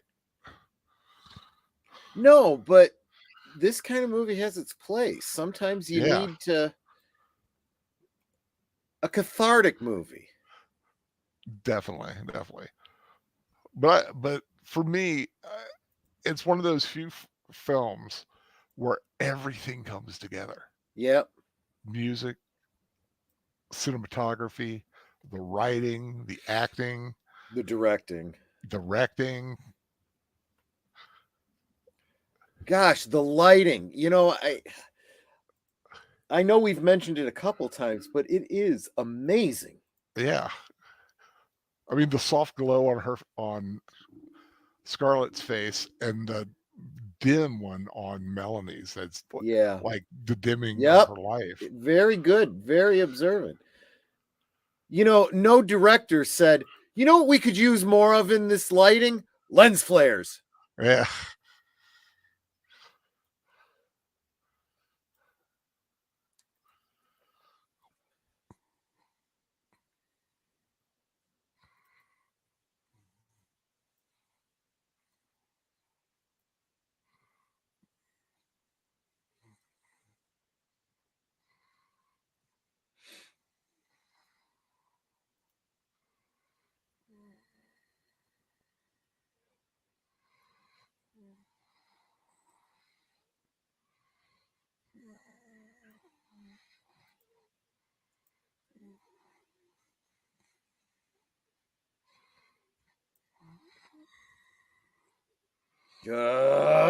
Yep, that was kind of.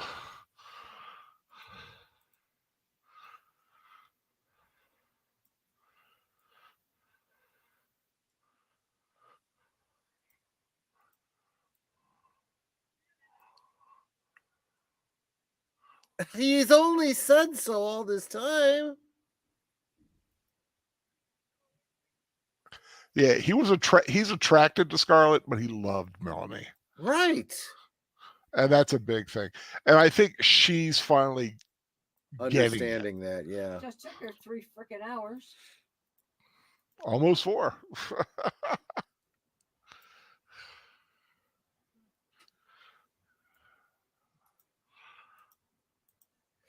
Man, that is a huge cameo. Oh, yeah.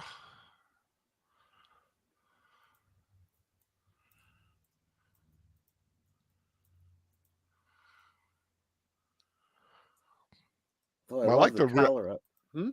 I like what she said though. It's like I'll never mean as much to you. I'll never be more to you than Belle Whatley does to Rhett. Yeah.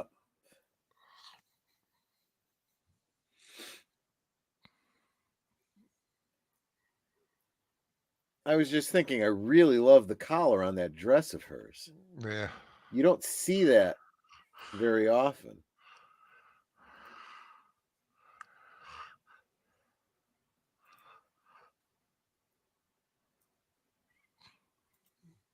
Oh, look at that fog.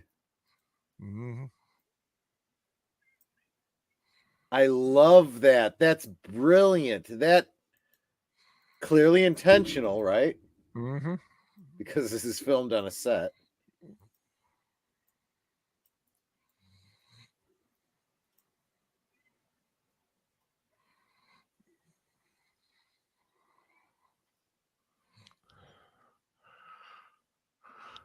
So is this the realization Rhett's all I have left? I don't think it's that's all she has left. But I think she finally realizes exactly what he means to her. Oh, gotcha.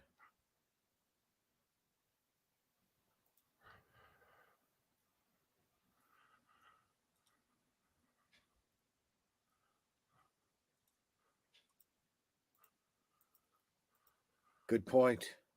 Yep. Great lady, a very great lady.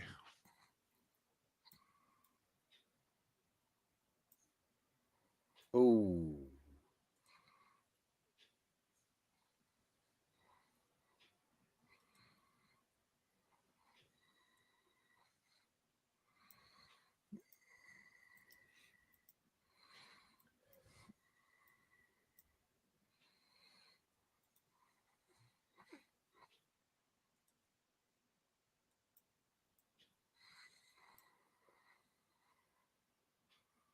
Well, the truest words hurt the most. Mm-hmm.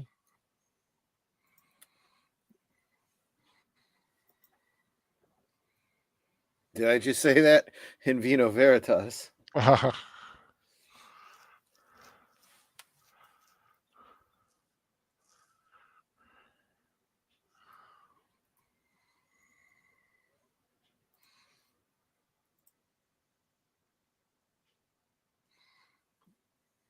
Now, there's the tragedy, right? He actually does think he's giving her what she wants. Right.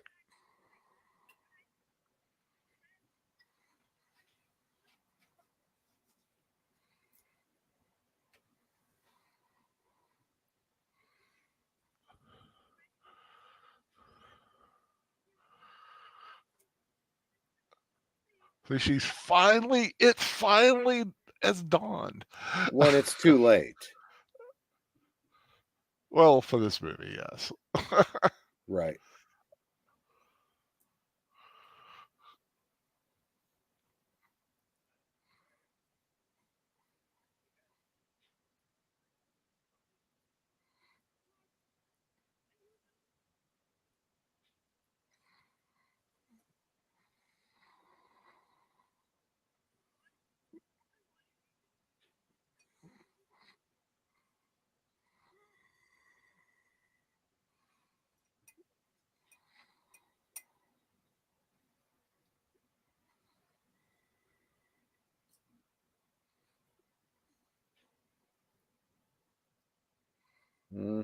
There's some truth in that. Yeah.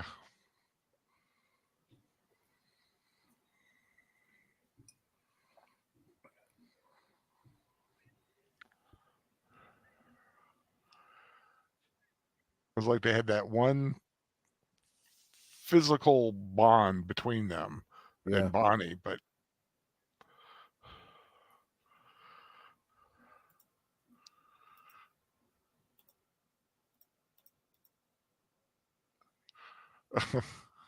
so even at the end, he knows her so well and gives her exactly what she needs. He's like, "You've never had a handkerchief. Here, take this." Still give it to her.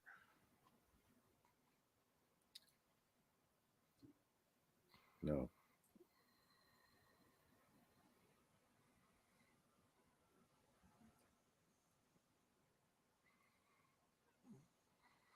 No. She really doesn't know. Mm-hmm.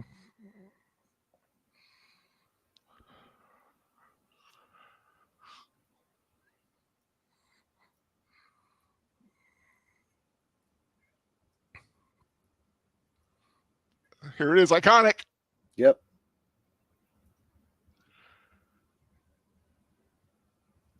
Yes. Yeah. She kind of earned that.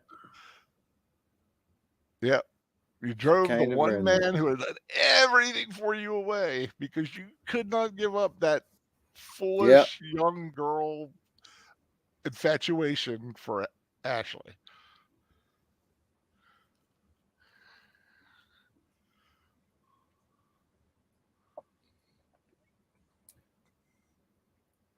Just like I'll think about it tomorrow. This is echoing what she said after she killed the Yankee. Yep.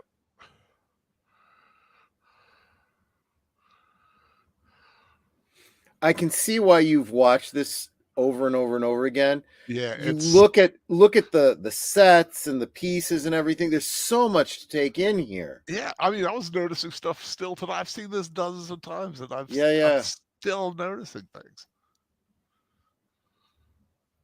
Listen to that. Yeah. The echoes of the past. Mm-hmm.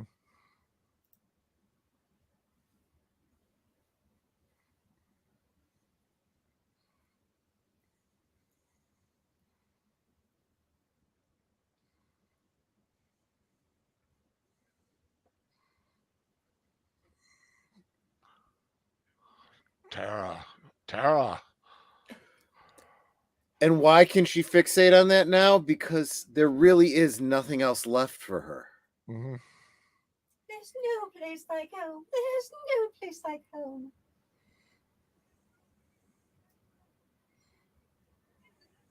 Tomorrow is another day. Okay, I see the drive to do a sequel. Mm-hmm. A sequel never should happen. But it has. I understand that. Actually, there have been several different ones, but there is one official one, and it's called Scarlet. Yeah, you did mention that previously. Yeah. This was a perfect ending, and it should have just. It's a great ending. It is what it's left to the audience's imagination. Okay, so let me ask you this, Al. Yeah. Having said that, put aside the official sequel, any other, stories you've seen. Right. In your head canon, what happens to Scarlett after this? I think she goes back to the business, but I think she's eventually going to like give everything to everybody else. And I think she's going to go off and try to get Rhett back. I think she's come to the realization that's what she needs in her life. She needs the partner. She's never had a true partner until she was with Rhett. Given what you know of Rhett, would he ever take her back? I think he would. I think he would eventually. It's going to take some digging, and in a modern context, they could use a lot of counseling. but I think there is a deep and unabiding love there, and he has to get over the hurt that her affinity for Ashley was causing. Because he never felt like he never felt like he was number one in her life. And you think that if he sees that she really doesn't, she's realized she doesn't care about him. She cares about him, Rhett, I mean. Right. Okay, I see what you're saying. I think well, see, I'm a hopeless romantic. I want love to win. If I'm honest, I'm thinking, well, there's the sunshiny Al that we've come to love. I mean, realistically, and when you put it, I can envision that she's done and she'll go, and one day she'll find, and I don't know, she would find, if she didn't get Red back, I don't see her ever marrying again. Agreed. So she's either going to be alone or she will get Red back. Okay. I'm glad you said that. Yeah. I'm glad you mentioned that because, okay, you know what? You just won me over. I think you're absolutely right. Given the character I saw there, she becomes fixated. She is now going to do everything she can to get Rhett back. Right. But Rhett personally, has become Ashley now. Right, exactly. I see that. I agree with you. I don't think Rhett takes her back. And that may be a possibility. And I do think that the implied ending is that she does end up alone and all she has is her business and Tara. Yeah. And because that's the one note I'm surprised you actually didn't mention. That voiceover, remembering, Tara is all she cares about. It's all she has left now. Right. So when she can't win Rhett back, all she has is Tara. I think she's flipping insane. Well, there is that. She may. Look at her face at the end. It's like, I can't win him back. I could almost argue. Oh, you're freaking insane. I could almost argue through the whole movie, it's been the same theme over and over again. She's somewhat delusional. You can say it in the beginning, she at least had youth and naivete as a cover, but ultimately she's deluded, right? She was a spoiled brat. She wanted what she wanted. She didn't care who got hurt, who got in the way. I want that. You're going to give it to me or I'm going to get it, however. And then when things didn't go her way, she manipulated people still to get what she wanted. Darn it. I just feel like great movies, and Al, this is a great movie. Yes, very much so, I believe. You should have these kinds of discussions at the end. Yeah.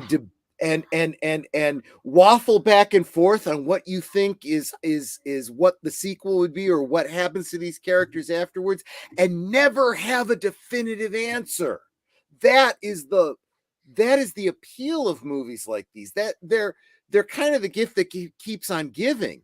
That's Yeah, why it's such a layered story. yeah, and And the it's why you can characters keep watching it over and and the over and over again. characters are so dynamic. They're three-dimensional. They're not one note. I mean, you look at Scarlett, and a lot of people will go, well, she's just a brat. She just wants what she wants.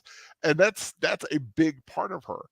But she But there's so does much more. right. She does. I mean, her relationship with Mammy, her father, uh, the um, all the stuff she goes through in Atlanta, all that, I'm sure a lot of it there was some PTSD stuff going on Oh, when she sure. got home. She shoots a guy in the face. Yeah. I mean, And she has been through a lot.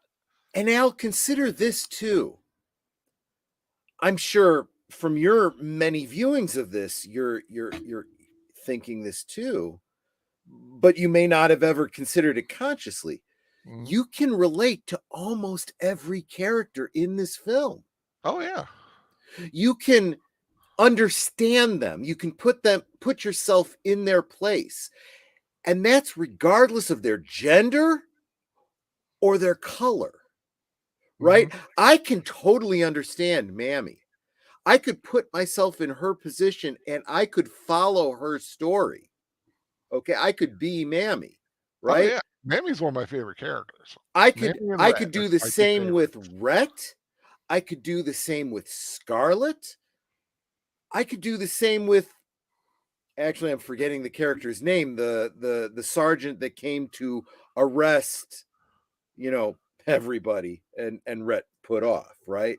I can understand every single one of their motivations, put myself in their position. I see myself represented in every single character in this movie, even though I didn't see one fat, bald Italian guy in this movie. Just saying, Al. Right? Yeah, the Yankee captain was Ward Bond. Very Thank famous you. name if you've never. Oh, Yeah, captain. I'm sorry, I said sergeant. yeah. Well, he was a captain. He's also in It's a Wonderful Life. What? Oh, Was he's Bert the he? cop. He's I was Bert just the gonna say, cop. was that Bert? Yeah, I was Yeah, gonna that was Bert say. the cop. Yeah, I was I I thought was he looked scrolling familiar. I was scrolling through IMDb. I was trying to I was going to say some of the alternate uh titles that Margaret Mitchell had.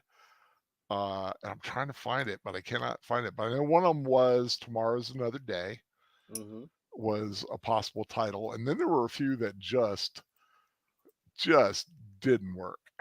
There's no way. There's no way that they would have ever worked for that. But yeah, Gone with the Wind, just an absolute utter classic of cinema. It So is truly, I mean, in my estimate, when I have talked about when I do movie reviews and I do uh the star system up to 5 stars, and I sure. say there's honestly very few 5-star films. Gone with the Wind is a 5-star film with absolutely no doubt. And it just for me on so many levels, both technically, uh story wise, acting, it just like Margaret Mitchell wrote her novel between 1926 and 29. Early drafts, the main character was named Pansy O'Hara, and the O'Hara home was called Fontenoy Hall. Boy, how things Interesting. would have been different. Interesting. Oh, okay, I found it. A few of Margaret Mitchell's working titles for the novel included Tomorrow is Another Day, Not in Our Stars, Bugles Sang True, and Tote the Weary Load. The most famous working title was Ba Ba Black Sheep. Oh, that doesn't make any sense to me at all. Although Tomorrow is Another Day probably would have been perfect. It probably would have been just as iconic. Yeah, I think it could have definitely worked. And it's hard to look back because Gone with the Wind is so in the zeitgeist. Yeah. But I think something like Tomorrow is Anyone Another who's seen the Day film kind of could thing. totally understand Tomorrow's Another Day working. Yeah. Yeah. Yeah, but like Bugle Sang True, there's no way that becomes as big, not with that title. No, I agree. Or Tote the Weary Load. So what did I say weeks ago?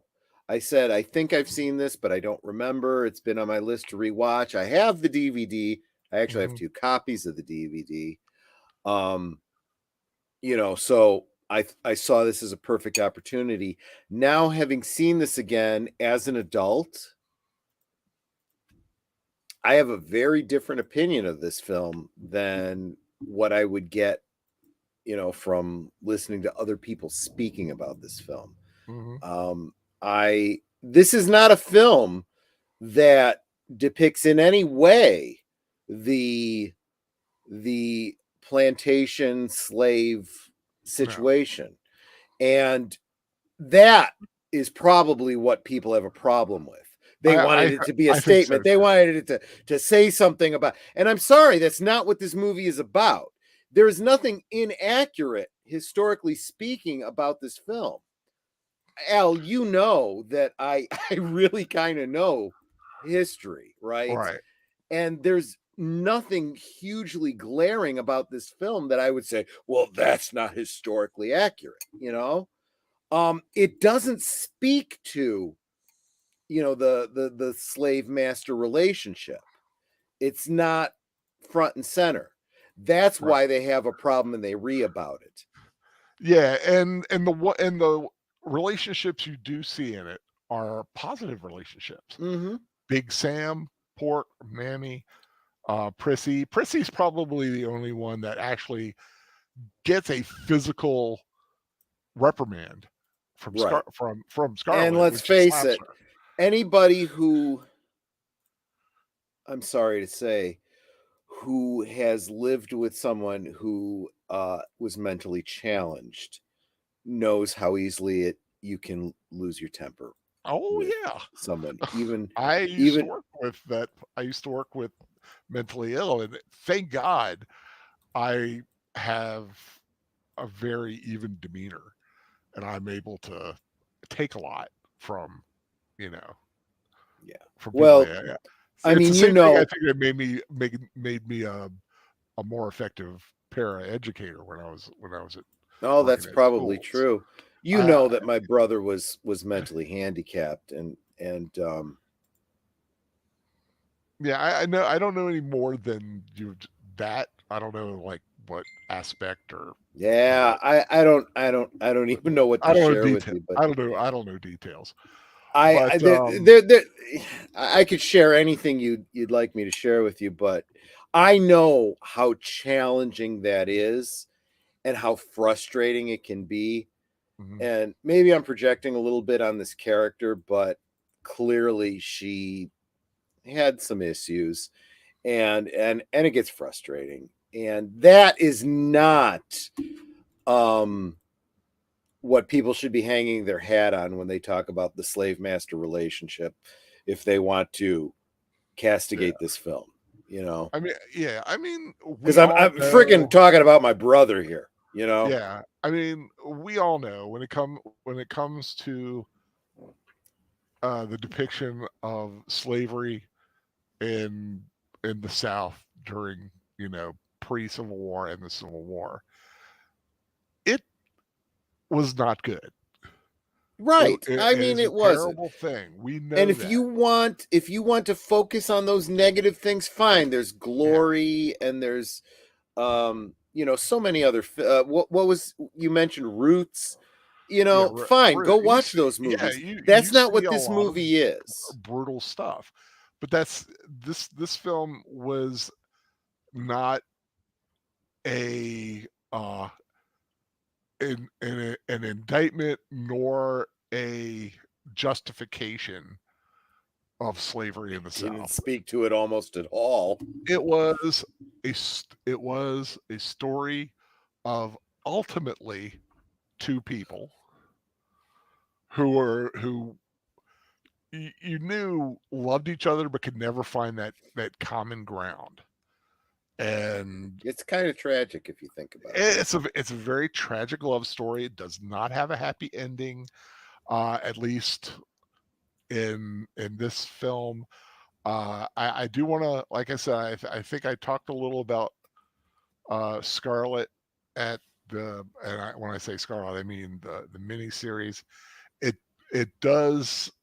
opens where Scarlet is attending the funeral of Melanie. That's where it starts. So it starts off where this one ends. And it's interesting. I might have to check that out. Yeah, and it does, and I do believe it ends well, but I'm not sure. It's been so long since I saw it. But and of course, you can never match the magic of this original one. Scarlet was, when was it done? 1994. It was a 6-hour TV miniseries, loosely based on the 1991. Do you know what network it aired on? Because I don't remember this at all. I'm not. Let me see here. CBS. Oh, okay. Original network, CBS. That probably explains it. November 13th and 17th. I hate to burst your bubble here, but I'm seeing this movie apparently totally different from y'all. Oh, if you have a different perspective. I was getting ready to ask what you all I saw was a spoiled brat who manipulated people to get what she wanted. Honestly, you know what? We had to watch 4 hours of her manipulating people and being a spoiled brat. Honestly, Al, if we're honest, beautifully. No, you're right. I know. Yeah. So when things didn't go her way, she manipulated people to get what she wanted. And then when she couldn't have what she wanted immediately, she would pout. She basically acted like a spoiled child through the entire flippin' movie. And in fairness, Nanette has an excellent point. Yeah. I can't argue her point. And if you think about every single female character in this movie, with the exception of her sister, maybe, that's exactly how she is received. So, I mean, even and I can't remember her name now, the one that was married to Ashley, even when Melanie. she thought Melanie, when she thought, because of the rumors that she was in Ashley's arms, she still received her with open arms. She still loved on her. And she's like, I refuse to believe the gossip. Because you notice there was always those women, gossip, through the whole thing, those little old ladies gossiping. Because this is my sister. I know my sister. This is my husband. I know my husband. Right. Yeah. And let's face it, you know what, Al? We were talking about how perceptive Rhett was and how well he understood her. Melanie understood her too. Yes, she did. See? I think Melanie had a little bit of a blind spot though when it came to. Oh well, eventually. Why? But she had an intentional blind spot, right? Yeah. She had an intentional blind spot. And ultimately, you have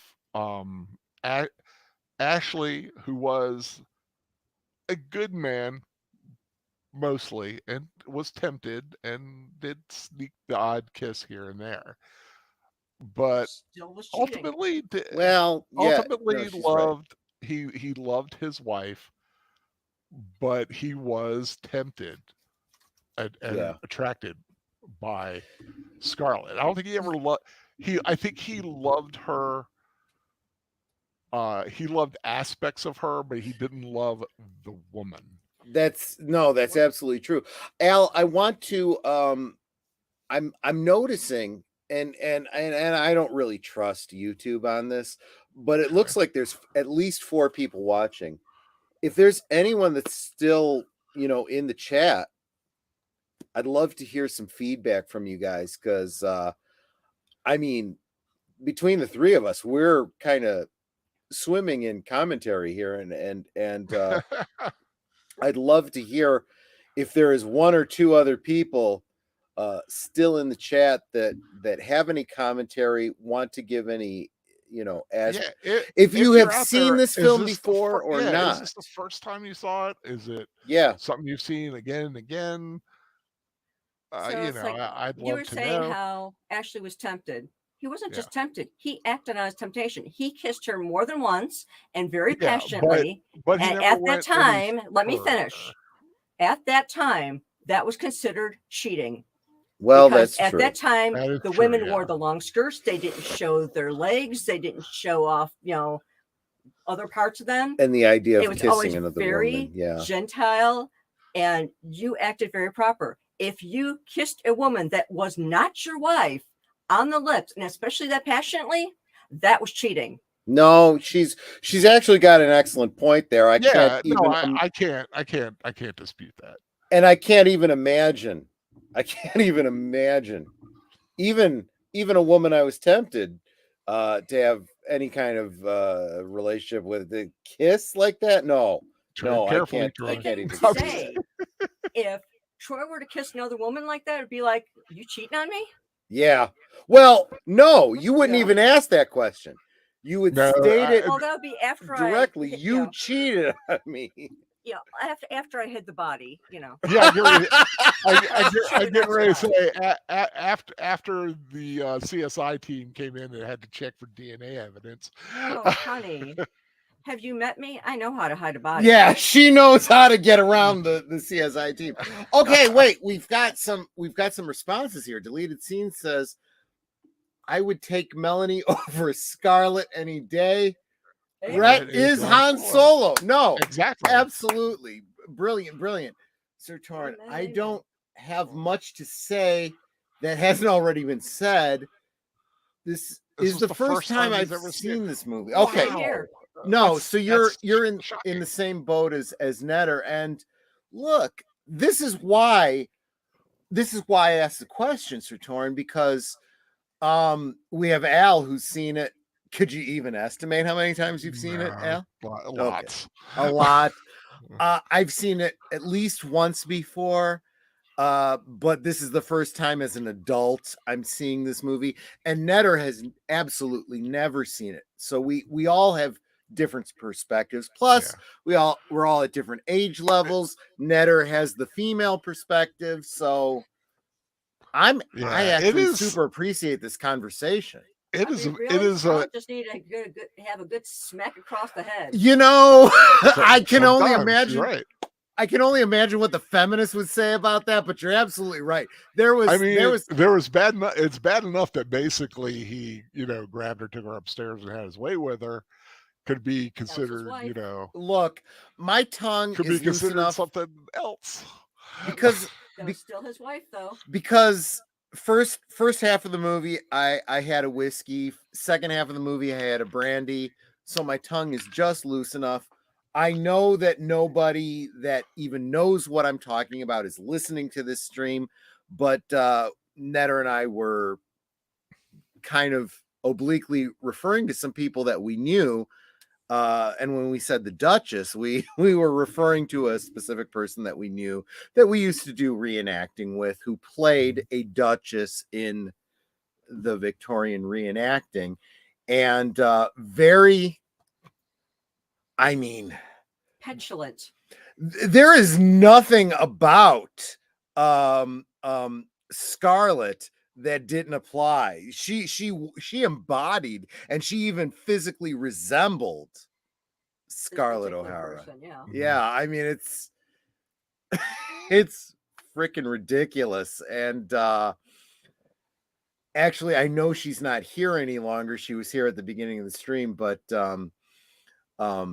Evelyn Hampton knows who we're talking about, and if she doesn't, all we'd have to do is refresh her memory. But and I know that she would keep certain things to herself. Oh yeah. I mean, but the fact is, that's probably the thing that I gravitated to the most, is knowing people like this and being able to say, gosh, this is incredibly realistic. I know this is fiction. I know it takes place in a historic period that was relatively historically accurate, but based on nobody or fictionalized versions of Yeah, maybe real yeah. people. It's a true fictional novel. Very, very believable because I know people like this, right? Mhm. Yeah, I mean, Margaret Mitchell drew inspiration from people she knew.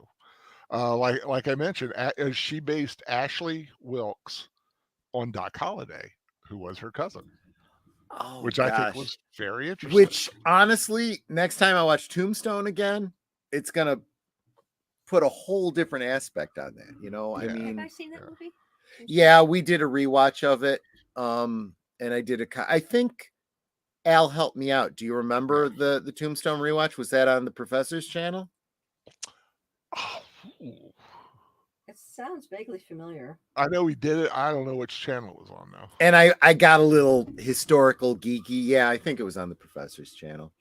But Sir Torrance said it's kind of like yeah, I think it My was. aunt's feeling My- towards Lawrence Fishburne after she saw What's Love Got to Do with It. She can't, I guess, see any movie with him after that. I'm sorry, man. I don't know the reference because I never saw What's Love Got to Do with It, but He played Ike Turner. oh, gotcha. Okay. Yeah. So that sounds very similar to Nanette and how she can't stand Samuel Jackson after You don't touch a man's collector card. yeah, whichever Avengers film it was where she it was literally that. And like every movie after that, she hates Samuel Jackson. I'm like, honey, you understand he's just an actor. He was just playing. I don't care. You don't. And I'm like, how do you argue with your wife? Because it's like, she understands him so well. You know, I mean, I can't fault her for that. Yeah. Well, what a great conversation after the film. I'm so glad. I'm so glad at least one of you got a lot out of this movie, and the other one, you know. Actually, I think Netter got a lot out of it, but she got it from a very different perspective. Scarlett is a very hard character to like. She really is. I mean, and you really, I mean, I can't actually say I Al, like her. look at it from my point of view for a second, though. You don't want your wife agreeing too much with No. Scarlett. You want a wife that Yeah. kind of doesn't like. You want Melody. You don't want Scarlett. Yes, indeed. Now, am I crazy or does? Okay, yeah, I know I'm crazy, but no, I meant specifically about this. Melody, who is the actress that played her? Olivia de Havilland. That was Olivia de Havilland? Yep. I thought she Maid looked familiar. Marian. Oh my God, I didn't even realize. Also in The Swarm. Okay. So honestly, in this specific film, she reminded me so much of Donna Reed. I kept thinking of her as Donna Reed in It's a Wonderful Life. That is wow. I had never thought of it really, but you're absolutely right. You see that? You see what I'm talking about? I very much see her and Donna Reed. They could be almost twins. Right? They look the same. They have the same kind of demeanor. There's a softness and a kindness to them. I understand completely what you mean. And when I think of It's a Wonderful Life and Donna Reed, I'm like, oh my gosh, that is the perfect wife, right? And in so many ways, I see Netter in her. It's like, okay, I got it good. I am not going to jinx this in any way if I can, you know? Yeah, don't jinx that one. But I would definitely like to thank everyone for joining us to watch. Deleted Scenes in Sir Torrance. Thank you so much for hanging with us all the way through this thing. You guys are awesome. If Lynn is listening later, gets this far, thank you for listening. Yeah, exactly. Just had a great time. The film I will watch, I know, many more times ahead in my life. Hopefully I have a lot of time left to watch it. But of course, next time on Films with Friends in 2 weeks, we will be watching another classic film, Casablanca. Oh gosh, one of my favorites. Humphrey Bogart. You surprised me on this. You didn't mention this before. Yeah, it's on. I sent you the 3 movies we were watching. Remember? It's Cinematic No. Gems in July. I It was missed Gone with it. the Wind, Casablanca, and The Day the Earth Stood Still. You know what? I focused on the Gone with the Wind, and I missed the other 2. I'm sorry. Yeah. I'm sorry. Yeah, Yes, this is Casablanca, one they're of my redoing- absolute favorites. Yes, I Yeah. forced Netter to see this movie. Now I will say Casablanca. Casablanca. I've seen Casablanca before. I didn't know you saw it before you saw it with me. Yeah, I saw it. I mean, it's okay. It's just I Well- thought I made you see well, it for the first One time. of my other friends had me watch it because they were a big Humphrey Bogart fan, Good. Yeah. and it was like, There's nothing wrong with that. It's a great Yeah, movie. Ca- It's a classic. well, Casablanca I also is grew up wonderful. watching Humphrey Bogart, African Queen. Oh, I those love movies. African Queen. Oh, that's another great Audrey Hepburn, right? I have Yeah. only seen parts of African Queen. I've never seen the whole Really? thing. It's a really good movie. It's one I really got to watch one day. It's too bad you weren't but- doing a Bogart month. Yeah, I mean, oh yeah. Well, Yeah, There's maybe a lot of one really day. good Bogart movies, and I grew up watching Um, those. So Yeah. But yeah, Casablanca in 2 weeks. But next week we are I keep watching forgetting the on name of it. It's 2049. 2049. Blade Runner 2049. Yeah. Yes, we just watched Blade Runner, and hey, we could dedicate it to the actor who just passed away. I know. Well, Oh my wasn't that gosh. We were just talking about him, and then boom, we found out I he's know. It's like, passed. oh yeah, he's still with us. It's The like guy- we freaking jinxed him, you know? Yeah, the guy with He's the thick like, "No, I'm glasses. not." they kinda Not know. anymore. Screw you. But yeah, we're gonna be watching Blade Runner in next In Saturday 1 night. week. Yeah. Yeah, in 1 week, next Saturday night, followed by Casablanca. But tomorrow night we Yep. have Over Geeky on Geezers. what's his Boomers. I almost Age said of his real Boomers. name. Whoops, I almost doxed him. Yeah, on Age of Age of Boomer. Boomers channel. We got a lot of Disney news. We got freaking Ezra Miller again. The gift that keeps For on giving. that's exactly how I put it to Boomer. It's like for YouTubers, he's the gift that keeps on giving, but at the same time, it's like someone make him stop. Oh, did you Yeah, have what a- something nice for good old days. Absolute butthole. It's funny. I'm looking at my notes for Geeky Geezers tomorrow, and I have good old days. Something. I have no idea. It's Something. Boomer's channel. He's got something planned. He'll surprise me tomorrow night. Ezra Miller. The WB DC studio being sold off for $0. That's insane. Yeah, I've got a lot to say about that from an economic standpoint. We got some Ms. Pac-Man games commentary, and I've got at least 2 articles about Ghostbusters. It's my fault. I'm the one who keeps bringing up Ghostbusters, and Boomer just indulges me. Nothing wrong with that. Yep. So that's kind of a sneak peek of what we're going to be talking about. And Yeah, I did see there was a couple other notes that I haven't gotten into the notes just yet. So, that'll be a Okay. surprise to me too. Well, that's tomorrow. Tune in to Age of Boomers channel for Geeky Geezers. Monday night is the Monday night is 4th of July. I'm not sure if Sound Engraver is streaming or not, but if she is, it'll be at 9:30. Anything on Monday from you? On Monday, no. No.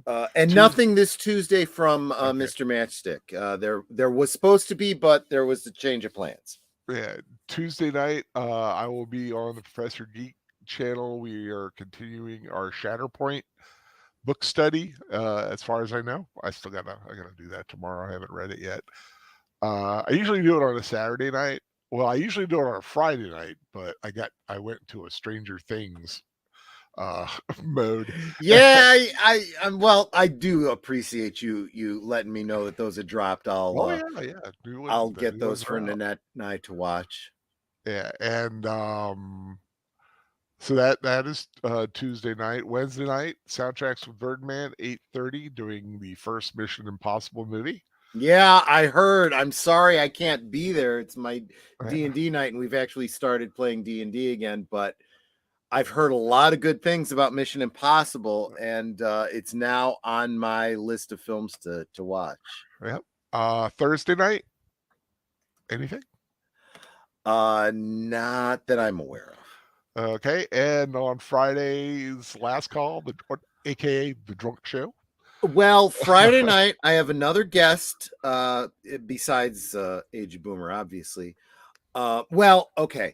Tentative guest. I'm still working out the specifics. Haven't gotten a firm conviction, but for those of you that are in the community and Friday Night Tights and all that kind of stuff, Fat Steven Seagal is supposed to be my guest. If not this Friday, then in an upcoming Friday. But yeah, it should be this Friday. And speaking of guests, I was guest host on Maria with Tiantelli yesterday. So go to her channel, check out the stream that we had. It was a lot of fun. There is a mascot now for Maria with Tiantelli. Yes. It's an adorable little bunny named Telly.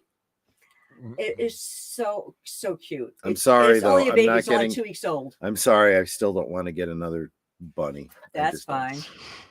And for those of you who follow my channel, I just dropped a vid this evening.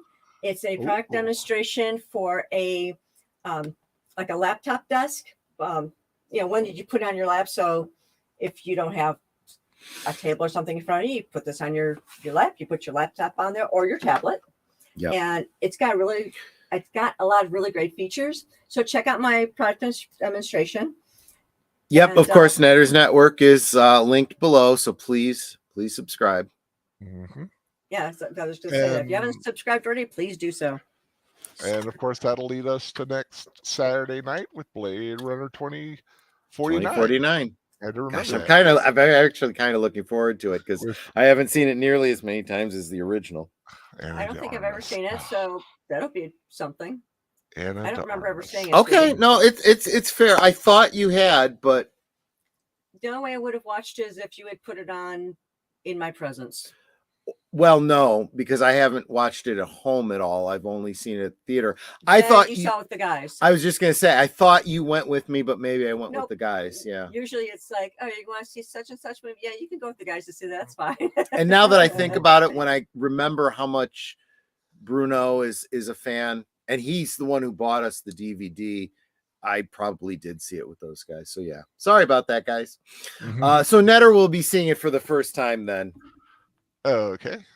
That's always kind of fun. Well, that's 2 films in a row. First time watching. Yep. I hope everyone had a great time. I definitely did tonight. It was a long one, but well worth it in my opinion, as it always is when I watch Gone with the Wind.